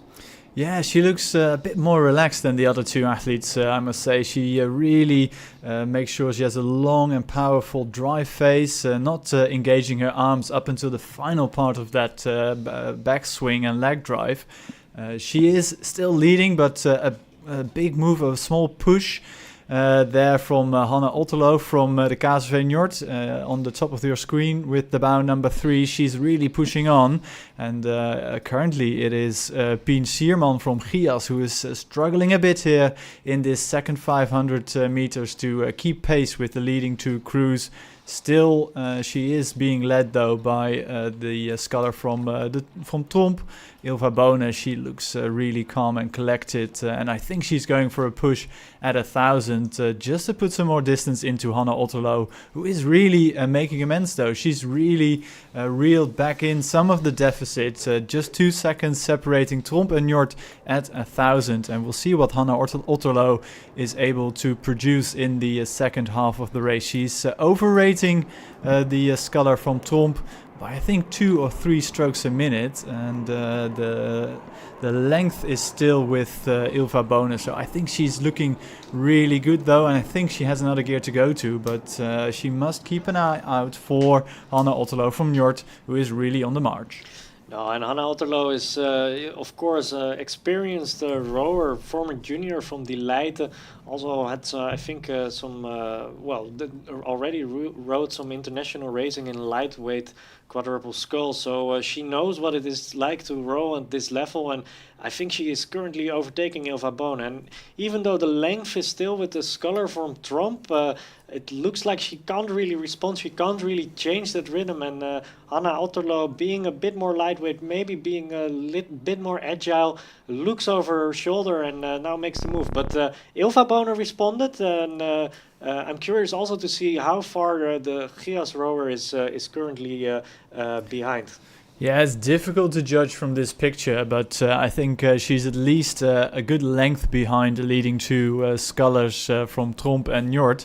And Hanne Otterlo now making a move. We're coming into the final 500 meters, and it's going to be it's difficult to see from this angle. But I think Hanne Otterlo has the slightly higher boat speed, but she's not really rowing through Ylva Bonen really decisively. You can see that she's drawing level, but she's not really able to push her bowel ahead and take the lead of this race as we come into the final 500 meters. So it's a little over, well, I'd say 2 minutes still left to go. So there is still some time, but actually coming across 1500, Hanne Otterlo takes the lead. Hanne Otterlo takes the lead, and she's been pushing already from the middle part of the race until now, and it looks like Ylva Bonen now really doesn't have any responses more to go, but Hanne Otterlo still has to continue her rowing. She pushed on, but she's not in her comfort zone. There is quite some water left to row, and now let's see what Ylva Bonen can do. She used to row with these long, very long strokes, which brought her far in this race. But now she has to move up a bit, get her feet higher on that, get her feet higher, get the rate higher, and then move back with Hanne Otterlo. But I think she will have to make some very serious effort to catch back Hanne Otterlo. Yeah, she's trying to raise it, and she's seen the fact that she is challenged for the win here by Hanne Otterlo, but she does now seem to be able to increase the rate a bit, but it's not really coming from more power in the leg drive. It's more above the water in the recovery phase that she's making the acceleration and the step into rate. She's 3/4 of length down on Hanne Otterlo, who is gritting her teeth into the red buoy area, really powering along now. I think she's up into the high 30s in terms of rate, but it is paying dividends. But she needs to keep an eye out because Ylva Bonen from Tromp is not done just yet. It's going to be very close in the final 100 meters. Very close in the final 100 meters, and it's the dying stages of these races, and these rowers are really putting it on there. Very nice battle in this race of three. The rower from Gios is not making it, but Hanne Otterlo from Njord, I think she's gonna make it. She has a half a length lead. Ylva Bonen does everything she can, but it is Hanne Otterlo securing a medal, securing a prize for Njord, and she is delighted with that result. Look at that fist, and she will be going to the grandstand. Congratulations to Hanne Otterlo, who will be awarded a very nice cup, actually. Yes, and just to remind everybody back home, what's the cup called again? It's Ingenieur WJF de Rijk van de Grachtbeker, and it will be awarded by Femke Boele, who is a board member of the Koninklijke Holland Beker. So I'm always at the Holland Beker. You have these massive trophies, and I'm not quite sure if this is the one, but I do recall the fact that one of the trophies for the women's single scull is a very heavy bronze statue. So I'm not sure if this is the one, but usually it's quite a challenge for the women to lift this above their head. We'll see in a moment if Hanne Otterlo is able to do so. Yeah, we'll see. But even if she's not capable of lifting the trophy, she has earned it because it was some fierce racing going on. We move on to the next final of today, and also they are going. They are battling it out for a very serious prize. It's for the Poseidon Beker, which is also a big cup here at the Holland Beker. And after the under 23 single sculls for women, we are now looking at the under 23 single sculls for men. They did have a heat earlier today. There were 2 heats, and what we saw already there was that the Belgium sculler Neil Laurijns might be looking here for another win for Belgium. Yes, you can see on the big screen now the young Belgian athlete who is leading the pack, I'd say, coming into the second half of this race, and he really looks like the technical proficiency of this athlete is really something to behold. It's a nice catch. It's an immediate and a well-connected leg drive for the Belgium sculler, and he's opened up 2.5 seconds of a lead over the athlete from Tata right beside him. That's Adam Street, who is being pressured by his next door neighbor, because Bjorn Bakker from Wetterwille is also up in the mix. And rowing into the picture here, we see Rinse Hallema and Erwin Wiltenburg from Proteus and Skadi respectively. But the race out in front is definitely dominated by the Belgium athlete, and he looks so strong and composed, so nice and compact. He's not really reaching out too far. It's just a well-connected stroke, which with a powerful leg drive, and he looks cool. He looks calm with his shades on, passing at 12:50 gone, 7:50 to go, and he's really looking in his stride, to be rowing in his stride. Yeah, Neil Larijns with his shades on, and indeed it's not really sunny weather here at the Holland Beker, but it looks cool on him for sure. And I'm curious to see what this Belgium sculler is going to do later this year. Last year he was still junior in a race in the quadruple sculls at the World Championships there. There they won the B final with a strong Belgium squad, but this year maybe he's looking to participate in the single sculls already at the under 23 level. He has to keep an eye out on the sculler from Tata, who is really making a move. And I have to say, the Adam Street, he surprised me a bit this morning already by beating Bjorn Bakker in his respective heat, and he is really putting it on here. Yes, it's a high rate of striking, and you can see the reaction which the push from the sculler from Eindhoven elicits in the Belgium sculler Neil Larijns, who has stepped up his rate too. They are just separated by a boat length and a half, 3 seconds at 1500, but the Belgian sculler doesn't really look phased at this stage of the race. But what's interesting to see is that those two athletes have really opened up a massive lead over the rest of the field. So it's going to be a 2-horse race all the way down to the line. Coming into the final 250 meters, still the Belgian sculler leading, but Adam Street from Tata really pushing on. Yeah, Adam Street, he took a quick look over his shoulder, and he's been high rating for the entire race, but he's doing everything he can on his, I would say home waters, but he is of course also from a bit of the southern part of the Netherlands, more used to the waters in probably in Eindhoven and also Tilburg, where he won at the Southern Rowing Championships, the Z.R.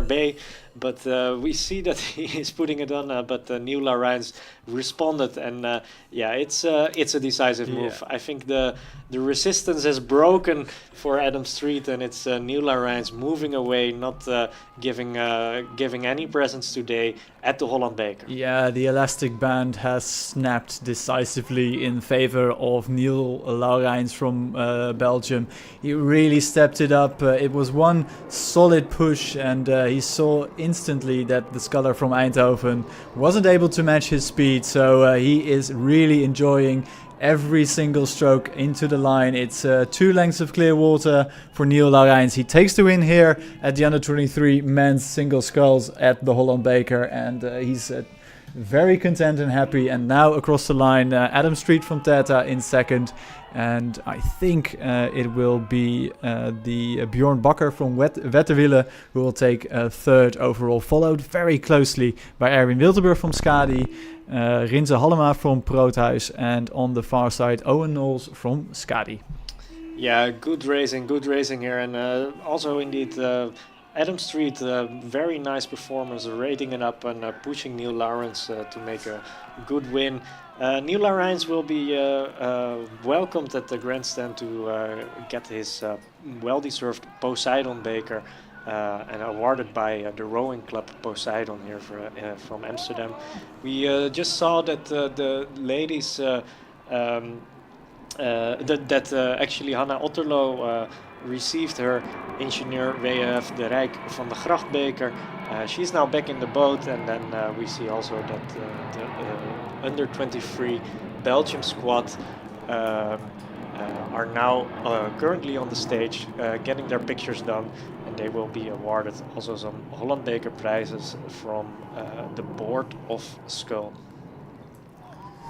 So well done to them. And just a quick look on our monitors does show that we already have another A final past 500. We look to the lightweight women's pair, an unusual event. We don't see this boat class being rowed very often, both in national and international rowing. I think sometimes at the non-Olympic World Championships we see the lightweight women's pair, but it is a dying boat class, I'm afraid to say, but it's alive and kicking here on the Bosbaan at the Koninklijke Holland Beker, because we have no fewer than 5 crews competing here. We have Argo lane 2, Orca lane 3, Azepos de Vliet combination with Njord in the center lanes, lane 4, Skadi lane 5, and Laga racing from lane number 6. And we have a lovely side shot here from with the crews in the lanes 2, 4 and 5, but missing from this picture is the crew from Orca. Yeah, missing at this moment from this picture. I think they are well ahead in this race. And yeah, it's nice to see that these women, these lightweight women, because all of them, as it stands now, if you're a lightweight rower in the Netherlands, you don't. There are freshman fields, but it's all in sculling. So to see them sweep rowing is always a bit of a surprise. But it's good to see that they wanted to contest in the sweep rowing. All of the women weighed in for this race, so they are on an average of 57 kilograms. Each in this boat class, and as expected from lightweight rowing, the differences are small. Yeah, small differences, but well, especially in the following pack. But the crew from Orca has really established themselves well ahead of the field, 4 seconds separating them from the rest of the competitors at 1,000. Moving into that third quarter, we again see the side picture here with the crew from Argo racing in the green.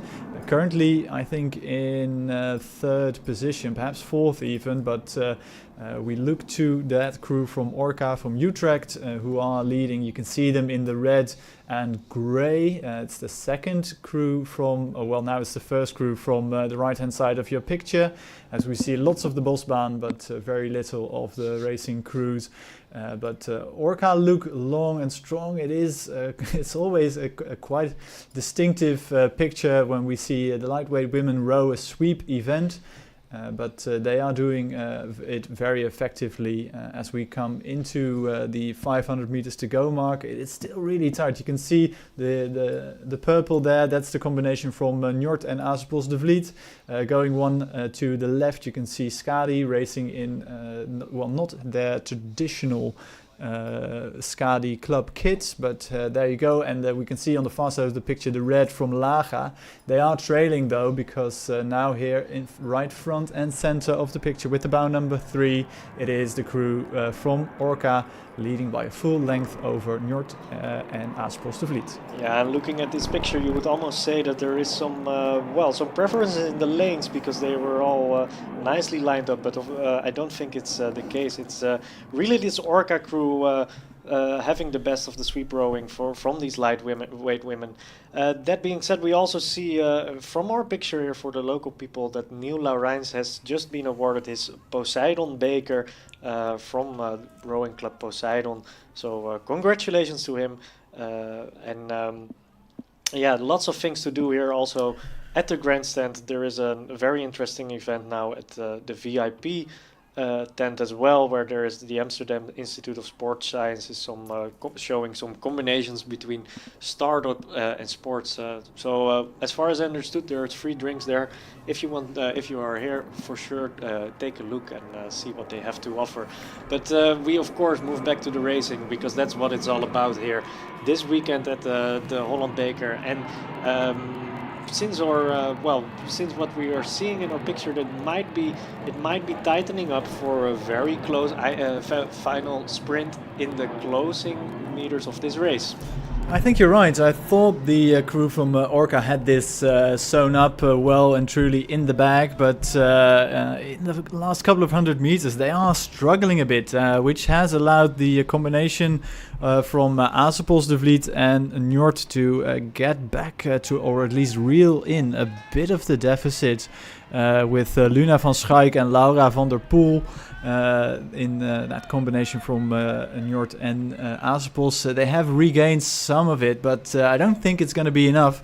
But they are really, the crew from Orca are definitely struggling, and I think that combination from Leiden is really reeling them in quickly. It's all turning around in the final 50 meters. The Bouwbol with the number 4 getting ahead, rowing through the crew from Orca, and it's too close to call. It is amazing. I thought this race was done and dusted with 200 meters to go, and there it went, and it's too close to call. We have to wait for a photo finish, I think. It's remarkable what we've just seen in the last dying 15 meters of this race. That there were so many things happening. I think indeed there was a small mistake in the crew from Orca, Hanna Master and Maaike van Boel. Also some steering issues, which made them row even more meters than they had to. But then they finished right on the line together. With that crew from Asepels, De Vliet. I saw a Crab from Arco who came in third, still nevertheless, and it was a very spectacular racing. But now we're seeing what the time team says, and what do we see? Here it is. That Asepels, De Vliet and Njord, that they were in the end 0.3 of a second in front of Orca. But it's not an official result. So we still have to wait for that, but spectacular racing. You called it correctly, the dying stages of the race, because one crew was definitely dying, and Orca, having led for, basically the entire race, just keeled over in the final 25 meters, and they were rowed through by Asepels, De Vliet and Njord. We still await official confirmation of that result, but and we'll get back to you with that result as soon as we have it confirmed. But a great race, and a bit of a surprise there in the final 100 meters. Moving on though, we have another A final already on the water. It is the A final of the women's pair. We have 3 crews contending this straight final, so no heats this morning, just a straight final. We have Orca in lane number 2. We have Neerhuis in lane number 3. And if you're watching on the big screen or following the racing on the live stream, you can see the crew from Proteus-Eretes now on the big screen. They are leading, or they were leading by 1,000. Just 1.5 seconds up on the crew from Neerhuis, with Orca in third. And here we have a look at the ladies from Neerhuis. Yeah, it's a good look at the ladies from Neerhuis, and it's good to see what they are putting on the water. We saw also the crew from Proteus. They were, I think, in an early lead, but they were definitely the stronger. It looked very strong what they were doing on the water. Maybe not so as refined as the Neerhuis crew. They have the better of the sweep rowing, but the Proteus crew really hammering it on in the early stages of this race. We're by now already quite a bit over the 1,000 meter lane. Well, we see Neil Larijns drifting out, still recovering from his race, and it's too close to call, I would say, because we have 3 crews very close to each other, 3 Dutch crews who all might take the win in this field. Yes, and it's I think Neerhuis with the initiative here. Coming into the closing stages of the race, they have they have taken the lead out of the hands of Proteus, who led for the first kilometer or so, but it's a big move from Neerhuis.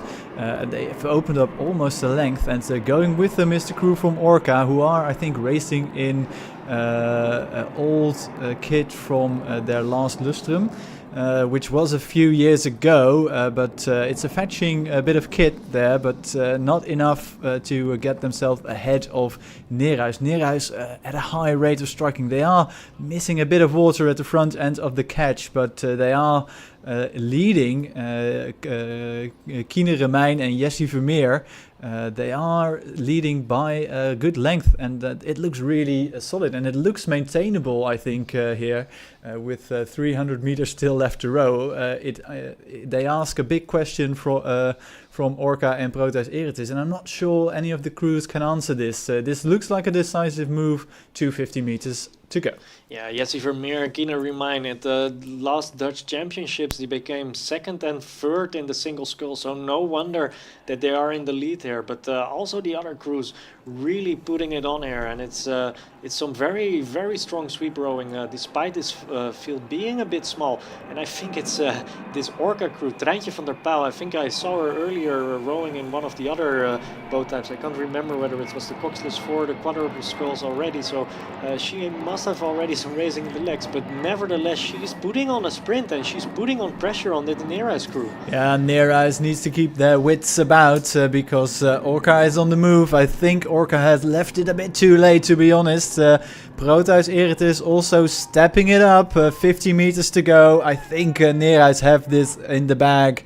It is too little, too late. The speed of the bow number 2 is slightly higher, but Neerhuis have enough of a lead to take the win here in the women's pair. They win ahead of Orca. Proteus-Eretes just 1.5 seconds behind the winning crew from Neerhuis. A fantastic race, great performance all round, but Neerhuis take away the medals. Yes, Jessie Vermeer, former Kine Remijn, former Amstel, both very strong juniors and now continuing their rowing careers at Neerhuis, and congratulations to them. It was a beautiful race in sweep rowing.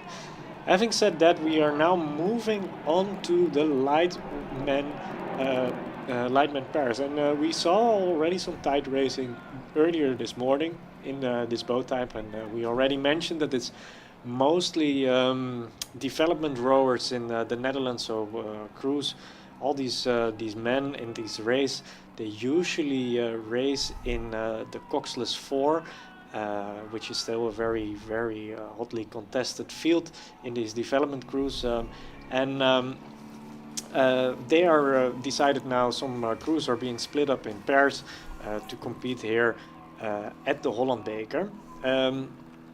We do a small lineup because we see in lane 1, and I think from our picture they might be, well, they now actually row outside of our picture, they might be in the lead. It's Triton, it's Lars den Haan and Hooper Kelly-Smith. In lane 2 there is Laga, there is Laurens Verheij and Berend Romein. There is Paraguay in lane 3, and we know they have some serious sprinting. We already saw that this morning. Matias Ramirez and Gabriel Portillo. We have Vidar, they won their heat. Mathieu de Groot, Sebastian van Velden, so they are in the center lane, lane 4. Teta in lane 5, it's Maarten van den Bouwhuizen and Hidde de Vries. And in lane 6, it's Laga to Jan Bakker and Tim van Gol. Yes, and we the picture and the camera concentrates on Hooper Kelly-Smith and Lars den Haan. Not well, partly rowing in the traditional Triton kit, but a bit different from what we're used to seeing. They lead at 1,000, and it's a decent margin, just over 3 seconds ahead of Vidar, who won their heat this morning. So a bit of a surprise to see the gentleman from Triton leading by such a substantial margin at 1,000 meters. Laga not really able to get themselves into contention for for the win because they are clear water down, and that I think that's also true for the first and second Laga crews. They are trailing the field with Paraguay looking ominous in I think 3rd position at 1,000, but we know they can put on the afterburners in the final 500 and row through the entire field. So we'll keep a close eye on that crew as the camera rides with the crew from Teta in lane number 5, who are currently in 4th position and I think need to step it up a bit if they want to get back into contention. As we ride here with the bow numbers 3 and 4, that's Paraguay on the top end of your picture and Vidar on 4, and these are the two favorites based on the heat of this morning. You can see Paraguay now inching, they're trying to get their bowel ahead, and they are, I think they're getting their bowel ahead of Vidar, but I'm not sure if they know how much they have to how much they have to do to reel in Triton, who are still leading them here on the bottom of your picture. Yes, but we see we're not in the red boys yet, and it seems like this Triton crew really powering it on and really making a distance with every stroke. We saw that the Paraguayan boat starts to make their move, but I think it's too little too late. It's really the Triton crew moving away. We saw earlier on in the heats already their companions in the double sculls as well, Brian Paul and Max Schompel, also looking to make a win later today. But it's it's the Triton crew 8 seconds ahead of Paraguay, and we know Paraguay can sprint finish, but 8 seconds seems to be too much. That's a lot. That's really a lot. While on the grand, if you're sitting on the grandstand, you can see the crew from Neerhuis, Jessie Vermeer and Kine Remijn getting their medals right at this stage, and I think it's difficult to hear from our commentary position, but some songs will be raised in their honor.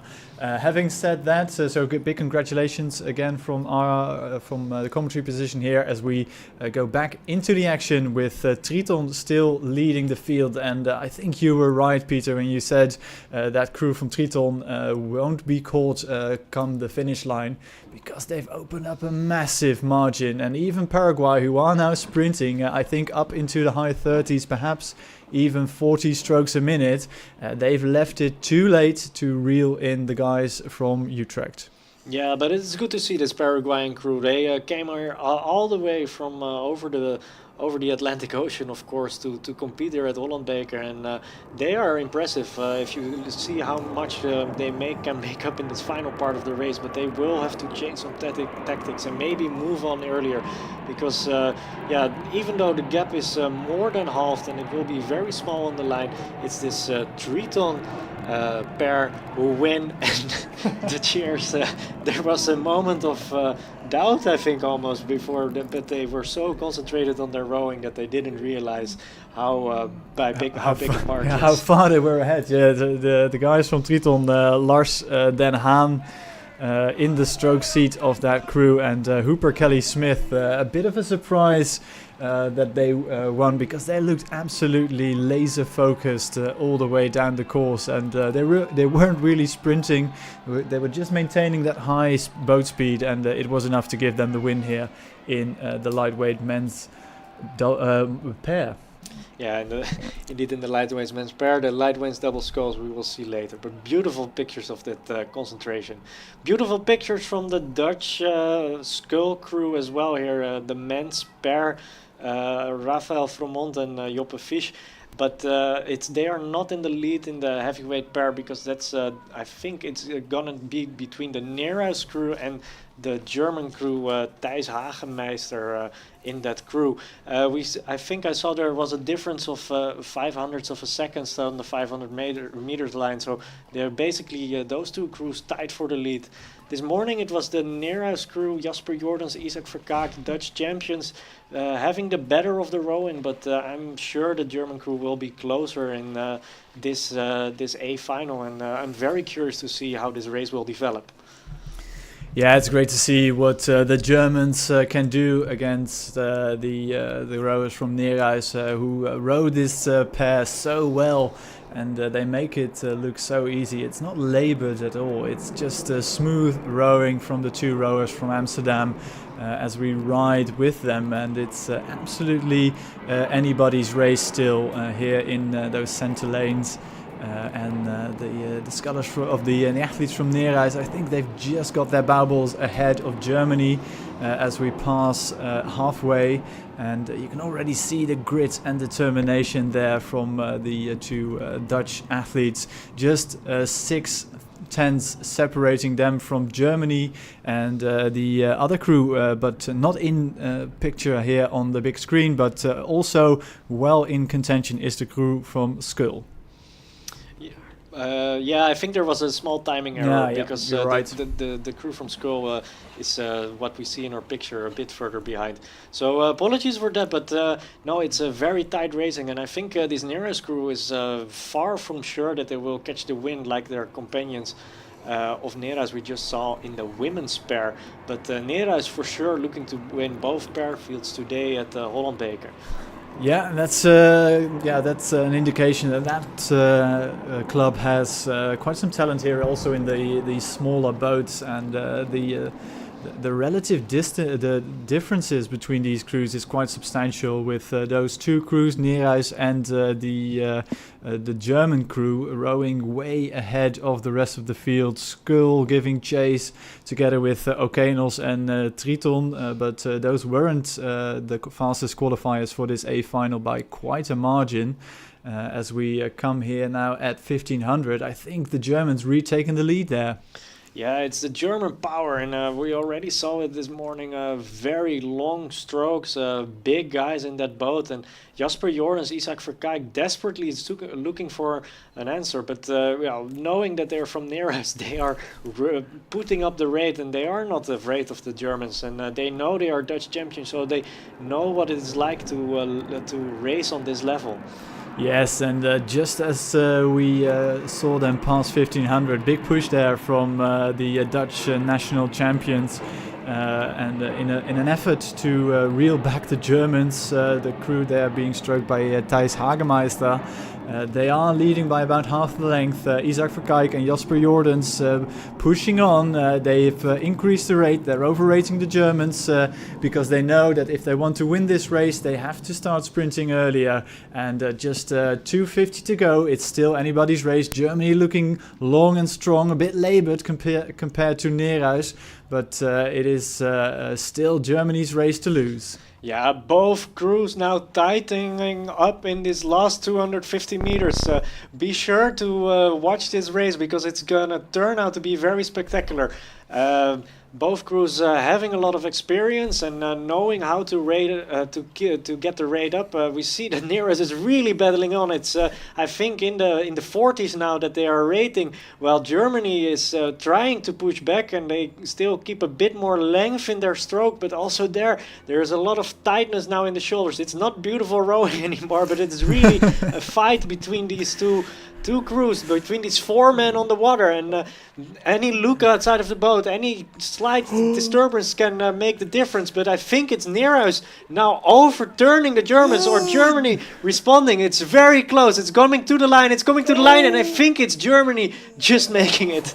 And we see the crews very sportive, actually, after the line, directly celebrating each other with this wonderful race, and then probably realizing the pain of the lactic acid in their legs and in their bodies. We see Skull coming over the line at a respectable distance behind it, and then the closing crews, Triton being the fastest under 23 crew in this race, Okeanos finishing 5th, and Laga finalizing this A final. But what a beautiful race between this pair, and we are happy they treated us. Yeah, and what an amazing... It was almost gladiatorial in that final stage of the race. But in the end, Germany just got the better of the Dutch national champions. An unofficial result, but they took the win by a little over 0.2 of a second. So it was on the surge. It was the crew racing under the Bundesstützpunkt Dortmund Numero 1 who took the win. But what a fantastic race to have in the A final of the men's pair. Yeah, and with that being said, we see again in the live stream, we see the sponsors, and we see the organizing. We see the organizing rowing clubs here at Holland Beker. We thank them, of course, for making this event possible, and we will return with racing for those watching on the live stream at 3 o'clock.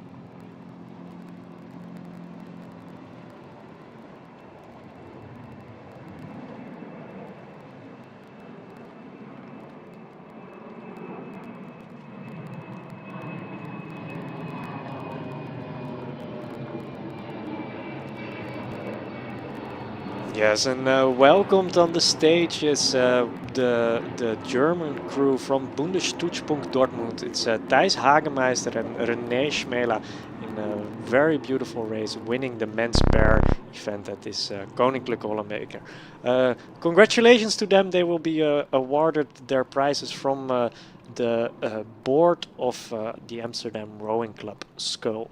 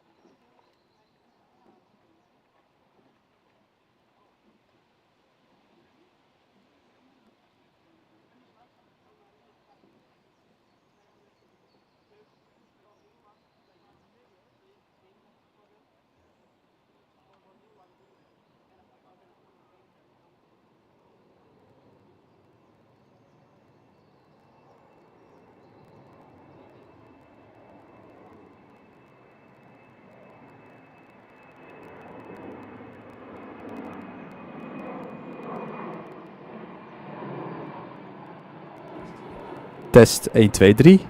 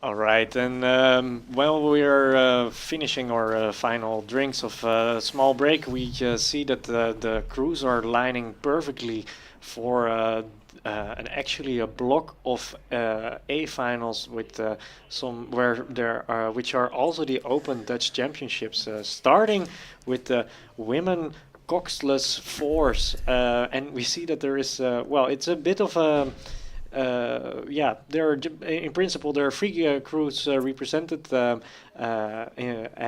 three clubs represented, divided over 6 boats.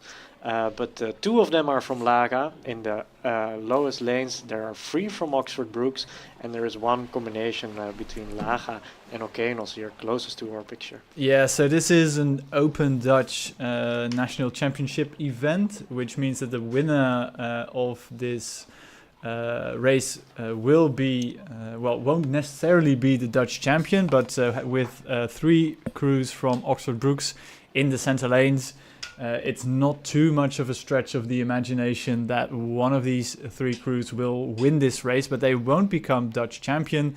The first Dutch crew to cross the line will be the Dutch national champion in this boat class. So we have 3 crews from the Netherlands in lane number 1 and 2. We have 2 crews from Laga, from Delft, and closest to the camera position, or at least if you're following the live stream or watching it on the big screen, we have the Laga Okeanos combination with Celine Demremer in the stroke seat in lane number 6. So actually it's good news to be, if you're part of the Laga club, because you're pretty much guaranteed that you will have a Dutch champion among your ranks in about 7.5 minutes. Yeah, there's not much tension there, I think, or something very strange needs to happen. But let's not hope for that, because that wouldn't be good news for the racing. But indeed, we will have a Laga champion in the Dutch women's coxless 4. We see their boats are really preparing now. They are perfectly lined up. I am not sure what we are waiting for. It's probably the time, because officially they are starting only in 2 minutes from now. So there was this morning also there were heats in this field, and we saw that the fastest crew was Oxford Brookes University 1, ahead of Oxford Brookes University 2. But third was that Laga Okeanos combination. They were also much quicker than the other heat, but that being said, Oxford Brookes 3 was not really chased very closely behind by the 2 Laga crews in the lower lanes.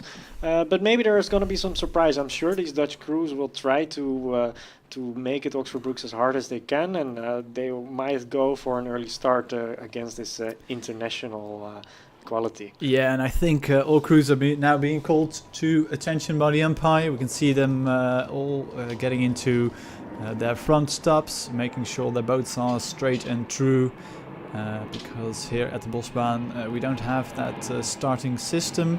So all crews now lined up, ready to go, waiting. Ooh, that's was not quite. Don't know, not sure what happened there, but we can see the crew from Laga, and that's Laga. That's the Laga crew jumping out a bit. Not sure what happened there. We should be on the way now, but we can see the several crews actually realigning their boats. So I think we're going to go for a restart. You can see that the bow balls aren't evenly aligned just yet. So bow ball of the crew in lane number 3, that's Oxford Brookes University 3, still being back about a foot, I think, compared to the rest of the field.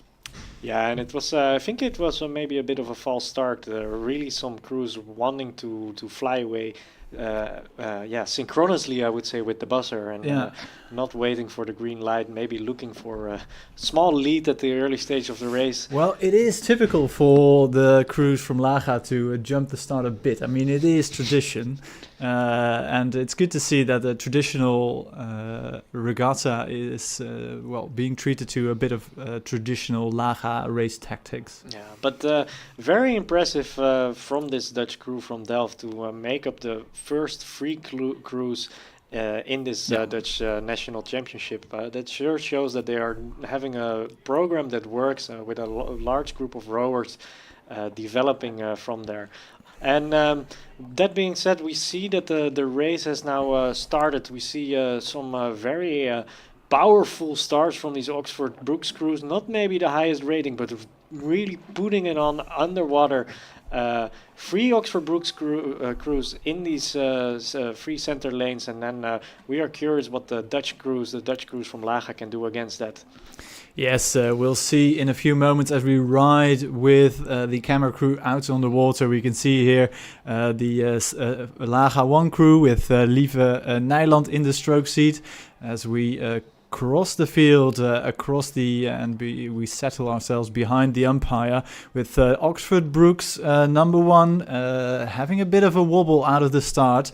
They've repositioned themselves quite nicely in the center of their lane, and it is the crews from Oxford Brookes who are already stretching out to a bit of a lead compared to Laga. We can see the 2 crews from the D.S.R Laga here battling it out stroke for stroke to get themselves ahead, but a big start from Oxford Brookes, I think, all across the board, and I'm really curious to see what the Laga Okeanos combination in lane 6 is able to put out on the water as we ride towards their lane. I think they are not really in contention, but look at the gap opened up by Oxford Brookes University 1, and going with them is that crew, the number 3 boat from Oxford Brookes. Across 500 meters gone, it's a dominant start by Oxford Brookes, 2 crews leading, and then behind them it is really tight for the minor places.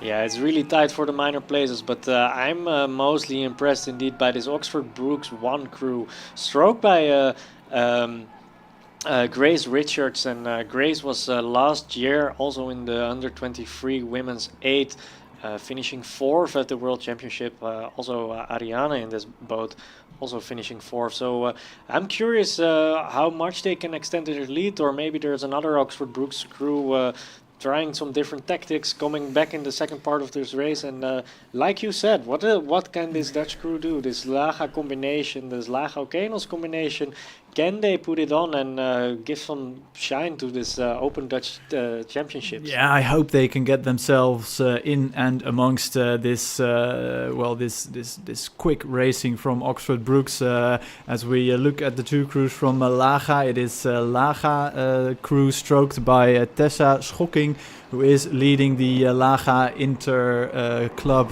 Championship here, but riding from one of the center lanes, it is Oxford Brookes number 1, stretching out their lead, approaching 1,000 meters. I think they are about to open up clear water ahead of the rest of the field. And on the far side in lane number 6, we see that Laga Okeanos combination with Celine den Bremer in the stroke seat, not really able to keep up with the quickest crews from Oxford Brookes University. As we go past halfway, it is Oxford Brookes number 1, clear water ahead of Oxford Brookes number 3. Yeah, and it's good to see that it's Oxford Brookes crew. This Oxford Brookes 1 is now really confirming their status as the favorite crew from Oxford Brookes. But then indeed a bit of a surprise that Oxford Brookes University 3 is now in second position, and I think Oxford Brookes 2 might want to do something about that, if we assume that these are indeed also the ratings of these crews in terms of A, B, C crews. Yes, but the big question is then, are they able to get back into this? I mean, the lead which has been opened up by Oxford Brookes number 1 is substantial, and I think is increasing as we ride through the third quarter of this race. It's clean rowing all round, and all the crews having settled into that mid-race pace. The pace being set by Oxford Brookes 1 is just a bit too much for the rest of the field to keep up. We'll have a quick look at the times if they are available. They are. It's Oxford Brookes led by almost 4 seconds at halfway, which is substantial, and they don't seem to be going at full tilt just yet. But Oxford Brookes 1 there leading a lovely chevron formation of Oxford Brookes crews. followed by Laga, and we can see here on the big screen the two crews from Laga being very evenly matched here in the third quarter. Yeah, and there is still lots to play out for these final Laga crews, of course, battling it on between their teammates. But while we're moving the camera across the field, we see that it has some hard work to do to catch up with these fastest crew from Oxford Brookes. I hope we can get a bit of a close-up now in the final stages of this race, because the rowing is still very good. It looks controlled, and they are powering it on and taking, I think indeed, Oxford Brookes 3 with them, so not Oxford Brookes 2. And they will be able to get this Jubileum Beker soon at the finish line, awarded by the board of Skull. They'll be so happy to hand over that Jubileum Beker come the finish line. It looks good for the Oxford Brookes University 1 crew in that one of those center lanes, quickest to qualify here for the A final. And that crew is definitely leading. I must say I am impressed by the crew giving chase. So that's Oxford Brookes University 3 here, also riding in lane number 3. They have closed the gap a bit in the third quarter, and they are almost touching the stern of Oxford Brookes 1 with their bow ball, but I think it's too little too late. It's going to be Oxford Brookes 1, the priority boat winning this race, barring incident or mishap. I think they're going to make it. They are stepping it up slightly, raising the rate just to be sure and to finish the race off with some flair. They are going to cross the line first. It's going to be a podium of Oxford Brookes University, but it's the first crew from Oxford Brookes to finish first. The third crew across the line in second position. Oxford Brookes number 2 will cross the line third, and actually on the far side of the lake it is the combination crew from Laga and Okeanos who will take the Dutch honours in this race, and the interclub rivalry here in the lower lanes is being decided in favour of Laga 1, and Laga now crumbing across the line and finishing this A final. Yeah, so Laga Okeanos topping this Dutch Championships podium, but Oxford Brookes getting this Jubileum Beker, and it was good to see how happy they were to still beat their teammates and still race despite having the most not having so much competition from other crews. They were still very happy to beat their teammates.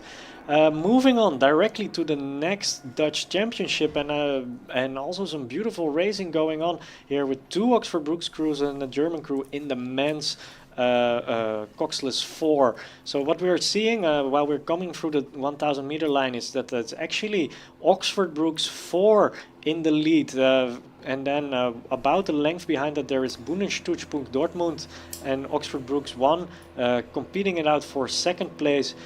Fourth at this moment is this fast crew, starting crew from Proteus-Eretes, Geos and Orca, and then behind that there is on fifth place Skadi Delight, Vidar Okeanos, and in sixth there is the Neras 2 crew who are at this moment trailing this race. Yeah, it's as we ride here with the Skadi Delight Vidar Okeanos combination. We saw one of the Florijn from the rowing family in the stroke seat, Beer Florijn if I'm not mistaken, but they are trailing the rest of the field because the race is out in front, and a cheeky start there by the Oxford Brookes 4 crew.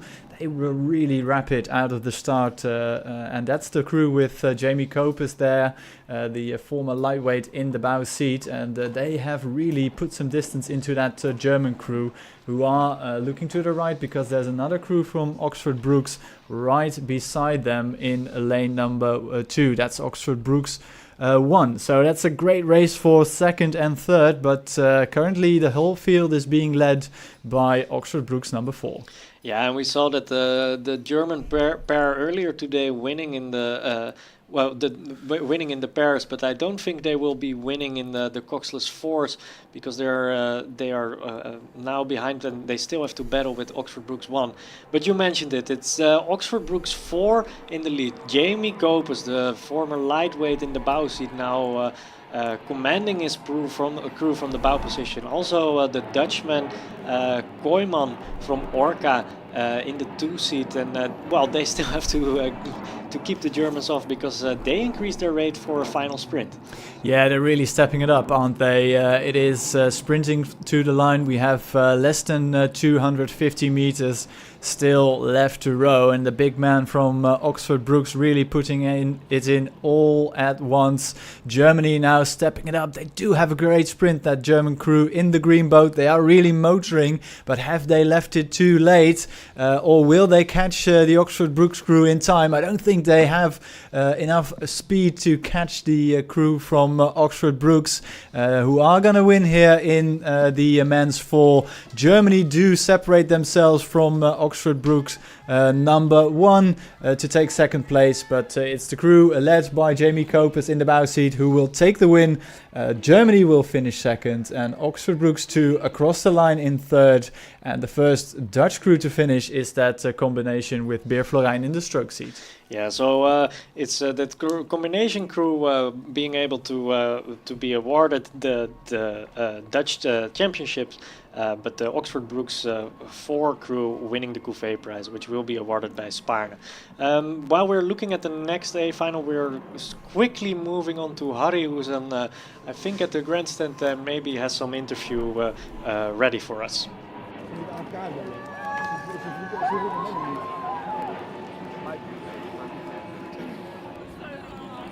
Yeah. Okay, here we are at the finish line. It's Oxford Brookes, Coxtox 4. Congratulations, girls.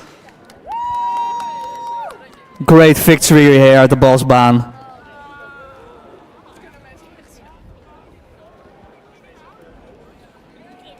Lots of hugs, lots of smiles.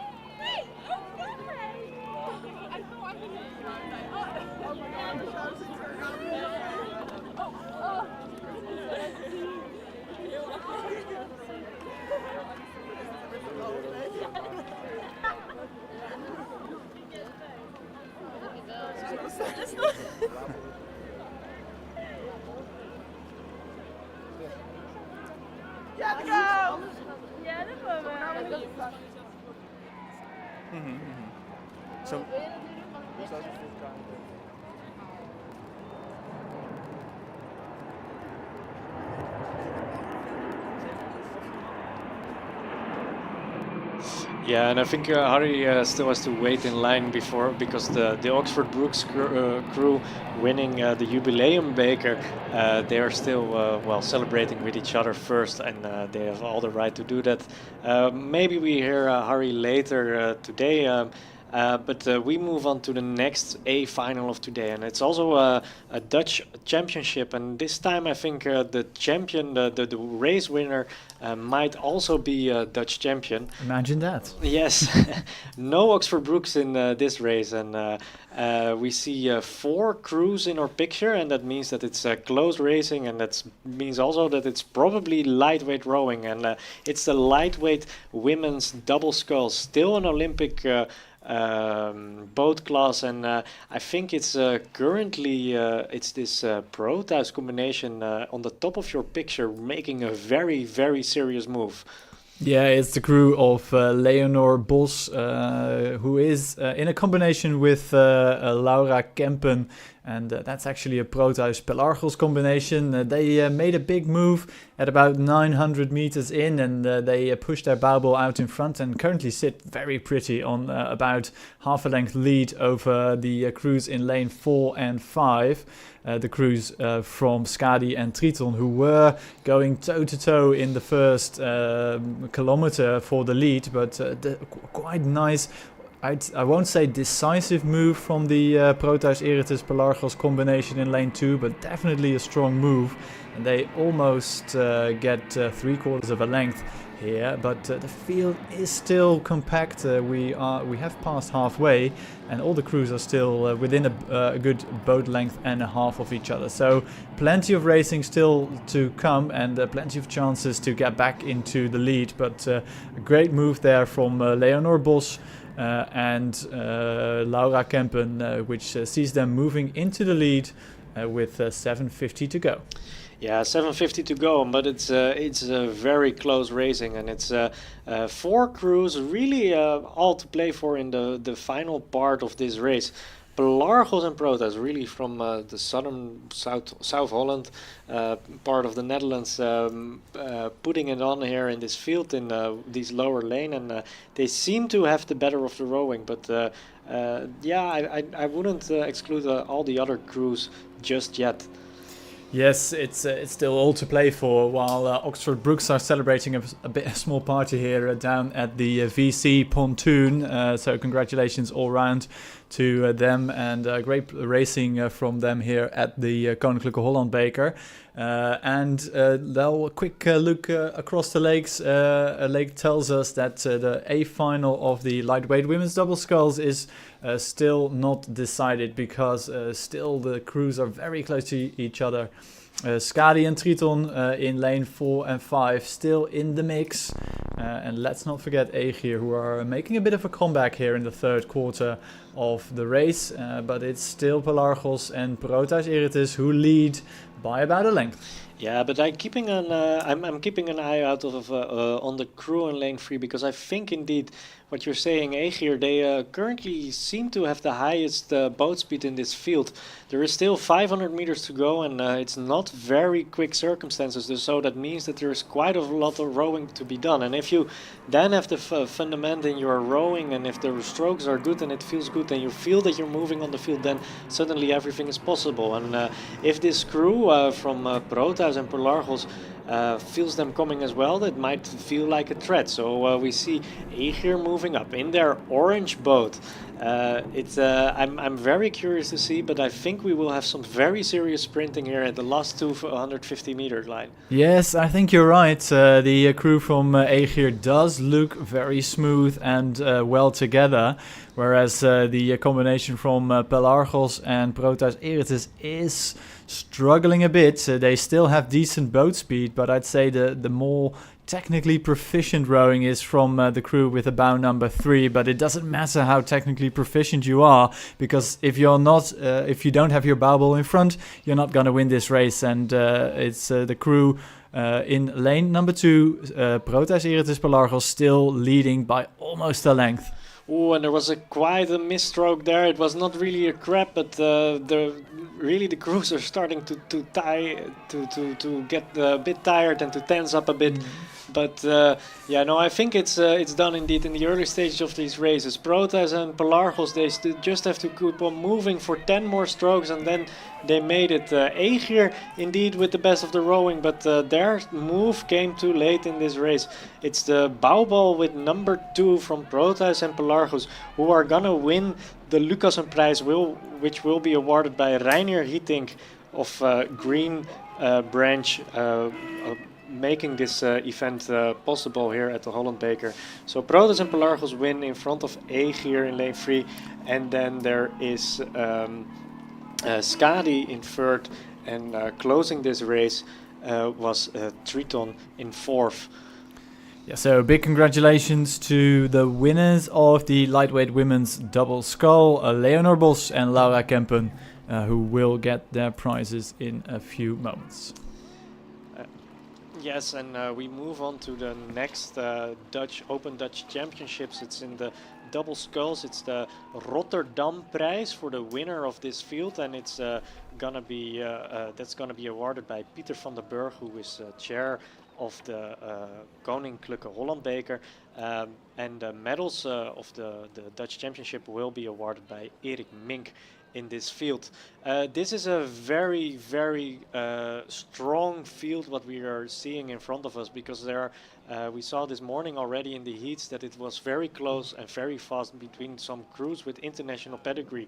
In lane 1 we have Great Britain 1 we have a Proteus-Eretes combination in lane 2. Belgium winning their a Belgium under 23 crew winning their heat this morning. They are in lane 3. We have Great Britain 2 in lane 4.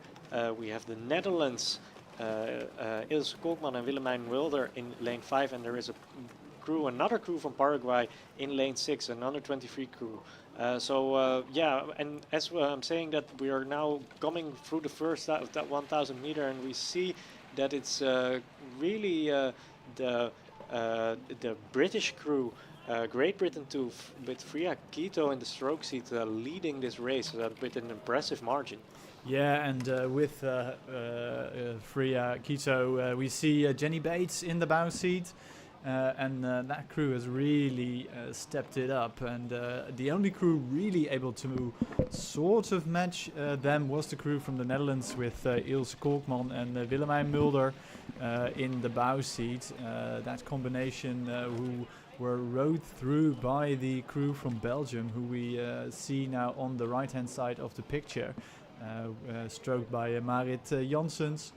And they have a very quick final 250 in their back pockets, but judging by the lead which has been opened up by Great Britain too, I think even that blistering pace will not be enough to catch the crew from Great Britain. The only crew really into a good position to make a claim for the win here, besides that crew from Great Britain, is the crew from the Netherlands, stroked by Ilse Kolkman. Yeah, Ilse Kolkman and Willemijn Mulder for sure. They are gonna be able to become Dutch champion here. But I also know that we also know. I think everybody knows that they won't be satisfied with just that, and they would really love to get that Rotterdam prize from Pieter van der Burg here at the Holland Beker. That being said, we also see that the lightweight women's double scull, Laura Kemp and Leonor Bos, now get their Lucassen prize from Reiner Heating of Green branch, and they will get their Dutch championship medals from the Commissaris Infrastructuur here. But we move on to the race because we see this British crew really struggling now in the dying stages of this race, and the Dutch crew is actually not that far behind with 3 seconds. No, it's still possible, but the crew from Great Britain really feeling the strain of that of the effort they put in the first 1,500 meters. They're really gulping for air and not finding enough oxygen to fuel their bodies. And they are still sitting on a pretty decent lead coming into the final 250 meters of the race, but the Dutch are charging on the far side. Will Great Britain have enough of a lead to maintain their position and to win here in the women's double scull? I think they are. It's just 200 meters to go, but Willemijn Mulder and Ilse Kolkman are really sprinting for it, going for it. And right behind the pillar from my commentary position, I'm looking across the water. I can see the Great Britain 1 crew also stepping it up, but that's an ocean of clear water separated from the first 2 crews. Now I guess it will be Great Britain too. It's no doubt about it. Freya Keto and Jenny Bates will take the win. Ilse Kolkman and Willemijn Mulder do get a bit closer every single stroke, but they're going to run out of water. They're going to run out of course. GB2 will take the win and get their prize, but the Netherlands, well represented by Ilse Kolkman and Willemijn Mulder, take home second place, and GB1 about to cross the line in third. Yeah, GB2, what a race, and we saw some sheer delight.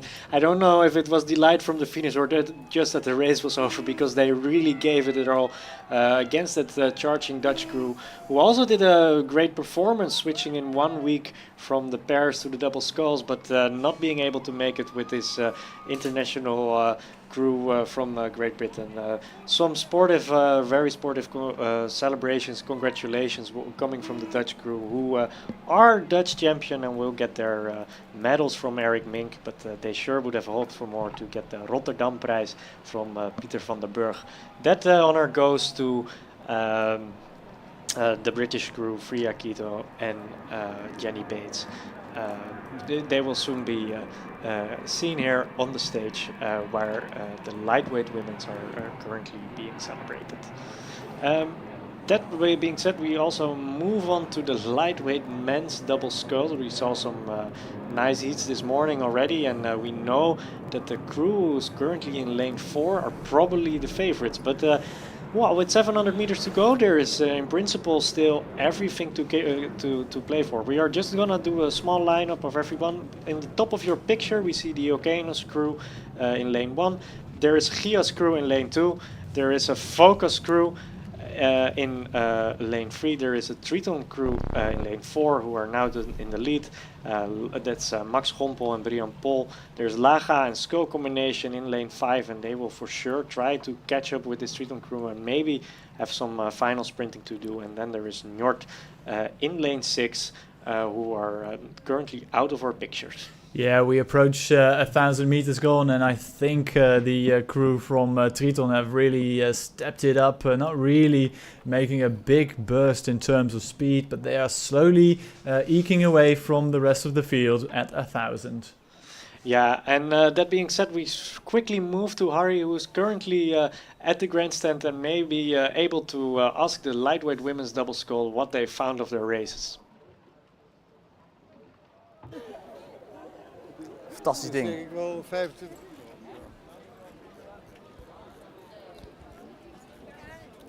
Ja. Mooi hè?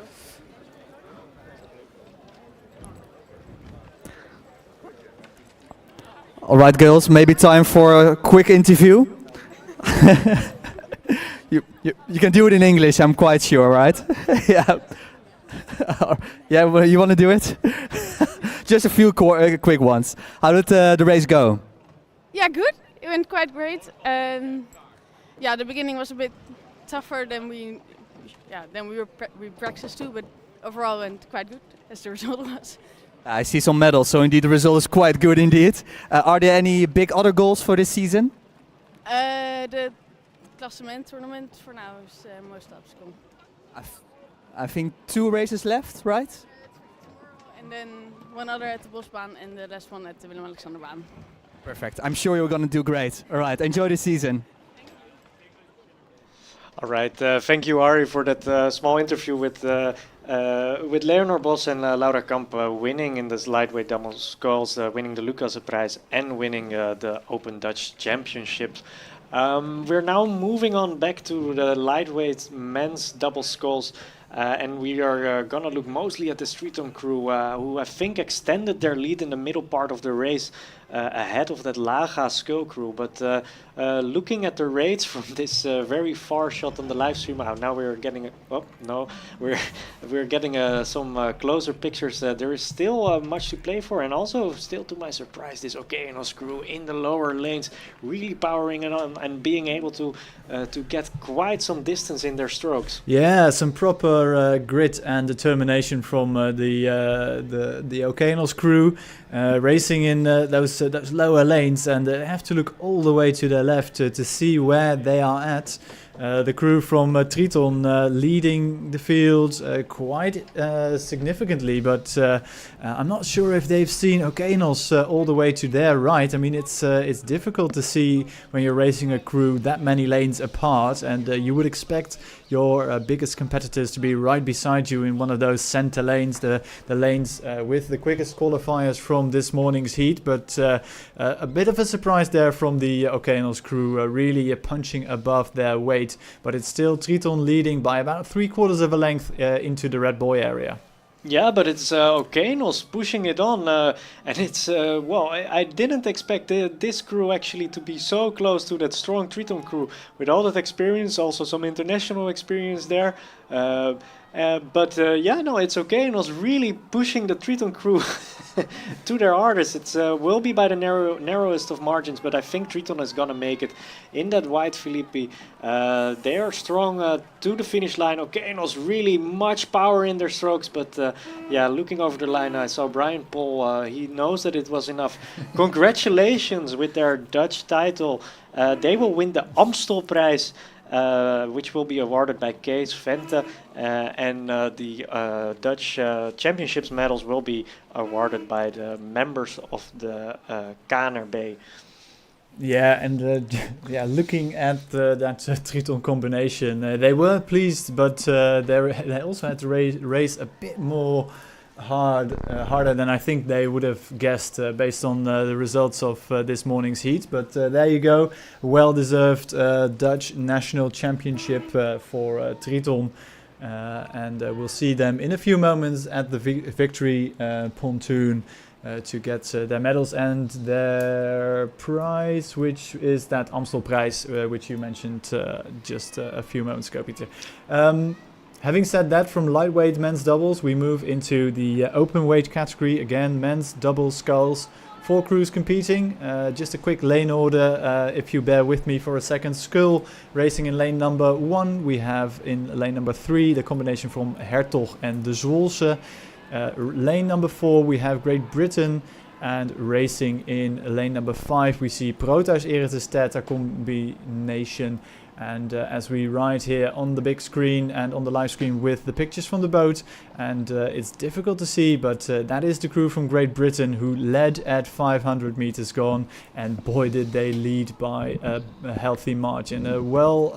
Good half seconds at 500, and I think they look very solid, and I think they are extending their lead every single stroke. But yeah, and despite our desperate efforts to turn up our volume, we are not able to do it. But the rowers in this race are certainly turning up their volume, and with every stroke, there is this Dutch crew really trying to siege the Dutch championships. We have to see what they can do against this British crew. They are for sure hanging on with the Great Britain crew from with James Kerr in the stroke sheet, and it's 2 powerful guys here, Vossen Meijs and Ole van Bohemen, now also in your picture, crossing the 1,000-meter mark, and I think they actually might have made it across this British crew. It's a bit of a surprise. I would expected that crew from GB, stroked by James Kerr, to lead out and keep extending that lead. But I think you're right, Peter. It is indeed the crew from Proteus-Eretes and D.S.R.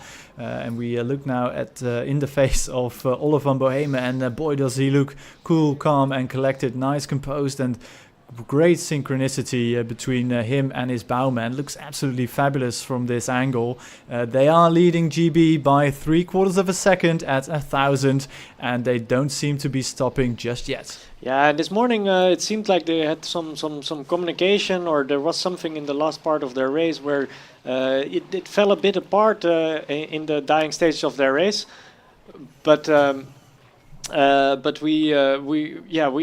couldn't. They couldn't really put it on there in the heat, but now for sure they are battling it out with the British. They are looking to get the double scull elite, which was formerly the Bosbaan prize here at the Holland Beker, but also this Dutch national championship, because I think the lead towards that the other Dutch crew scull is safe and secure for now. But we are gonna have this head-to-head race between Great Britain and then the Dutch crew of Vossen Meijs and Ole van Bohemen. Yes, as the camera rides now with the crew from Great Britain, and that crew is struggling a bit, I think, to keep pace with Vossen Meijs and Ole van Bohemen, who look so solid, big, heavy, massive strokes, one after the other from these 2 athletes from Proteus-Eretes and D.S.R, and they look to be rowing within themselves. And they've opened up almost 4 seconds of a lead. So impressive to see them really rowing through GB, and they don't seem to be stopping just yet. And I hope to see them race a bit of a sprint finish to see and show everybody here what they are capable of, because they really gelled together very well here in the final. Yeah, and they really extend their lead now. Maybe it was a move, maybe it was also a bit of a ballsy move in this that they went too early, but it doesn't look like that, because there's every stroke they're moving away from the British crew. But the British crew moved turned up their rate now and might be closing in, but I think it's too late, and they should have had the overlap if they would really make that sprint finish. Here in our pictures, becoming Dutch champion in the men's double scull. It's Olle van Bohemen from Theta and Vosse Meijzen from Proteus. They have more than a canvas of open water to the British crew, and I think it's been done and dusted. Yeah, I think you're right. We can see on the bottom of the picture the skull combination of Joost van der Sluis and Jelle Immeker going for that third position overall, but the win will go to the Proteus-Eretes Theta combination of Vosse Meijzen and Olle van Bohemen. They will become Dutch champion in this boat class, and they have done so in style. Clear water ahead of GB, who finished second. Skull finishes third.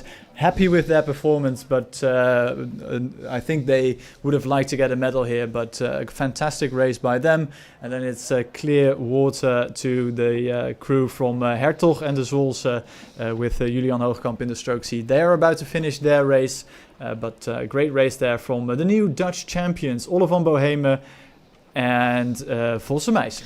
Yeah, and they are welcomed to go to the grandstand and get their prize, the Double Skull Elite Prize, which was formerly the Bosbaan Prize. It will be awarded by Thomas Moyet, who is currently part of the Holland Beker wedstrijdvereniging organizing the race today and tomorrow. In our picture we see that the crews for the B final of the young women double sculls are lining up. We will shortly come back to it because I think Harry is currently ready to have an interview with the lightweight men double sculls from Triton. Yes.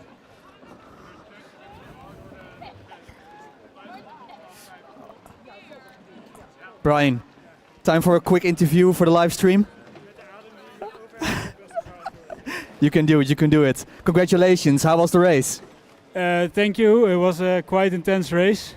I thought we were doing quite well through the race, and then I was looking to my right, and in the far lane suddenly a boat appeared. It was the Okeanos boat, right? Yes, the Okeanos boat. So then we had to pull a little harder, and then every stroke we took a bit. And finally at the finish it was enough, luckily. Nice. Well, you look quite exhausted, but well, luckily got 2 medals today. That maybe feels even better. Are there any other big goals for this season? Yeah, I'm a little short view kind of guy, so I'm looking by the week. So after this race, I'm going to find out what's next. All right, guys, take care. Congratulations. Yeah, great to hear from Brian Paul, of course, a famous face by now on the Bosbaan, and especially in lightweight men's rowing here in the Netherlands. Clearly delighted, but also like we were surprised to see this Okeanos crew being so close to them, and probably also that will be some motivation for this Okeanos crew to get to close this gap in the coming few years against Max Gompel and Brian Paul. But this year it was the Dutch Championship for the Triton double sculls in the lightweight men's double, and we will see what the short view of Brian Paul now couldn't tell us, but what are the future plans of these 2 men from Utrecht. That being said, we now move on indeed to this B final of the young women double sculls, and like with all B finals, all these crews would have liked to have a place in the I final, of course. They didn't make it, in particular this Amstel crew now already leading the pack, but we will sure do a short lineup such that you know which crews are in your picture. We see we saw the bowbell of in lane 1 of Viking and Rick, and now they are coming back into your picture. They are in the lowest lane. There are Spaarne Amstel in lane 2. In lane 3, moving out in the first 500 meters already, it's Amstel 2 with Stanne van Kamp in the stroke seat. There is the Hope where the bowwoman is now looking over her left shoulder in lane 4. It's Mathilda Munich in the stroke seat, and then there is Laak with Wouke Hania in the stroke seat in lane 5, and Rick with Mika Slothauber in lane 6. Yes, and this is the B final of that junior women's double sculls, which means these athletes are contesting places 7 to 12. The winner of this B final finishing 7th overall, and currently the crew best positioned for that 7th place overall is the combination from the Amstel with Anna Hint and Stanne van Kamp, and that double has opened up almost a full-length lead. I'd say they are about to break clear water. They've just passed 500 meters gone, and they are looking so impressive, long and strong, and they have a really nice boat speed coming from the end of the blades there. They are looking really well together, and perhaps a crew which should have been in the A final, but unfortunately because they finished outside the qualifying positions in their heats, they have to contend a repechage, but you can still put out a great performance here on the Bosbaan by winning the B final, and so far so good. As you can tell from the pictures, they have opened up almost 3/4 of a length of clear water, and the closest competitors is the crew from lane number 2. That is the combination from Viking and Rick, and they are battling it out for 2nd and 3rd with that crew. I think that was the crew from the Laak, but they have just slipped out of the picture here as the leading crews are approaching 1,000 meters, so we're almost at halfway. Yeah, we're almost at halfway, and it's really Stanne van Kamp from the Amstel together with her bowwoman, that's Anna Hint, moving away from the rest of the field, and they are making a statement. They're making clear, like, hey, this year we are not competing in the A final at the Holland Beker. We are not gonna do the race against the best junior women at this moment in the Netherlands, but we will come back, and you sure didn't hear the last of us yet. Crossing across the 1,000 meter mark, the field is opening up a bit, and I think from there it's now the Laak really moving. That crew with Wouke Hania in the stroke seat. Yes, really pushing on as we can hear the songs being sang by the club members of the winners of the men's double scull, Vossenmeijs and Olle van Bohemen. It is a cacophony of noise because we have, of course, 2 different club songs being sang simultaneously, so it's not really intelligible, but there you go. That's a lovely bit of Dutch rowing tradition. And right behind them we can see the new Dutch champions from Triton. I think I can see coach Koen van Eggenkamp there as well, being really happy for his athletes as they are getting a bit of a rest there after that hard-fought A final in the lightweight men's double sculls. Getting back into the action of racing, still it is the crew from Amstel with Stanne van Kamp in the stroke seat, leading by clear water over a very tightly packed pack of junior women's double sculls. Already past 12:50 for the leading crew. They look so nicely loose, well connected, and they get a great bit of speed in return for their efforts. It's several lengths of clear water, and they're just cruising at this stage.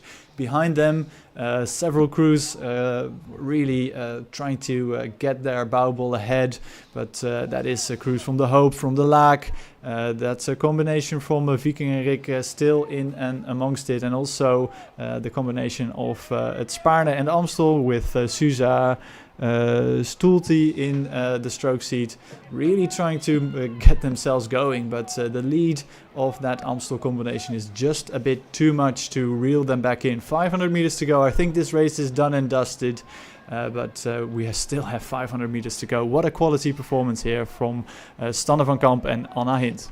Yeah, for sure, a quality performance, and it's a pity for them not to be in the A final. I think we can really conclude it from this race. Behind that, it's still everything to play for. I just saw that on the 1,000 meter mark, it was the Laak moving away, but as it stands now, it's another rower from the Amstel, and together with a rower from Spaarne here in the front of your picture, coming in second over the 1500 meter mark. But you see there is a bit of a difference with the fastest crew from the Amstel. It's a bit more labory, like you say. It's a bit more pulled in the upper bodies, but yeah, for sure. Also, they are young women, and they have still some time to grow in their rowing. The bottom of our picture, we also see this Viking rig combination. Actually, good technique, but there can be maybe a bit more oomph, a bit more leg drive towards this final part of the race. But yeah, it's been already the second day. It's already the second race of the day, of course. So yeah, also for them, they need 250 meters more to finish it good. But we look at the head of this race, this Amstel combination dominating the B final from start to finish. And I hope they can be delighted with the results they put out here this afternoon. Yeah, and perhaps we see them later this weekend in another field, another chance to get themselves into an A final and medal contention. You can see the strain of the effort. I mean, we're almost 8 minutes into racing, and it's the second race of the day, so you can really see the athletes tidying up a bit because the effort there, the lactic acid, is really burning into those muscles. They are almost there, though. The combination of Stanne van Kamp and Anna Hint, they will win the B final of the junior women's double sculls by Clearwater. Great race here by the crews right behind them. I think the crew from the Laak also with their bouwbel in front. No, not yet. I think that crew from Spaarne Amstel just taking second place out of the hands of the Laak, and in one of the center lanes we have the crew from Spaarne Amstel crossing the line, and here the final crew to cross the line, that will be the Viking rig combination just about to cross the line. Yes, and from the B final we move on to the A final, who are already long cross the 1000 meter mark, and yeah, we see that it's Teuntje Mollet with Noorderwit with these well distinguished Dutch flag on their blades to the right of this crew. Actually, they're just in the zoom. They moved out of our picture. They are in the lead. The crew which is now in our picture, they are in second. Now moving away. And that's the crew from Rijnland. And that's the crew from Rijnland. They are also in the A final. In total, there are 6 crews in this A final, but like we said, it's the Hunse Spaarne combination on your right of your picture right now, who are in the lead. And Teuntje Mollet earlier this year won actually with Brun Schwarz, her clubmate, the national championships in this young women's under 19 double sculls championship. But now it's she's rowing with Noorderwit, who is still an under 17 rower. And yeah, there is some competition coming from the Hunse D.S.R combination. Strong rowers there as well, and I think it's for sure not done and dusted. No, yeah, you would almost scribble down the names of Teuntje Mollet and Noorderwit on your victory sheet there, but that could be just a bit early, because the combination from the Hunse and the Assen Roeiclub, Emma van Doren and Helena Brandt, is really close to that leading crew with the Dutch national blades. So close even that it gets me up and on the edge of my seat, because this is going to be a very special final 250 meters. I think Teuntje Mollet and Noorderwit really need to step it up to make sure that they get and keep their bouwbel ahead of that combination from the northern regions of the Netherlands. A small look from Emma van Doren to her left to see where the leading double scull in this A final is positioned. I think she is telling her stroke woman to up the rate. She really needs to go sprinting now if they want to keep their medal hopes alive. Yeah, they really need to go right now. But I think it's Teuntje Mollet and Noorderwit who've just done enough, considering the bow, looking at the bouwbels, looking at the boys. It's the number 4 on their boat, which is leading the field. They they've responded well to all the challenges from that Hunza-Asser combination, and good job for them. Good job for Teuntje Moulet, who will get another prize in her very young but successful rowing career, and also for Noor de Wit as an under 17 women winning in an under 19 field of the Holland Beker. But it's Hunza-Asser Rowing Club putting all the effort they have, really putting up the rate, but in the end the verdict is slightly more than half a boat length for Teuntje Moulet, and Noor de Wit will be able to get the Bergsma Beker from Gijs Max soon at the grandstand. Yeah, and the third there is the crew from lane number 2, so that's the Ligue Francophone d'Aviron, taking third overall, and a small shout out to Rijnland, Juliette Goodall and Eva Herman from Rijnland, who take fourth overall, and on the far side it is the crew from the Amstel, struck by Britt Potman, and the who finish fifth and sixth overall is that combination from Tromp and De Leijten, who round and off and complete the field. And with that being said, we go from the junior women's double sculls to the junior men's pair, the A final. Yeah, from Goodall Juliet to Goodall pairs, we see that there is this Hope crew currently leading. They have very long strokes. It looks a bit tense and it looks a bit heavy, but it's working out for them. They are now almost in a lead with 5 seconds on the rest of the field, and that's serious. But that being said, we know it's a small boat type, and we know that most of these rowers don't have that much experience in sweep rowing in the pair. So we don't know what's gonna happen, of course, in the second part of this race. Currently it's the Maas in second, and maybe they can make a move, maybe they can charge, but as it seems now, it is really the lower lanes, this crew with bow number 2 moving out on the rest of the field. Yeah, I think you're right. It's the first crew from the Hope from Amsterdam who are looking long and strong. They look a bit more laboured, to be honest, than they did a few hundred meters ago, but they are sitting pretty on a decent margin. It's over a length of clear water in their advantage. They are followed by the crew from the Maas, struck by Simon ten Kate, in second position, and right beside them that's the combination crew of the Alkmaarse and the Zwolse, with Wessel Immeker in the stroke seat there. They're in third position, and then it's an ocean of clear water, it seems, judging by the pictures to the rest of the field. We can see on the far side, on the big screen, we can see the crews from Rick and Hertog. They are out of contention for a medal here, and that crew from the Hope 1 with Kales de Wit in the stroke seat and his Lapo Hirschhofer in the bows. They look really smooth out in front. They are showing a bit of strain, to be honest, coming into the final 500 meters, but they have positioned themselves really well for a medal here. Yeah, there's for sure some strain, and it will for sure not be easy to be in that boat right now. Looking also on the expression on their faces. Beautiful shot here from the rowers from the Hope, and they're giving it their all, but they also know that there are Holland Beker prizes here for grabs at the finish line, so they are gonna give it their all. It's their home waters, they train here a lot, and they know that they have some home crowd with them who will be cheering them on. They are, I think in a very commanding lead, but not sure at all.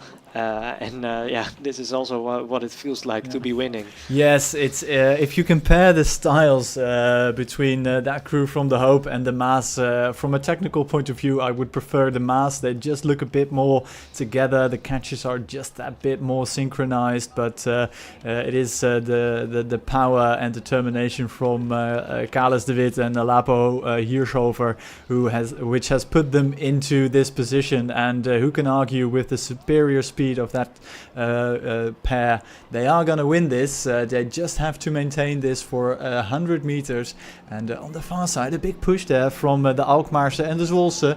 So it's the race for second and third also hotting up in the final stages of the race. Yeah, but it's the Hope crew, and despite all the strain and despite all the effort, they express on their faces. They have kept their strokes long, and they even managed to get up the rate here in the final stage of the race, giving the audience here a beautiful sprint to the line, looking at the line now together, both of them looking out of the boat and then cheering.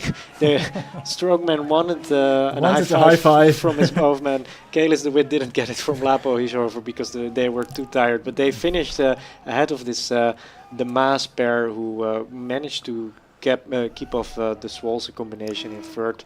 Hertog finishing fourth, Rick finishing in fifth, and it's the other Hope crew who will be happy for their club mates who are finishing in sixth. Yeah, a fantastic race by all these junior crews, and yeah, what a fantastic race by Kalis de Wit and Lapo Hijhover.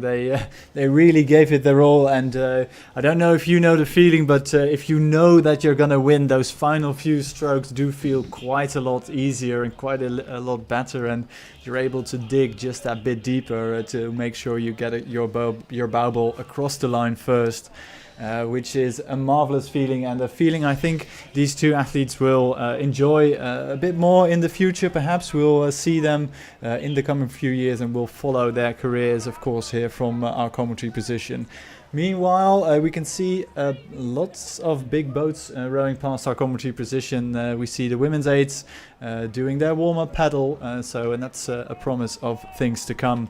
But having said that, we move to one of the more special fields here. We have a two-boat race here on the water. We have the PR1 men's single sculls, a straight A final, two athletes who have some history together, I gather.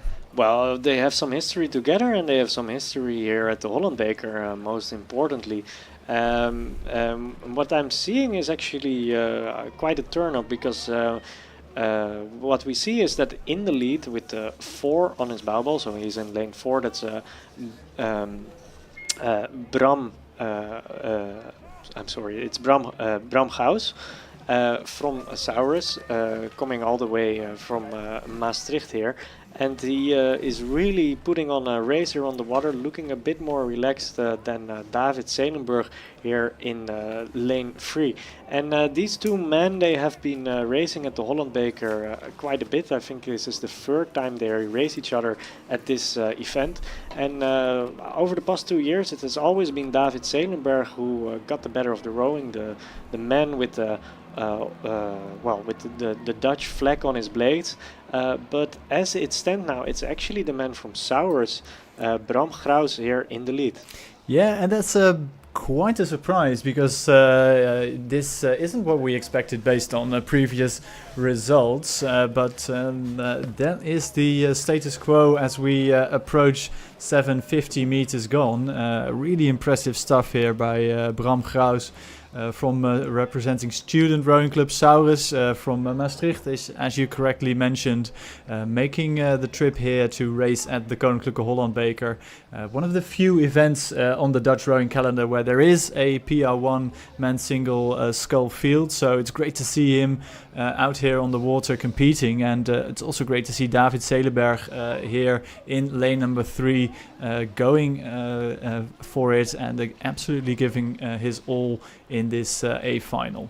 Yeah, and it's a very, very tight battle developing as for now as we can see it, because I think David Zelenburg is actually moving back in the race with respect to Bram Graus. But Bram Graus has been developing over the years, and he's been training a lot, because the gap used to be, I think 2 years or 3 years ago, it was still about 1.5 minutes, and now these athletes are really really tight and locked in this battle together.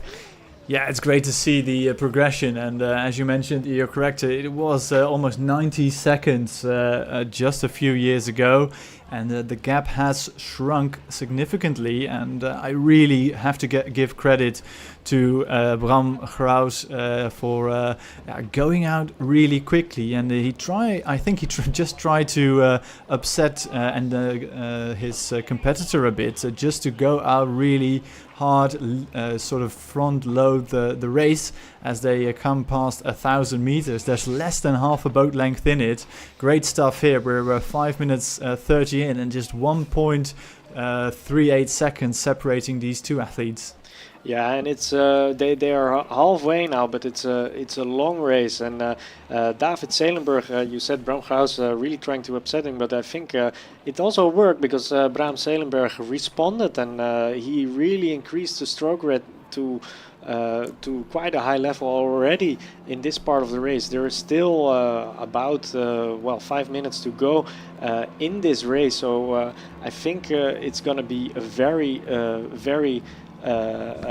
tight to see what they can do. Bram Graus upsetting the race with his early lead and really putting it on here and making it a battle of stamina, I would say. Yeah, I think you're right. And with a two-boat race, of course it is a physical exercise, but it's also a mental battle with your opponent, especially in the single scull. You don't have any teammates who can motivate you and who can support you through your race. You really have to do it all by yourself, which makes racing in the single, whether it is a PR1 single or the men's single or the lightweight single, doesn't matter. It takes a bit of a mental edge as well. Where in the crew boats you have a bit of an easier time. I at least always found it easier to race with teammates rather than just being by myself in the single. But these two athletes really going stroke for stroke, and I don't really see one of these athletes really gaining the definitive upper hand here in the third quarter of this race. I think they've just passed or are about to pass 12:50, and it's basically level, so it's really close, and I'm really enjoying this because these athletes have seen each other here at the Holland Beker several times, and it's always a surprise to see which of the two has gained the upper hand in the last 12 months. Yeah, and there is lots of training to be done lots of training done by both of these men. We see Bram Graus, there's now also a bit more movement in his head. That means that he is also really tiring up and maybe paying for that quick start at the early stages of this race. And David Zelenberg now conceding his lead, and I think he is actually lengthening now his strokes a bit. He had a bit of a push in the middle stage of this race where the stroke rate was really high, but now he's lengthening his stroke, and I think he might just be able to move away and make a decisive move on Bram Graus here. Yes, I think you're perfectly right there, Peter. It was almost level pegging at the third quarter, but we've now come into the final 500.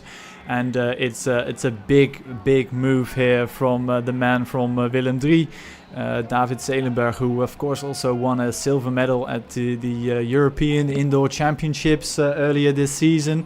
So we know he has plenty of power throughout this race. And he is really moving away though, but credit where credit is due. Bram Graus from Saurus trying to keep his bow ball connected with the stern of David Zelenberg. Yeah, and he's really pushing David Zelenberg to his maximum, because I think Bram Graus now again pushed up the rate a bit. I see his boat is moving with every stroke, and he has been able to keep his catch and lengthen up.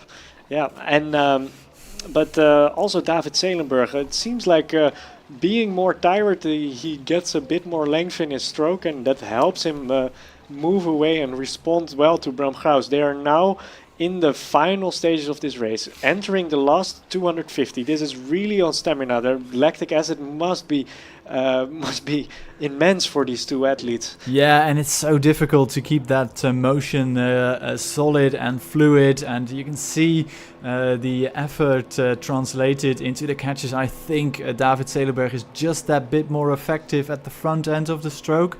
He buries his blades just a bit more effectively at the front end, and he just levers his boat past that point just a bit more effectively. Although I think the margin isn't that big given the historical results of these two athletes. No, and it's I'm very happy to see that the margin is so small and that they will be so close also coming in the next year. Bram Graus will for sure be motivated with the result, and also that he managed to lead David Zelenberg, and they really have to keep on going, especially David Zelenberg, because you see that the stroke length is shortening up a bit, and if he stops too early, then Bernd Graus might be able to take it, pushing David Zelenberg to the line. But I think David Zelenberg is gonna make it. Yeah, I think he's done enough. It's just 50 meters to go now. He's looking to his left and right, David Zelenberg from Willem III.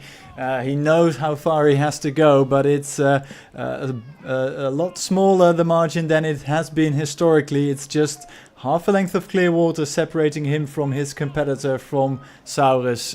It is a great race, and he crosses the line now. David Zelenberg takes the win here ahead of Bram Graus from Saurus, and I think both can be pleased with this result. Yeah, great racing here in the single sculls. We're moving now from the single sculls to the junior men quadruple sculls, and we saw already in the heats this morning that this is a highly contested field. It's junior men's under 17, if I'm not mistaken.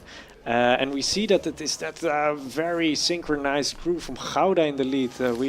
They won their heat this morning, but we also know that there were some crabs and there were some very, very ugly strokes in the middle part there. But yeah.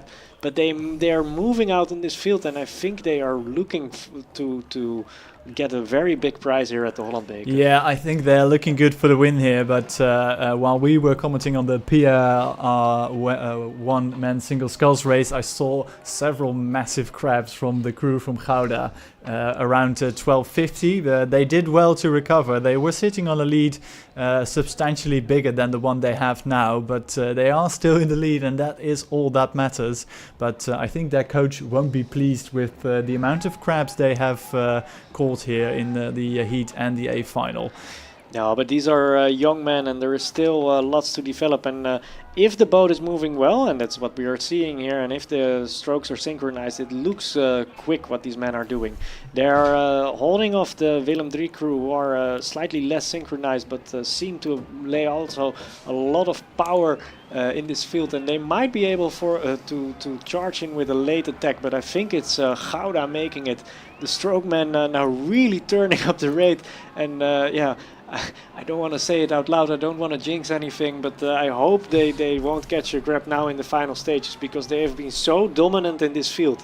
No, I think they've got all the focus they need with just 5-6 strokes to go. I think the line comes in time for the guys from Gouda. Willem III a close second, just over a length behind them, will finish second overall, with the crew from Leiden, from Die Leite, finishing third overall.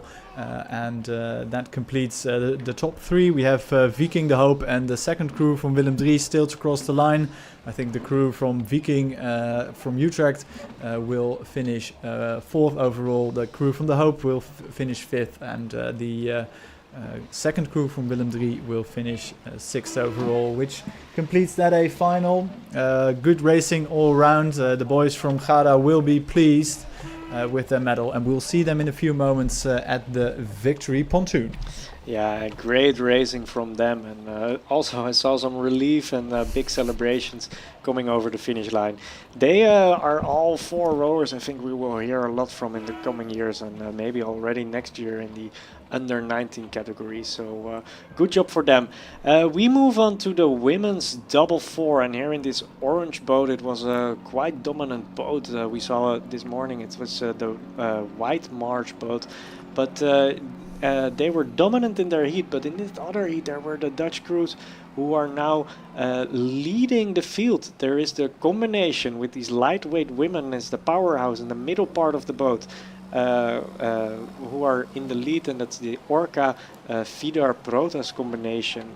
But it's everything to race for, because I think it's that Skadi crew trailing them with the narrowest of margins. Yeah, it's quite close at the front of the field. That Vidar combination crew leading the race, or at least they did so at 1,000. We'll have a quick look at these crews. Treintje van der Pijl being really quick out of the blocks and leading her crew into this second half of the race. The crew from the USA the White Marsh Boat Club somewhere, not in the picture here, but they are really in the mix here, currently sitting in third as we ride with that White Marsh Boat Club crew here, and it is a very nicely put together crew. I think they borrowed a boat from the Dutch squad, if I'm not mistaken, with the orange deck. They could have at least, and they are looking solid in third position, with the crew from Skadi currently in second position, right behind the leading crew from Orca, Proteus and Vidar. Yeah, White Marsh is a club coming all the way from the USA. I think coming here to race in Europe, and they have been coming to the Holland Beker quite a bit, quite some times. But here it seems like they are not going to win it, because it's this Orca Vidar Proteus combination coming first through the 1500 meter line. They will have to keep off any final sprints from Skadi. That might be that this club crew from Skadi has something together, that they are easier able to turn up the rates in this final part of the race, but I don't see it happening, to be honest. Yeah, Skadi was dominant in their heat, but the pace of that combination crew with Vera Versteeg, Alex Soepit, Lisa Keurentjes and the stroke woman Treintje van der Pijl, the pace is just a bit too much for the crew from Rotterdam, and the Black Sheep rowing kit from White Marsh Boat Club, which I really enjoy, to be honest, still sitting in third. We look to the rest of the field. Fourth position was for the crew from Gias. Fifth was the Orca Azepos Njord combination, and Orca Focus in lane number 6 was trailing the field. You can just about see them on the right hand side of the picture here, but racing with the bow number 2, it is the Orca Vidar Proteus-Eretes combination. You can see them right here on the screen. They look so nicely together. Such an easy style of rowing, and I think they've opened up a bit more of a lead over Skadi. Yeah, and it's really a surprise, because they were beaten by the White Marsh crew earlier this morning in their heat. But they were leading at 500 meters mark in the heat, and that we should have taken that as a sign, and also White Marsh should have taken that as a sign that this crew with the lightweight women and the Orca women is a very strong crew, and it looks good until the finish line today. White Marsh might overtake Skadi for second place, but that comes too late. It's the Orca Proteus Vidar combination winning in the women's women's quadruple sculls. Yeah, so well done. Hats off to you. A great race, a well-timed race, and perhaps because it is a combination crew, they just had to get a bit more experience under their belt as a combination to make sure they got everything just perfect for the A final.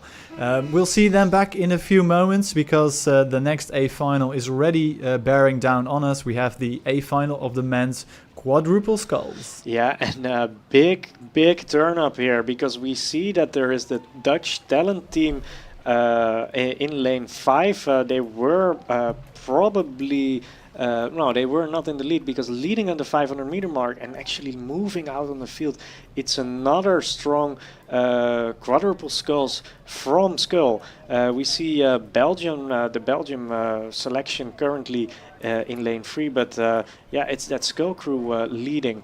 Furthermore, in this race, we have in lane 3 we have Triton, we have in lane 4 we have Neerhuis, currently in 4th position, and then in 6th position in lane 1 there is Njord.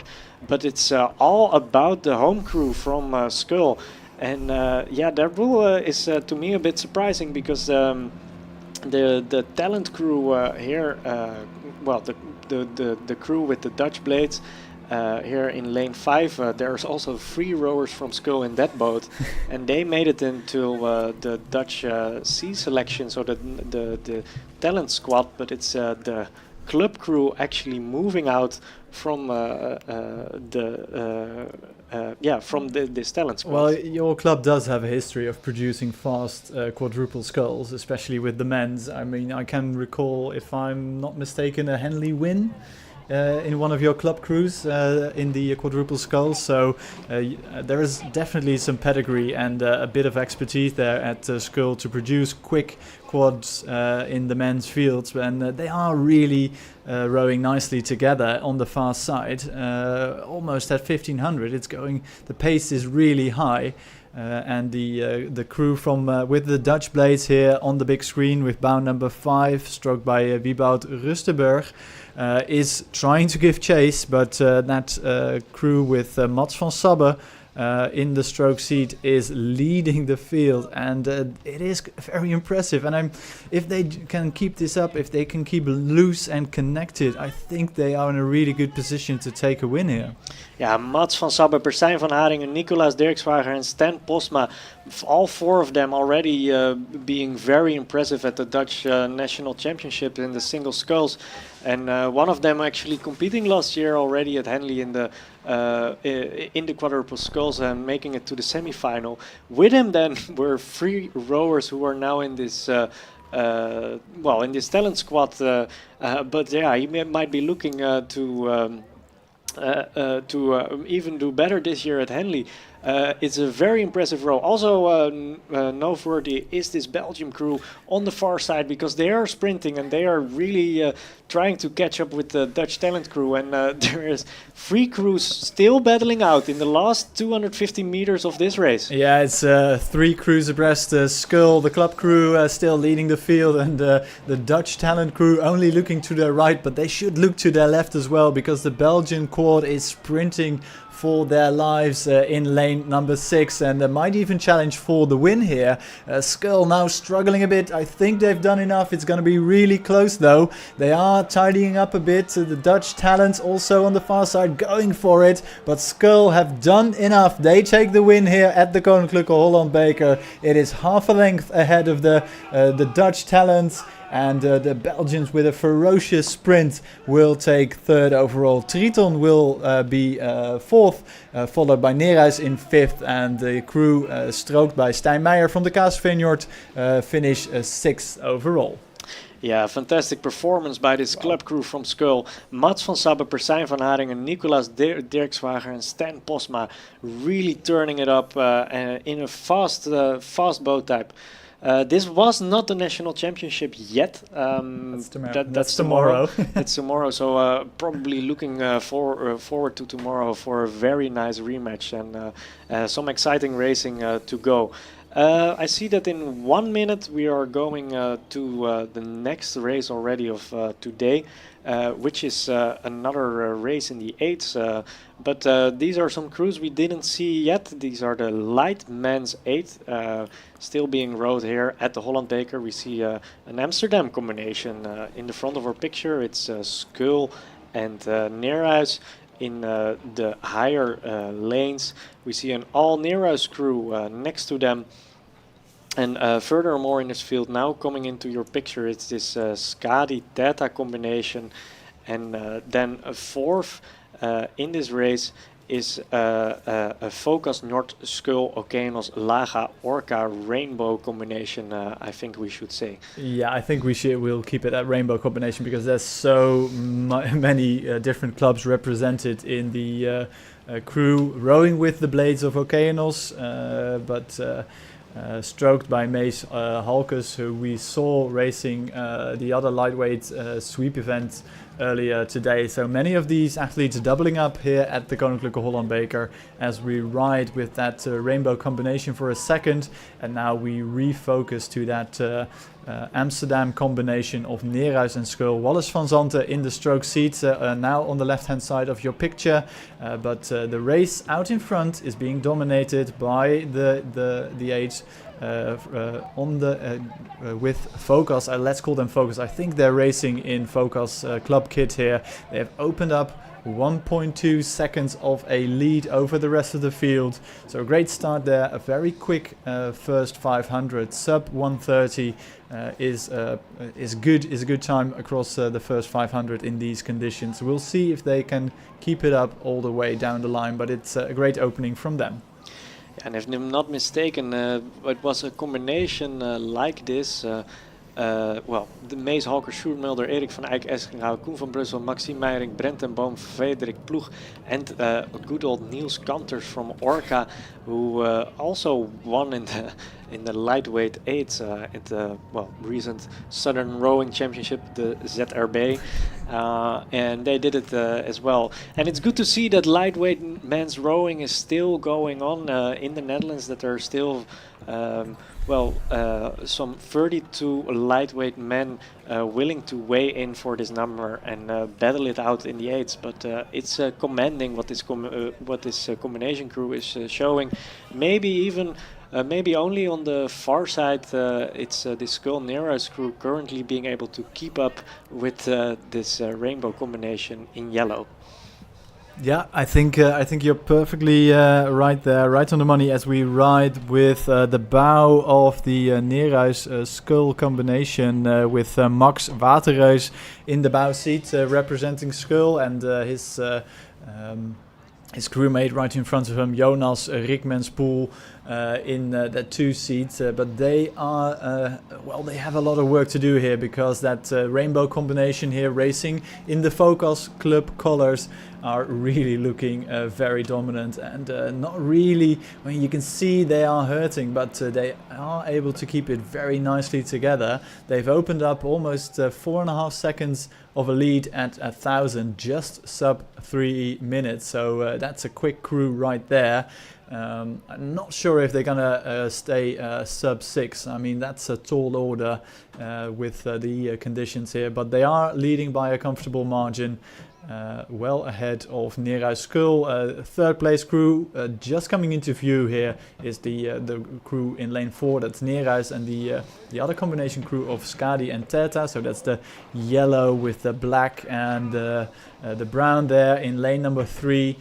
Right about the center of your picture here, currently in 4th position. So the race out in front is being dominated by the crew with the Focus colors here, and they approach 1500, which means we have a little over 3 minutes, 1 minute 30 still left to race.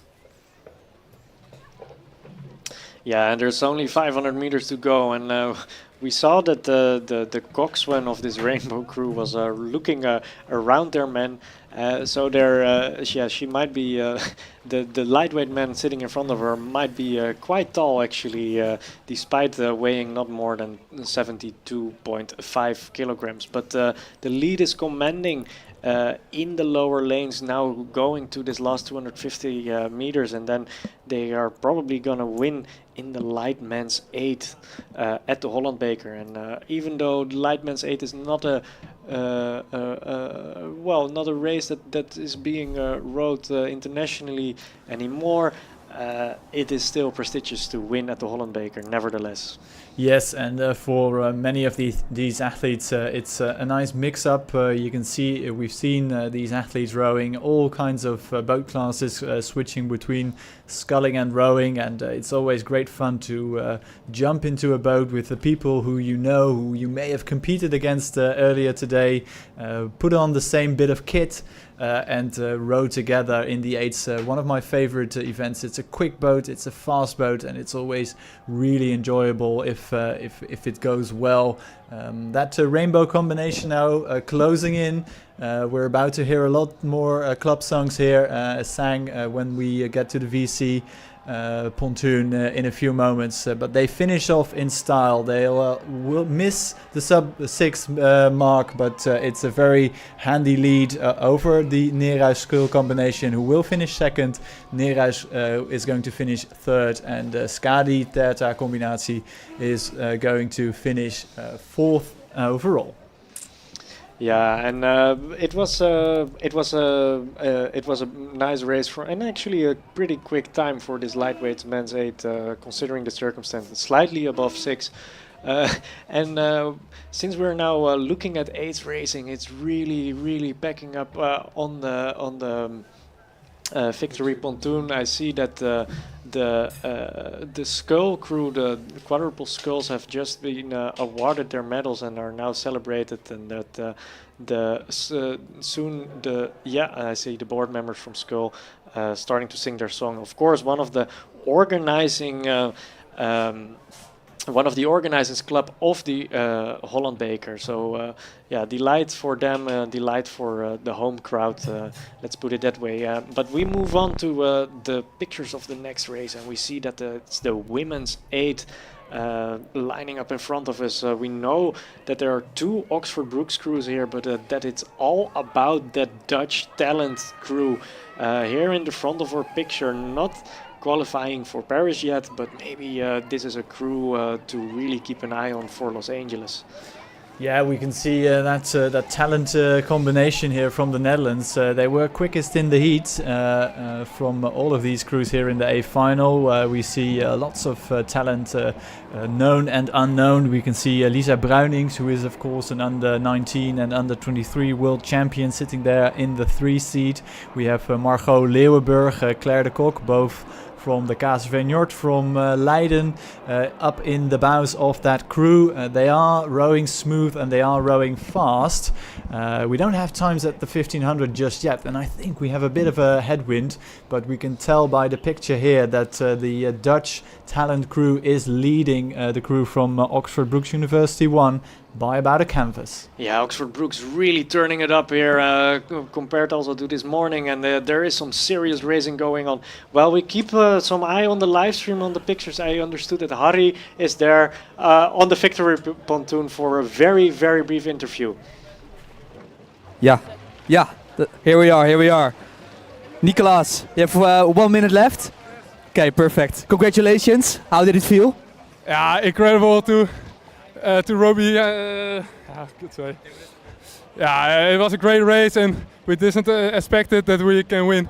So yeah, we try our best. And the last 1,000 meters I was totally quiet to focus on the race, and we feel that we can win. So yeah, just full of focus and yeah, till the finish, and then we win. Yeah, it's incredible.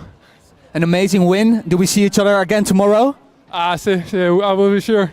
We will race again, and yeah, we now we wait. Now we know that we can win. So yeah, we'll do it tomorrow again. All right, lekker gasten. See you tomorrow. A great interview there with one of the winners here at the Koninklijke Holland Beker as we get ourselves back into the action. And the action is happening out on the water with the A final of the women's 8. We can still see that Dutch crew here. We see the impassive face of Lynn van Aanholt in the stroke seat. She is well supported there by Maartje Dame in the 7th seat, setting the rhythm for that crew.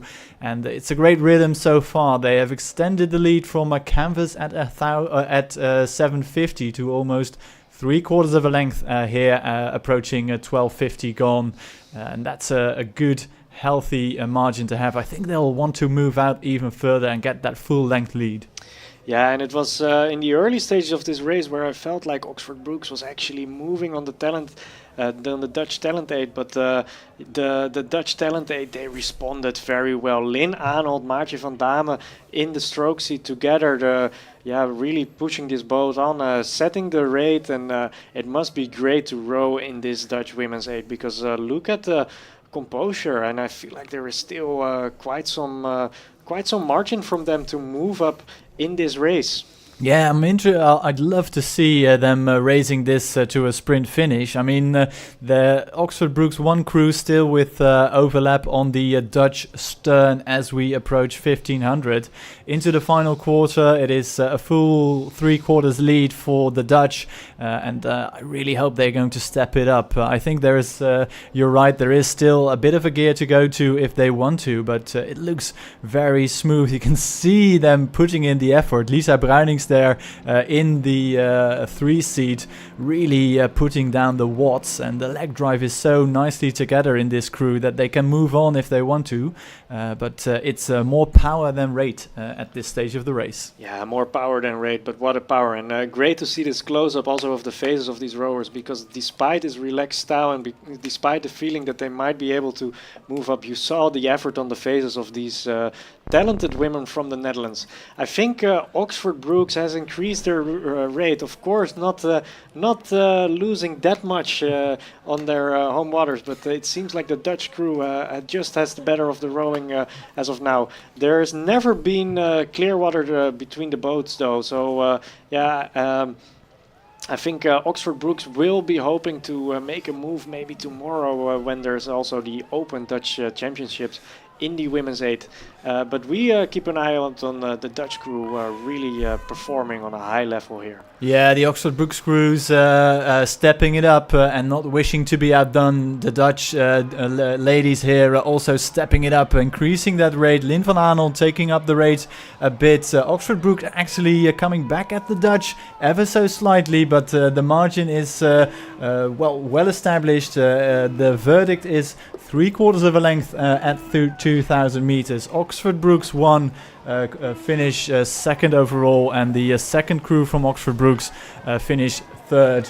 Right behind them is the crew from Eegir, who take fourth overall. Skull Euros finish fifth, and the Neerhuis crew finish sixth overall. Yeah, and with the women's 8 concluded, that means that we're moving to the men's 8. Es ist Achterzeit. Yes, and it's the last last final for now, because after this we will move on to the rapid chases of the Holland Beker and the ladies trophy.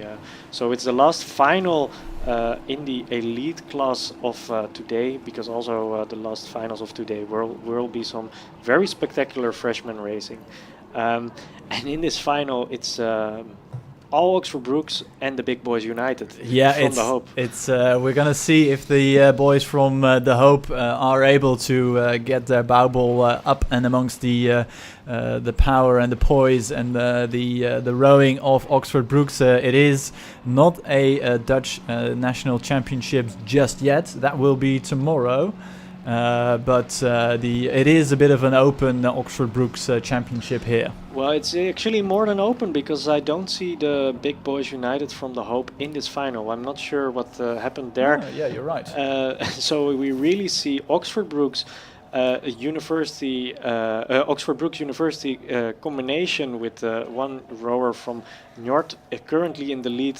Furthermore, it's Oxford Brookes University 2 currently in second, Oxford Brookes University 3 in third, Oxford Brookes University 5 are in fifth, and Oxford Brookes University 3 are in fourth. I hope.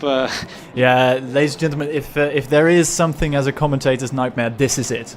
It's very difficult to keep these crews apart. What we do know is that the crew in lane 4, which I think we are riding with at the moment, no, we're not racing with them at the moment. It is actually the Oxford Brookes 1 crew who we have on our big screen here. They are currently in third, pushing on second, but the crew with Njord on board are actually racing, they have their bow ball right out in front, and plenty of footplate calls here, I think, from all the Oxford Brookes coxes, because all these crews really hammering along already at 1500.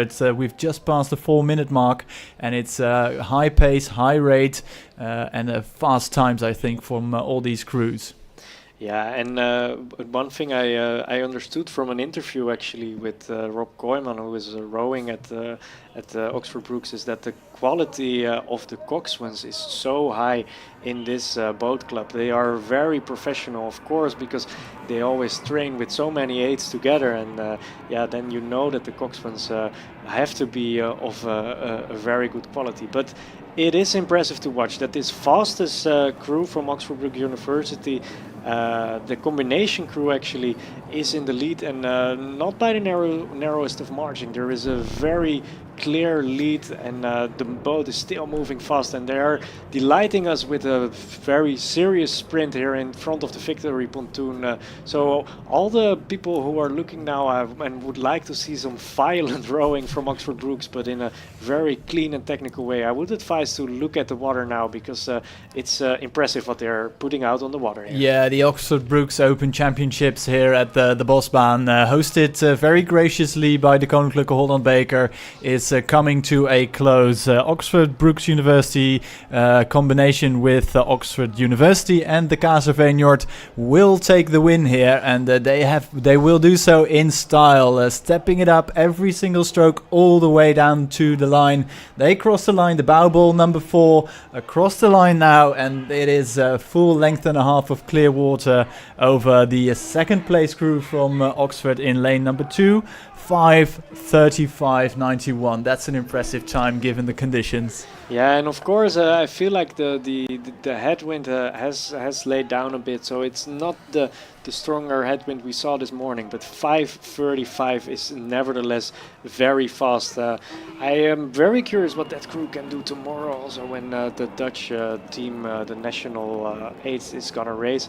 That will be excited for tomorrow, but impressive racing and impressive what these Oxford Brookes crews are bringing here to the Bosbaan in Amsterdam. Yeah, compliments all around. Great racing, and I think all but one of the Oxford Brookes crews are sub 6 minute finishes. So Oxford University 5 just outside the 6 minute time. So with that, we depart from the bigger boats for a while. We'll be back in, I'll have a look at the sheets. We'll be back with you with the rapid charges of the Ladies Trophy and the Holland Beker and that will happen at 5 p.m. And when those two rapid charges have finished, we'll move right back into the action with the A finals of the freshmen's fields, and that promises to be a very exciting block of A finals. So we'll be back with you in about 24 minutes with the rapid charges of the Ladies Trophy. Yes, we for sure thank all the organizing rowing clubs, and we thank the sponsors who made this Holland Beker this year possible. It's Nezek, Hogesteger, Veldhuis, Alcomex, The Green Branch, Bios Groep, Gemeente Amsterdam, Topsport Amsterdam, Merel, KNRB, Concept 2 and GIG. They are also in your picture of the live stream, so for sure thanks to all our sponsors for making this event possible. We will back with some spectacular racing in the rapid charges of the main boat types, main fields of this event later today at 5 p.m.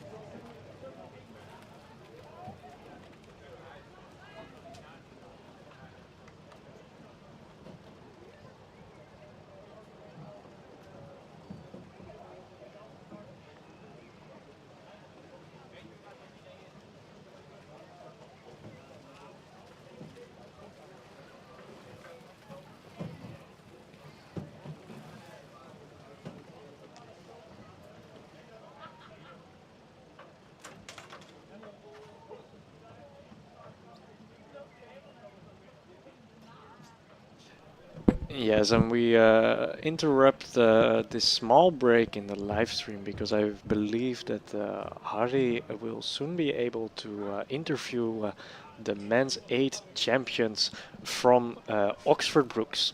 Yes, yes. Coxswain of the Oxford Brookes, can I ask you a quick question? Yeah. Well, first of all, congrats, of course. How did the race feel? Yeah, it was a great race out there. Tricky conditions, but really good race. Yeah. And why were there tricky conditions? Because of the wind, or? Yeah, the wind was really difficult, swirling around from tail to head, back to tail. But yeah, the boys dealt with it amazingly, and the rest of the Brookes crews did brilliant as well. It's a great result all round. Yeah, everybody's looking around the Brookes crew like, oh, who are those boys from England? And I think back again tomorrow, right? Yeah, another day tomorrow, so hopefully you get a couple more people entered and come along. We'll see what we do. Hopefully we meet again in 24 hours. All right, good luck, man. Yeah, it's great to hear that interview with Tom Bryce, the coxswain from Oxford Brookes, and also great to hear the commentary of coxswain. Clearly, also because for us from the live stream and from our commentary position, the Bosbaan doesn't look that hard, but in these big fast boats, of course, it's much more difficult than it seems with the windy conditions and the wind coming from everywhere here at the Lake Bosbaan. So good to hear from this experienced coxswain, and I'm happy that Oxford Brookes is delighted with their result, because it's impressive what they have been putting out on the water today, and we're very excited to also see them race tomorrow.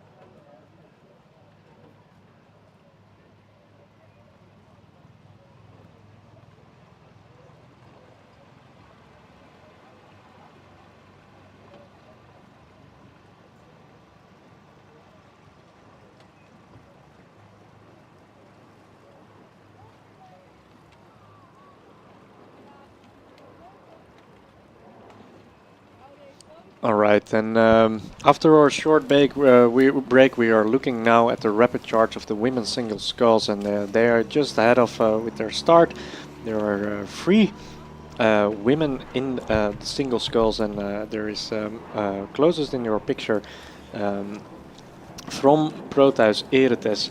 It's Martine Kamminga in lane 5. In lane 4, it's Nika Vos in the with the Dutch flag on her blades. And then in lane 2, it's Sydney de Ruiter from Njord. So 3 talented women from the Netherlands in this ladies trophy in the rapid charge.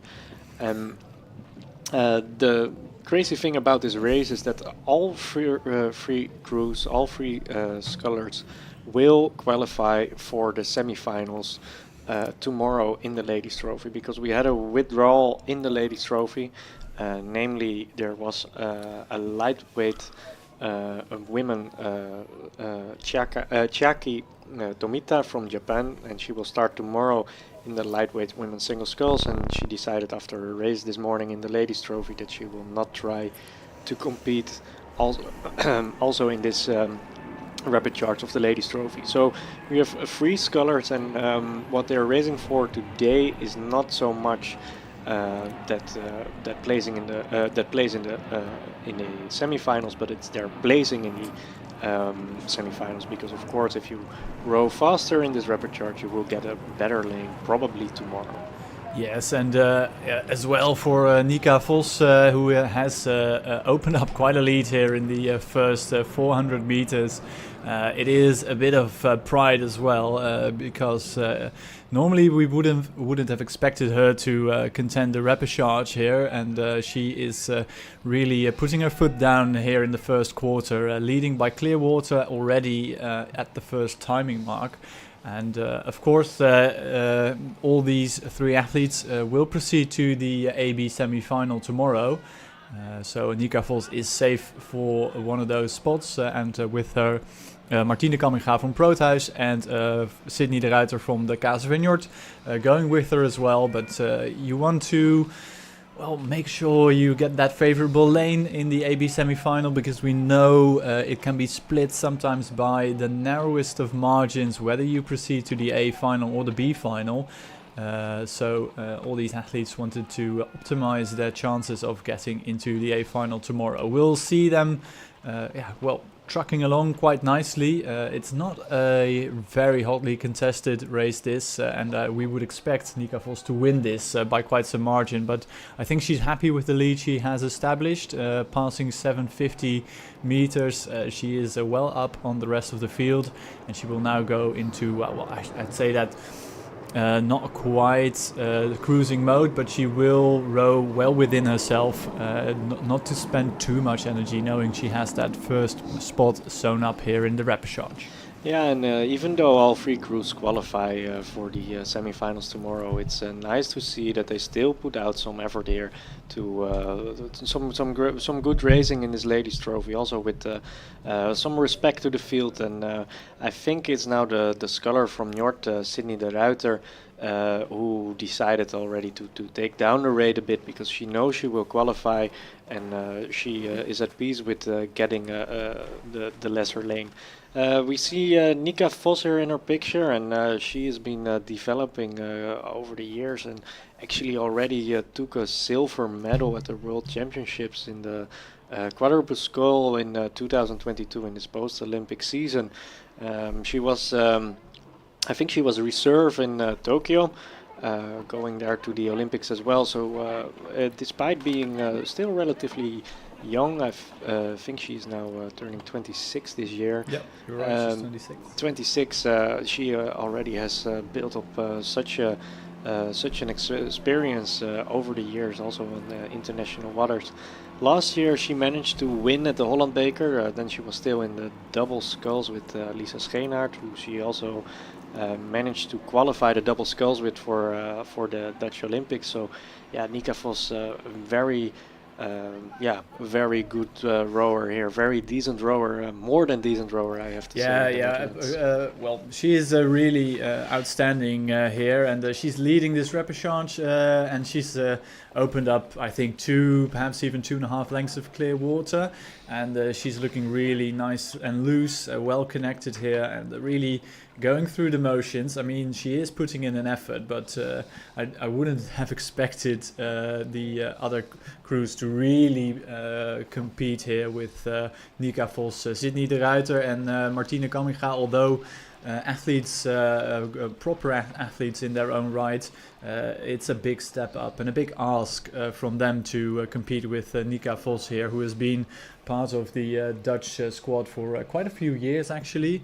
Last year, as you mentioned, she was here in a double. Now she's racing here in the ladies trophy, and she's really she looks very sharp at the front end of the stroke, and almost pushing on 6 minutes into this race. We are coming up to the 1500 meter mark, and she just relishing these conditions, and she'll know she'll be in a good position for tomorrow's AB semi-final. Yeah, and the rowing still looks good, and even though there is quite a big lead, you already mentioned that Sydney de Ruiter and Martine Kamminga are very good Dutch rowers in their own right. I think Martine Kamminga, she's a lightweight rower, finished third at the national championships in the single sculls. And Sydney de Ruiter, being heavyweights, finished fifth in the national championship. So very good national rowers, and looking to make a step up in the coming few years towards this national teams, where Nika Vos is currently. But there is still a gap, and Nika Vos securing that good lane, being very concentrated, I have to say, in her facial expression, just finishing out this race, also making up a bit for what happened this morning where she didn't qualify, and she will go at least with a better feeling than this morning to the semi-finals tomorrow. Yeah, sure, and I think she's mixing it up this year. She rode the women's Cox's 4 at the European Championships in Sziget in Hungary this season, and now switching back to the single scull. She's well and truly into the Red Bull area, just sewing up the win here in the repechage. She's looking really comfortable. It's basically, if you would compare the images we see now with the images we had at 500, nothing much has changed in terms of technique, in terms of rhythm and power. It's just a very nice, steady performance here from Nika Vos, and she'll take the win. Sydney de Ruiter, closest to us in the commentary position from the Kaasvrij Noord. A few seconds back, 5 seconds perhaps, and Martine Kamminga on the far side or from Proteus-Eretes actually pushing on a bit. I thought she got dropped in the third quarter of this race, but she's managed to keep a bit of contact with the leading two crews. All three of them will, of course, proceed to the AB semi-final tomorrow, but Nika Vos will cross the line first and puts herself in prime position for the AB semi-finals tomorrow. Sydney de Ruiter, again, crossing the line in second, and Martine Kamminga crossing the line now in third. So all three crews cross the line, And that concludes the wrap of the ladies' trophy. And also the umpire, we saw the white flag there, so all good and in order. Yeah, all set to go tomorrow to a very highly contested semi-final in this ladies' trophy. I think it was a fluent race from Nika Vos, and she will look tomorrow to gear up a bit. But good race from all three Dutch scholars. Yeah, and with that, we take a mini break here because the repechage of the Holland Beker is due to depart in 3.5 minutes. So we'll get back to you in a few moments.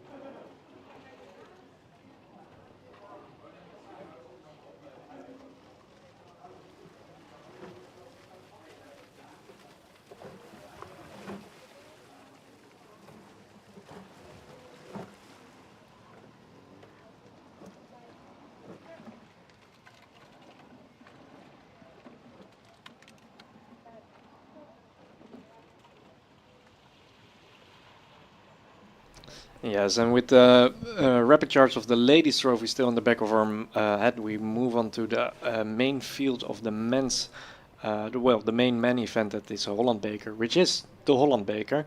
And we see 6 crews lining up for us in this rapid charge. Now off with a good start, except for maybe the man in lane number 5, Samuel de Groot. We have 6 contenders, so the first 3 will qualify for the AB semi-final, and the rest will go to the C final, directly to the C final tomorrow. I'm gonna do a short lineup on the left of your picture. So in the lower lane, lane 1, we have Theta Jelle Tekens. Then in lane 2 from Norway we have Oscar Martinius Gjerland. Then we have his fellow countryman Nicolai Enstad Haraldset. In lane 4 we have the former lightweight Maxime den Bogert. Lane 5 Samuel de Groot from Willem III. And in lane 6 we have Bojan Ruford from C Club Zug from Switzerland. Yep, and that is the full lineup, and you can see if you're following the live stream or watching it from the bank on the big screen here, you can see we have 5 athletes in this picture. The only one missing is Samuel de Groot from Willem III. He dropped off the pack quite early in the race, a bit sluggish out of the start, and in this repechage of the Holland Beker you can't afford a single missed stroke, and the rest of the crew is really motoring along. We can see a very big push now from the athlete in lane number 3. It is the sculler from Norway, Nikolai Haraldseth, who really takes out about half a length over the rest of the field, including countryman. Ooh, a little bit of a crab there by Oscar Marius Gerland, but it's not a boat stopper. He's still trucking along. Which is good news for him, but right beside him, Jelle Tekens from Teta is almost level now with the sculler from Norway. Those 3 crews look very well set through the first timing mark, with the Dutch sculler from Dudok van Heel, Maxime den Boogaard, the former lightweight, also up and amongst it. But look at the bows of the number 6 sculler, Bojan Royfurth from Switzerland. He's almost level with the Norwegian sculler in lane 3. Yeah, and the Swiss scholar, it was a bit surprising for me, to be honest, to be fair, to see him here in this rapid charge, because he raced in the single scull last year at the under 23 World Championships, and even managed to get there into the A final, which is of course a very impressive, consider the quality of that field usually. And also the Norwegian scullers, they came here last year and they managed to get in the B and C final, so for sure they are looking now to secure a spot in the semi-finals. And I think the free, let's say the international crews are managing to do that, but it's hard to say who will get the first and spot and probably the best lane of these crews tomorrow. Yes, and with 1, 2 and 3 progressing to the AB semi-final, it's looking good for the scullers from Norway. Of course, back in 2021 they raced in the under 23 men's double scull at the World Championships. They got into the C final and finished 5th in that C final. Now they're here in the single scull. They're very evenly matched, I must say. Currently the man with the bow number 2, that's Oscar Gerland, just having the better over his fellow countryman Nikolai Haraldseth. But keep an eye out on lane number 6, because Bojan Royfurth is actually in the lead. Yeah, Bojan Royfurth, and but he is in the lead, but it's a very small margin, and I think it's again now with a push and an attack from the Norwegian man in lane number 2, who is just about to overtake them. You really see that these 3 scullers, even though being tightly matched, that they are still quite controlled and don't want to move out too much. But while I'm saying that, I see that the push of the man in lane number 2 is really paying off right now. It's the man from I have to say it properly, from Orsmund, who is moving out. That's Oscar Martinez Gerland with the blades of Rick in Amsterdam, I think. Really moving out in this field, and I think he made his move and can be secure now, because now he can see all the other crews ahead of him. Yes, it's an enormous push, or at least he gets great speed from his push.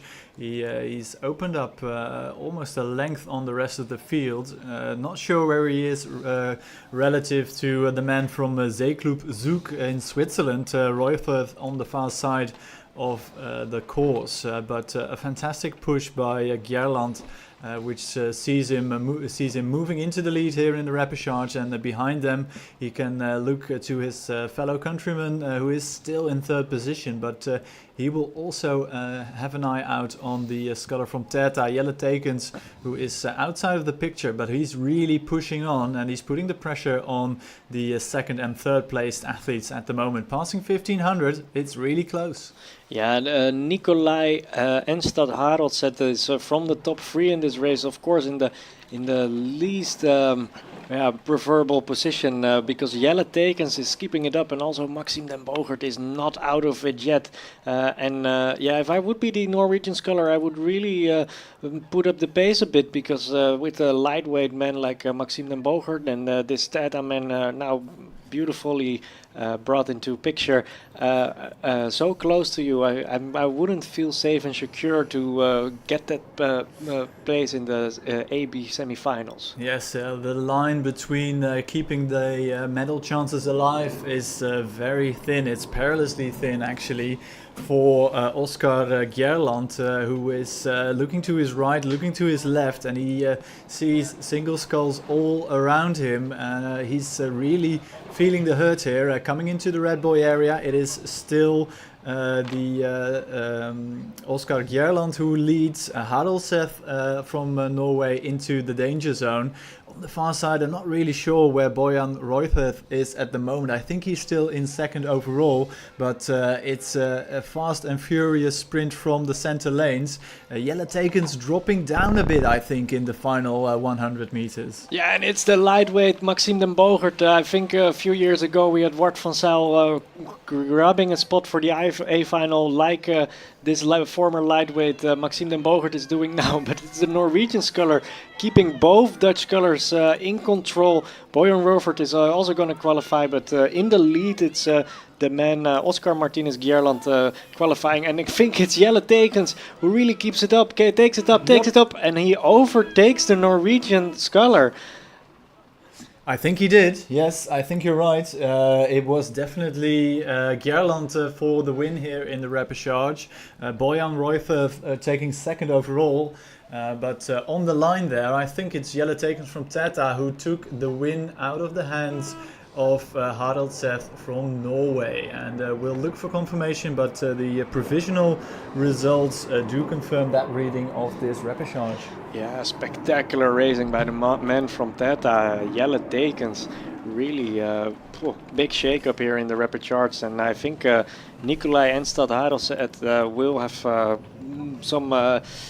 he will look back on this race with very much mixed feelings and maybe wanting to take up his early, maybe to extend his early lead a bit longer. But good racing from the man from Eindhoven, Jelle Tekens, also Club Tata with quite some tradition in single sculling over the past few years. Yeah, so to just to round this up real quick, to the AB semi-final is the sculler from Ormsund Rowclub, Oscar Martinez Gjerland.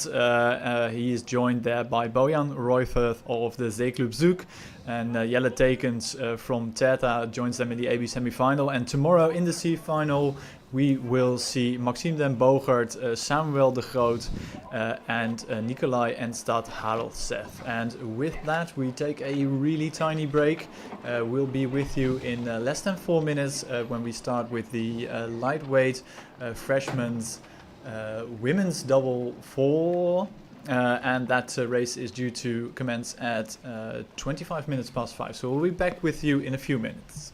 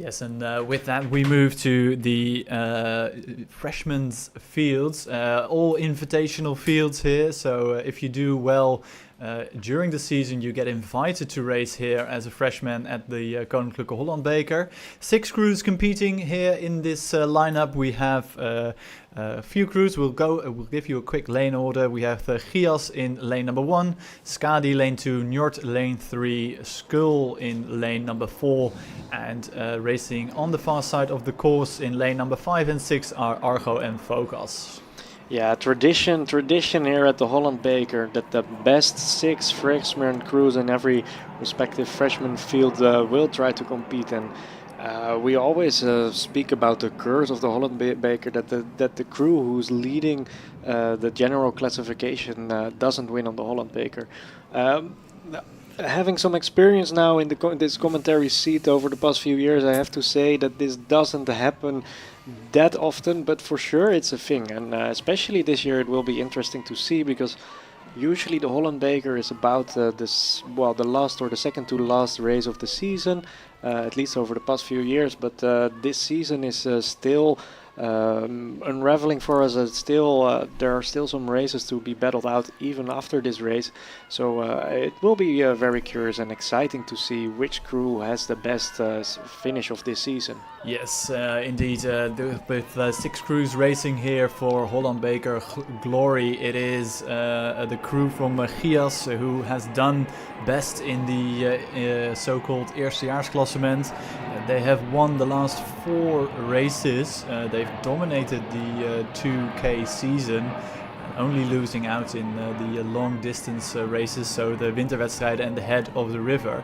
But they have done really, really well, and they won at the Z.R, the Zuidelijke Roeibond Championships just a few days ago, and we would expect them to lead this field because they have been really dominant. But right beside them we see the crew from Skadi, which is 5th in the overall standings, but they have gotten themselves a very handy lead of a full length at 500.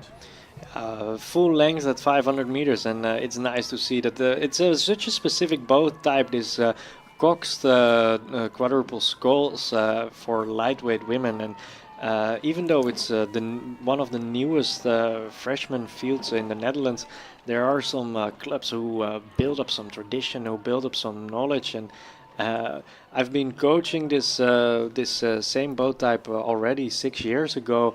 When I was already back then there were crews from Skadi and crews from Gias who were also being very strong in this field, and we now see that Gias with a typical type of stroke from the north. Well, we see that the freshmen from Skull need to do a very urgent toilet break right before their race.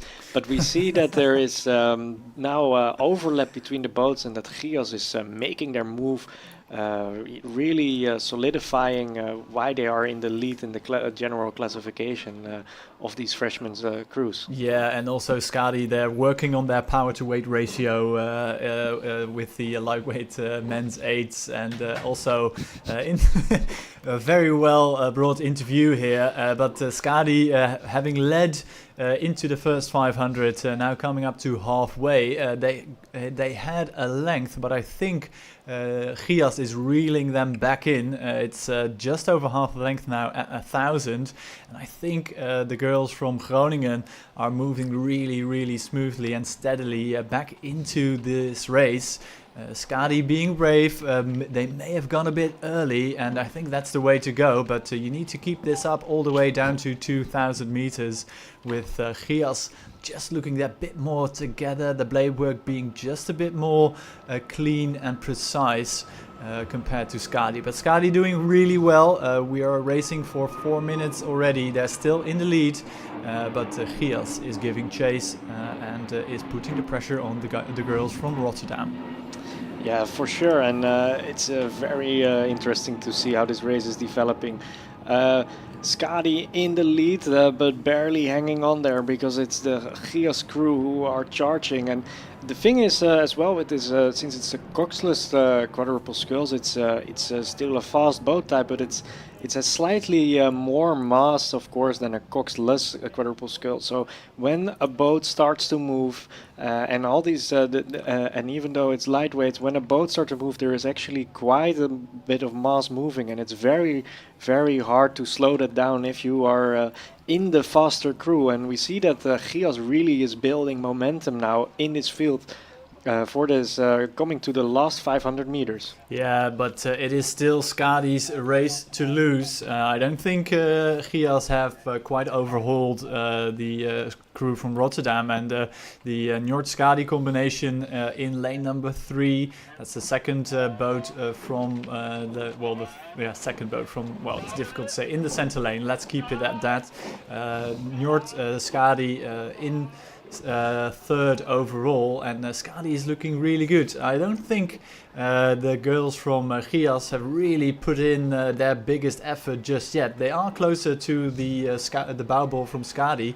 The difference is just 1.3 seconds, with Njord trailing the leading crew by 5.25 seconds. That's the 1, 2, 3. Argo in 4th, Focus in 5th, and Skull in lane number 4.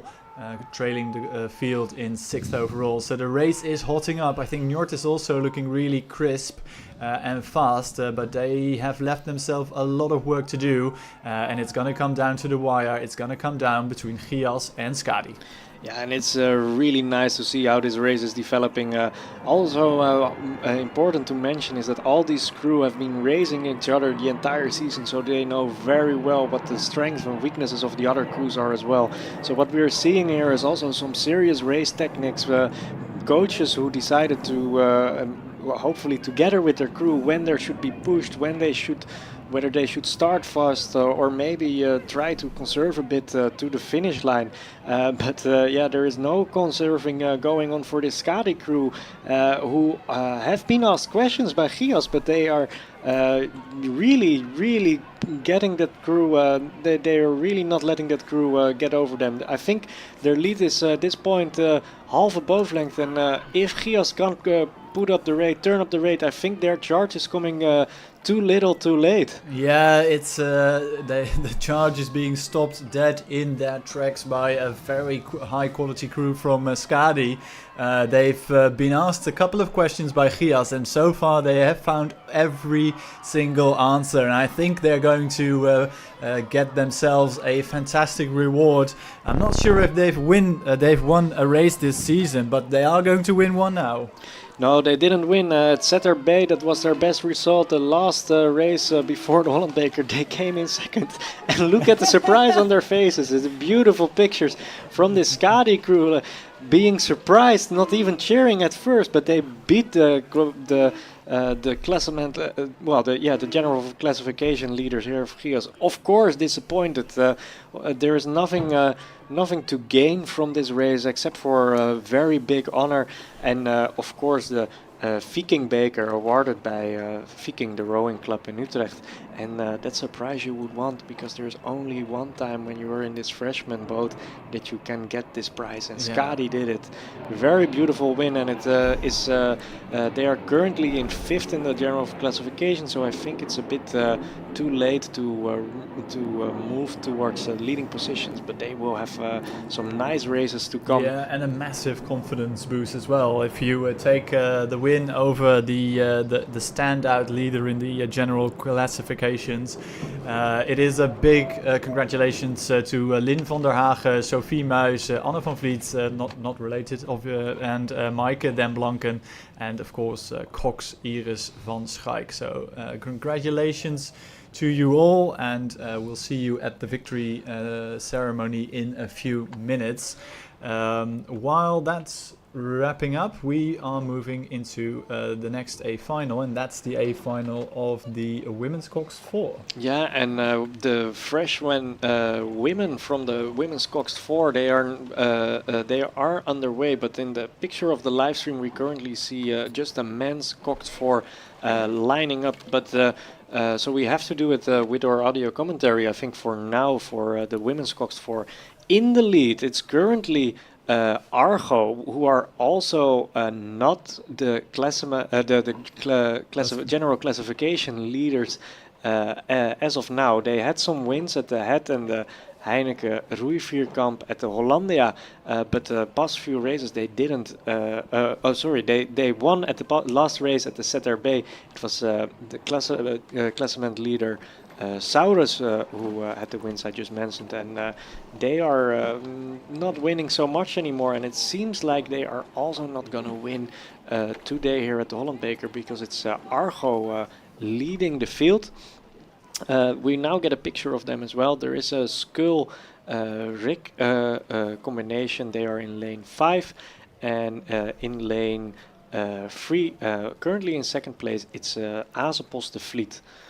Yeah, and it is that crew right smack down in the center of the picture here. It is the crew from Argo, stroked by Annemiek Dijk, and she is joined by Jet Vermulst, Jasmijn Katrijn, Anna van Doorn, and coxswain Eline Duister. Fantastic surname if you ask me. They are leading this field by a decent margin.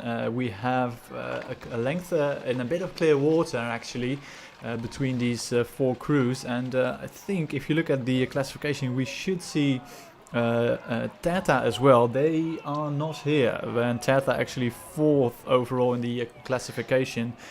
But current leaders from Argo, they are riding a high because they won at the ZRB, and they might win here as well. Yeah, they sure have momentum, but it's a very nice field. All 5 crews who are in the classification won a race this season.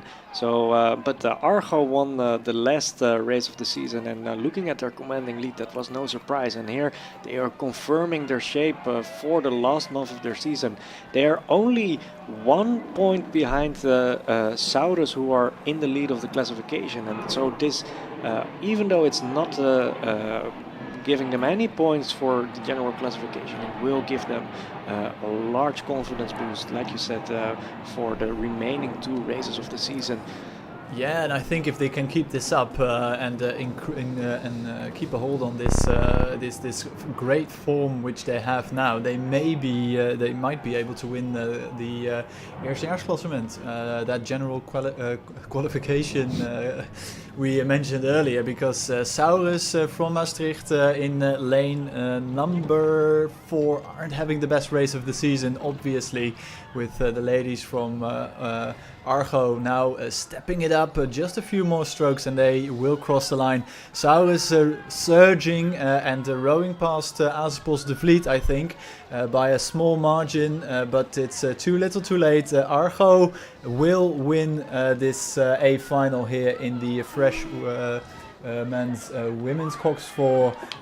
It will be, I'm not sure, it's a photo finish between Azepos de Vliet and Saurus for 2nd and 3rd, and Skull completing the field in 4th. Yeah, nice racing in this Cox 4, and curious what that will bring for the remaining part of the season. But for now, we congratulate the women, freshman women from Argo with the Hope Beker awarded by the Hope for this Cox Women's 4. We quickly move on because there is another Cox 4 on the way, and it's again, of course, freshmen. There are 5 crews in this race, and I will do a very quick lineup. In lane 2 we have Euros. In lane 3, Azepos de Vliet, now in the front of your picture. We have Focus with the yellow blades in lane 4. There is Njord in lane 5 leading this race. And finally there is Geostata combination in lane 6. Yeah, and we'll keep a close eye on all these crews. Njord, not the quickest throughout the season. They did win the Heineken roeivierkamp, which is not a 2K race. It's a collection of 4 races covering multiple distances. But looking at the picture here, it's been a fantastic race for them so far. We're 1,200 meters into the race, 750 to go, and they are looking long and strong. Rate of striking well under 30, I think. It's not that high, but they get great speed and great power out of this rhythm. And so far so good. We don't have a picture of the rest of the field, but they are leading by a substantial margin, or at least they were at 1,000. And we'll be following this race to see if they can keep this up. A little change of gear there from the strokeman, just increasing that rate by about 2 strokes a minute. As we get a pan picture of the entire field, and I think Azepos de Vliet, the crew or the club from Leiderdorp, very close to Leiden, where the boys from Njord are housed and train, is currently in 2nd position, and I think they are pushing on Azepos de Vliet, not really with overlap just yet, but that bow ball from Azepos is very close to the stern of Njord. Yeah, and let's not be fooled by the eye, because even though it looks like the stroke rate of that Njord crew is a bit low, and I think indeed it is. It won't be under the 30s, because it just looks composed and relaxed. Here it is, Azepos crew in the front of our picture. It looks a bit more snappy, a bit more rough, but also putting a lot of power, trying to put a lot of power here in the water. And I have to say, Tim, we said the curse of the Holland Beker jokingly might not really be that present all the time. We are now having 3 Coxless Force races underway, and in none of these races it seems like that the classification leader is actually winning the race, because also here Focus classification leader are too far behind to really put their stamp on it and really turn the tides here. Yeah, there's 2 little calls left for the leaders in the general classification to reel back in the 2 crews from Leiden, with the Amstelveen Njord still leading Azepos de Vliet by about a length, and the boys from Leiden are stepping it up. 2 crews absolutely accelerating down to the line, but I think the crew from Njord has done enough to get that coveted blik, the medal from the Koninklijke Holland Beker, and boy will they be pleased. They weren't in the best of shapes during the 2K season here, but they have won here with that final stroke. They've won the Koninklijke Holland Beker, and it's a great victory to be had. Azepos de Vliet is 2nd overall, and on the far side we have the crew from Giasteta, who will finish 3rd. The classification leaders from Focus are struggling across the line here in 4th, and the crew from that's Euros finish 5th. Yeah, and indeed Euros in a different kit than we are used to, so indeed I understand the doubts. But yeah, compliments for these boys from Njord winning the KNSRB prize, which will be awarded by the boards of the KNSRB, the Royal Dutch Student Rowing Society. And they are, they will be delighted. Also compliments for the coaches, because I think like you said, it wasn't the best of racing during this 2K season, but they managed to somehow turn it around, and the crew looked really composed, really relaxed through this race, and I'm curious what it will bring for the remaining part of the season. Yeah, 2 more races to go in this Eerstejaarsklassement, so all to play for as we move to the bigger boats. We're in the A final of the freshmen's lightweight men's 8s. And of course we have a great race here, and a quick race. Focus leading the field. Yeah, Focus is leading the field. They won at the Z.R, and apparently winning the Z.R is probably the best correlation for winning at the Holland Beker this year, because Focus is definitely not the general classification leader. They are currently in 6th.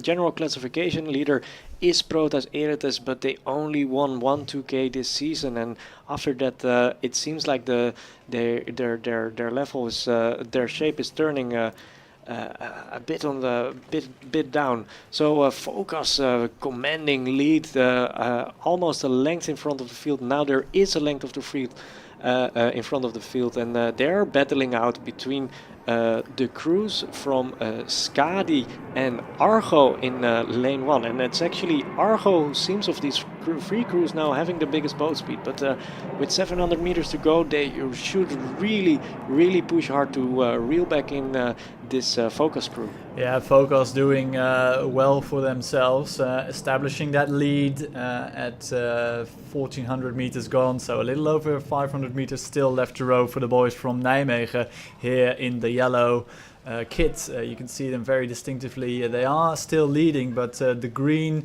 kit from Argo is creeping up on them. The boys from Wageningen University pushing on, and Skadi also in the mix, currently in third, and I think that's the leading three crews with the KSV Njord, Proteus and Skull way back and out of contention for the win here. But I think it's unraveling a bit here in the Focus crew. It's a bit slappy. The oars don't go into the water quite as well as they did a few hundred meters ago. They need to keep this up. They need to keep it together if they want to win, because Argo will be gunning for that victory here. Yeah, it's an all Gelderland battle between Wageningen and Focus. We don't see it that often on the Dutch rowing waters, but it's those two cities in the southern part of the Netherlands, Nijmegen and Wageningen, battling it out here on the Holland Beker. The numbers 4 and 6 of the light men freshmen's 8. So who would have expected that? And Argo indeed turning up the rate. Focus not so composed as earlier in this race, but I think Argo made their move a little too late. Or is there a bit of disturbance now in this Focus crew? I feel like Focus is tensing up. It's really between these two crews, but Focus might just have made their move early enough during this race. Yeah, it's a great provincial get-together from Focus and Argo have put the tallest athlete in the bow seat, but it is too little too late for the crew from Wageningen. It will be Nijmegen on the line. They take the win here, 3/4 of a length lead over Argo. Skadi across the line in third. I think the KSV Njord from Leiden will finish fourth overall. Proteus-Eretes just across the line in fifth, and sixth will be Skull on the far side. But a famous victory for Focus. They take the win in the end by almost 2.5 seconds. Yeah, and disappointment on the faces of this Argo crew, who clearly didn't have their aerodynamics properly adjusted with putting their tallest man in the back of the field. Focus completely destroyed after this race. I think it was the number 2 man who was lying there in the boat. I hope he's doing well. I thought he was sitting upright well now. We see here the Euros freshmen's Coxed 4 coming through the victory pontoon. They will row across it because they didn't win their race.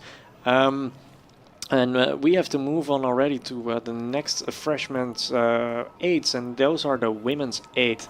And this time I think it's finally the classification leader in the lead. We see here in lane 1 it's Gias taking up the race.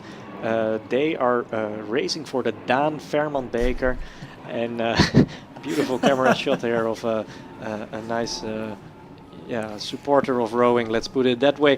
Nice race developing here. We have two clubs with a big tradition in women's rowing, in freshman women's rowing, and it's Gias, and I think that should be Njord, right? I think you're right. It should be, and I think it is. Njord in second position overall, but front and center stage is taken up by Gias, who have really dominated the eerstejaarsklassement so far. Only coming second at the Heineken Roeivierkamp, but it is almost a perfect season for them so far. They are 5 seconds clear from Njord in second position, Argo in third, and behind them it's really close. Focus in there, Skull right up amongst it. Orca trailing the field a bit in sixth at 1,000, but Gias absolutely dominating the first half of this 2-kilometer race. And looking really comfortable out in front, and they will try to continue this as well as they can, but 5-second margin at 1,000 is really handy, and I don't think they'll give that away in any hurry. No, I don't think so either. And especially if you know how to win, if you've been winning the entire year, you know what is going to be asked of you, or even in these last stages, and even at a special race like the Holland Beker. I'm now looking at the pontoon because I see Harry standing there. Harry, do you have an interview ready for us? Well, Njord is starting their chant at the moment, so I think nobody can hear me. So I would say let's go for the live stream, and I picked the following winners. Okay, thank you, Ari. We will for sure get back to you, and maybe you will be able to interview this very dominant Gias crew. It is impressive to watch how big their lead is over the rest of the field. Remember that all these women in this field have comparable experience, have comparable training schedules, have also comparable power usually. But it's Gias absolutely destroying this field in front of Njord, and currently in third it's again Argo here in the lower lanes. But while we see the freshman women from Skull in the middle of our picture, we really would like to see another shot of this Gias crew on the left, so far in front of this field. Yeah, they are, noblesse oblige is a phrase commonly used in this situation. I mean, if you have that almost perfect season with wins at all the major events in the Netherlands, save that second place at the Heineken Roeivierkamp, we would expect nothing less, and Gias proving that Holland Beker curse wrong in this situation, although we have seen more evidence to the contrary so far. But they are doing extremely well for themselves. I think they're even moving out even further. I mean, they're big, tall athletes from Groningen, really putting the watts down here every single stroke. It's not the highest rating crew we've seen today, but they are really effective under the water, and they do push that boat out to that massive lead. Njord, I think, still second position, or at least challenging. They are being challenged by Argo, and the Skull also resurgent in the final stage of the race, but there's only one crew here for the win.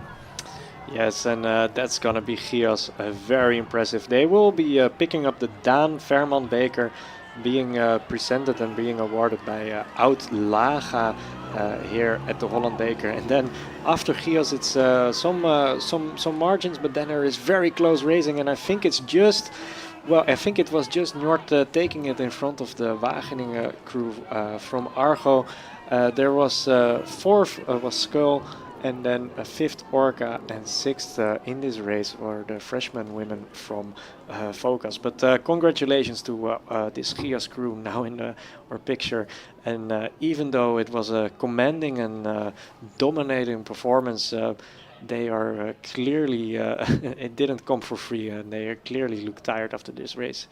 Now we move already on to the last race of today, and we have seen some quite exciting racing, and we will for sure have spectacular racing tomorrow. It's the freshman men's 8, and maybe it's even the tightest race of these freshmen's crews we have seen so far. In the first lane, now coming into your picture, it's Skull, and they are battling it out in the second lane with Gias. In third lane there is Proteus-Eretes, there is Vidar in lane 4, Njord in lane 5, and there is Azopos de Vliet in lane 6. Yes, and that last mentioned crew, Azopos de Vliet, I think something went wrong in the first 500, because they are way down compared to the rest of the field. Looking at the pictures we get from the camera car right beside the crews gives us a nice overview. Gias from Groningen leading this field, but not by much. It's about a quarter of a length lead over Skull in the lane right beside them, lane number 1. Then it's a bit of a gap back to the crew racing in lane 4. That's Vidar with a resurgent performance, not the most highly rated crew here in the classification, but they are doing really well for themselves, about almost a full length down on Gias. But it's a fantastic race between Gias and Skull here, going absolutely stroke for stroke. As we come to 1500 meters, there is less than a quarter of a length in it. Yeah, and it's surprising to see this Skull crew that far up. I mean, they for sure have been around there with some third places in the 2K season, but they only won at the Winterwedstrijden. at the Winterwedstrijden, which was the very first race of this season. So yeah, it's a very good performance from this home crowd crew from Amsterdam. I'm sure that their fans will cheer them on here at the Holland Beker. We are entering the final 500 meters, but it's the classification leaders from Gias who are in the lead, and I think today the curse of the Holland Beker only doesn't count for Gias. Well, that's a good thing because it's a tall order to get that curse off lifted, I'd say. But they're doing quite well. Gias here, the women's 8, of course, winning just a few moments ago, and the men's 8 now stretching out to almost half a length compared to Skull, who try to keep their bow ball more or less level, but looking at the pictures, they are dropping back ever so slightly. The pace from Gias is just a bit too high for them to live with as we come into the final 200 meters. Yeah, there was a charge from Skull. They clearly decided to go early for that final sprint, but in the end I think they couldn't push it on in the last few stages of this race. They will have to be well satisfied with what they put on in this middle part of the race and work on that for the remaining races of this season, maybe charge later in the season. But it's yeah, the classification leader Gias here in your picture, who are gonna win it, who are gonna win the ISA Cup here at the Holland Beker. In this last race of the day, it will be awarded by Neerhuis and the Senate of the Amsterdam Student Society. But great job from Gias, and they are for sure delighted. Yeah, pure elation there in the crew from Groningen. They take the win, high fives all round. And what a fantastic performance, especially in the last 500 meters. They were able to fend off a very quick crew from Skull by increasing their lead, and on the line there it was almost 3 seconds. It's almost a full length compared to Skull, who took second, and third place was Vidar, then Njord. Supposedly actually coming back into contention, because somewhere along the line we lost Proteus-Eretes and that crew just crossing the line a few moments ago. Yeah, and great sportsmanship between these two leading crews in the general classification, between Gias and Skull, are congratulating each other on a good race. Gias can go to the victory pontoon, and I think we have seen a worthy race here as the final race of today. So yeah, that being said, the racing is all done. I'm keeping an eye on Harry, who is on the victory pontoon. Maybe he's able to speak to some people.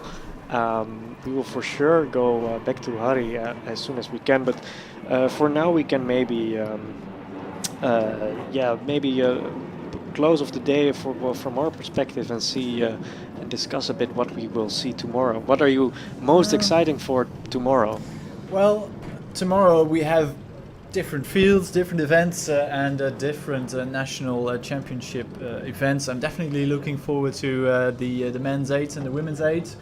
We'll see some crews from the Dutch national team as well. Tomorrow also we have the development field, so we'll have a great. That's always good for racing.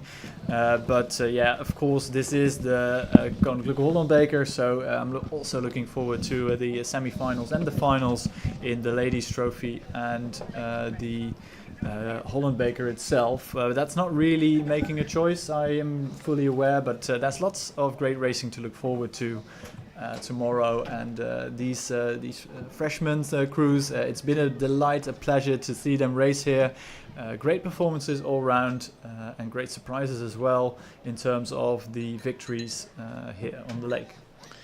Yeah, and I currently hear that Harry has the surprise crew from the lightweights from Focus, who won the Gelderland battle against Argo. So I'm curious what they will have to say about the race.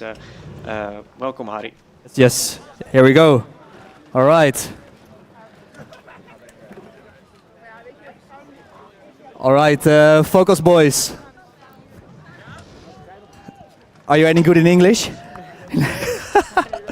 I'm looking for a focus guy who can answer a few questions in English. I think you can. You have the glasses, so that looks good. Well, first of all, congrats. Was it an easy race? No, it was very difficult. I'm a little bit out of breath. It was an amazing race. Out of the start was just such a great moment. Yeah, it's a fucking great race, man. That's what we love to hear, indeed. Was this like a big goal for you this season, the KHB? Well, first off in the season, we didn't know if we started a little bit on the bottom of the tournament, so finished a little bit last a few times. But after a couple of races, we managed to keep up the pace a little bit, and it pays off. Yeah, so probably you're better in 2Ks than in the longer distances, right? Yeah, I think so, yeah. Well, congrats once again, and we'll see you at NSRF. All right, gefeliciteerd man. Well, thank you, Harry, for that nice interview. It was very happy to see this man from Focus, this freshman, being so excited. Clearly, it doesn't. I mean, they haven't been winning that much this year, and so a bit of a surprise also on their faces. But beautiful interview, and it was indeed, I agree, a fucking great race by them. So, congrats. Yeah, that's a quote, by the way. Yeah. So yeah, we were just looking forward a bit to tomorrow, indeed. And of course, I'm gonna ask you, Tim. You were saying that it's all about the Holland Beker and the latest trophy. In the end, we have spectacular eights races going on, and I think also today we saw that the quadruple sculls are very fast and on a very high level here at Holland Beker. But I would, of course, like a preview. Who's gonna win the ladies' trophy and who's gonna win no, you the can't Holland ask Beker? me this. Could I dodge answering this question by referring to the AB semi-finals tomorrow? I think it's better to do an in-depth preview tomorrow. What I am looking forward to massively is the head-to-head from the Oxford Brookes crews and the Dutch national squad in the eights. That's not a satisfactory answer, I know, but it will be a great race, and Oxford Brookes have everything to win, and the KNRB crews have everything to lose, which is a great stage to be having a race on, I think. I think so too, and I agree. I mean, I ask you the question, of course, but I don't have an answer myself of who is going to win the main sculling, sculling competitions at this Holland Beker. Yeah, we see some pictures of a very happy Gias crew. Even after winning so much this season, they are very happy with this heavy Daan Verman Beker. Here at the Holland Beker, and all smiles all around, all cheers all around here at the Victory Pontoon in Amsterdam. And like you said, there are the semi-finals tomorrow morning already. So also a reason for anybody watching from home, from wherever you are, to turn on the live stream at an early stage, because it's supposedly spectacular. I think we have a very close field with also quite some quality all round. With that, I'm again looking at the Victory Pontoon, but I think Harry might not. I see Harry now. Maybe he is able to ask some more questions to the very happy heavyweight men of Gias, or maybe to their women. Beautiful for that club from Groningen to win both freshman fields here at the Holland Beker. Renaat. Yeah, well, Renaat, Harry, I think he is now waiting in line there a bit. But with that we might, conclude negotiations for today? Conclude negotiations for today. Yeah, maybe it's time to close off for now, and then we will see what tomorrow's spectacular racing will be. I think pictures from this Gias club are a very beautiful way to close off this day.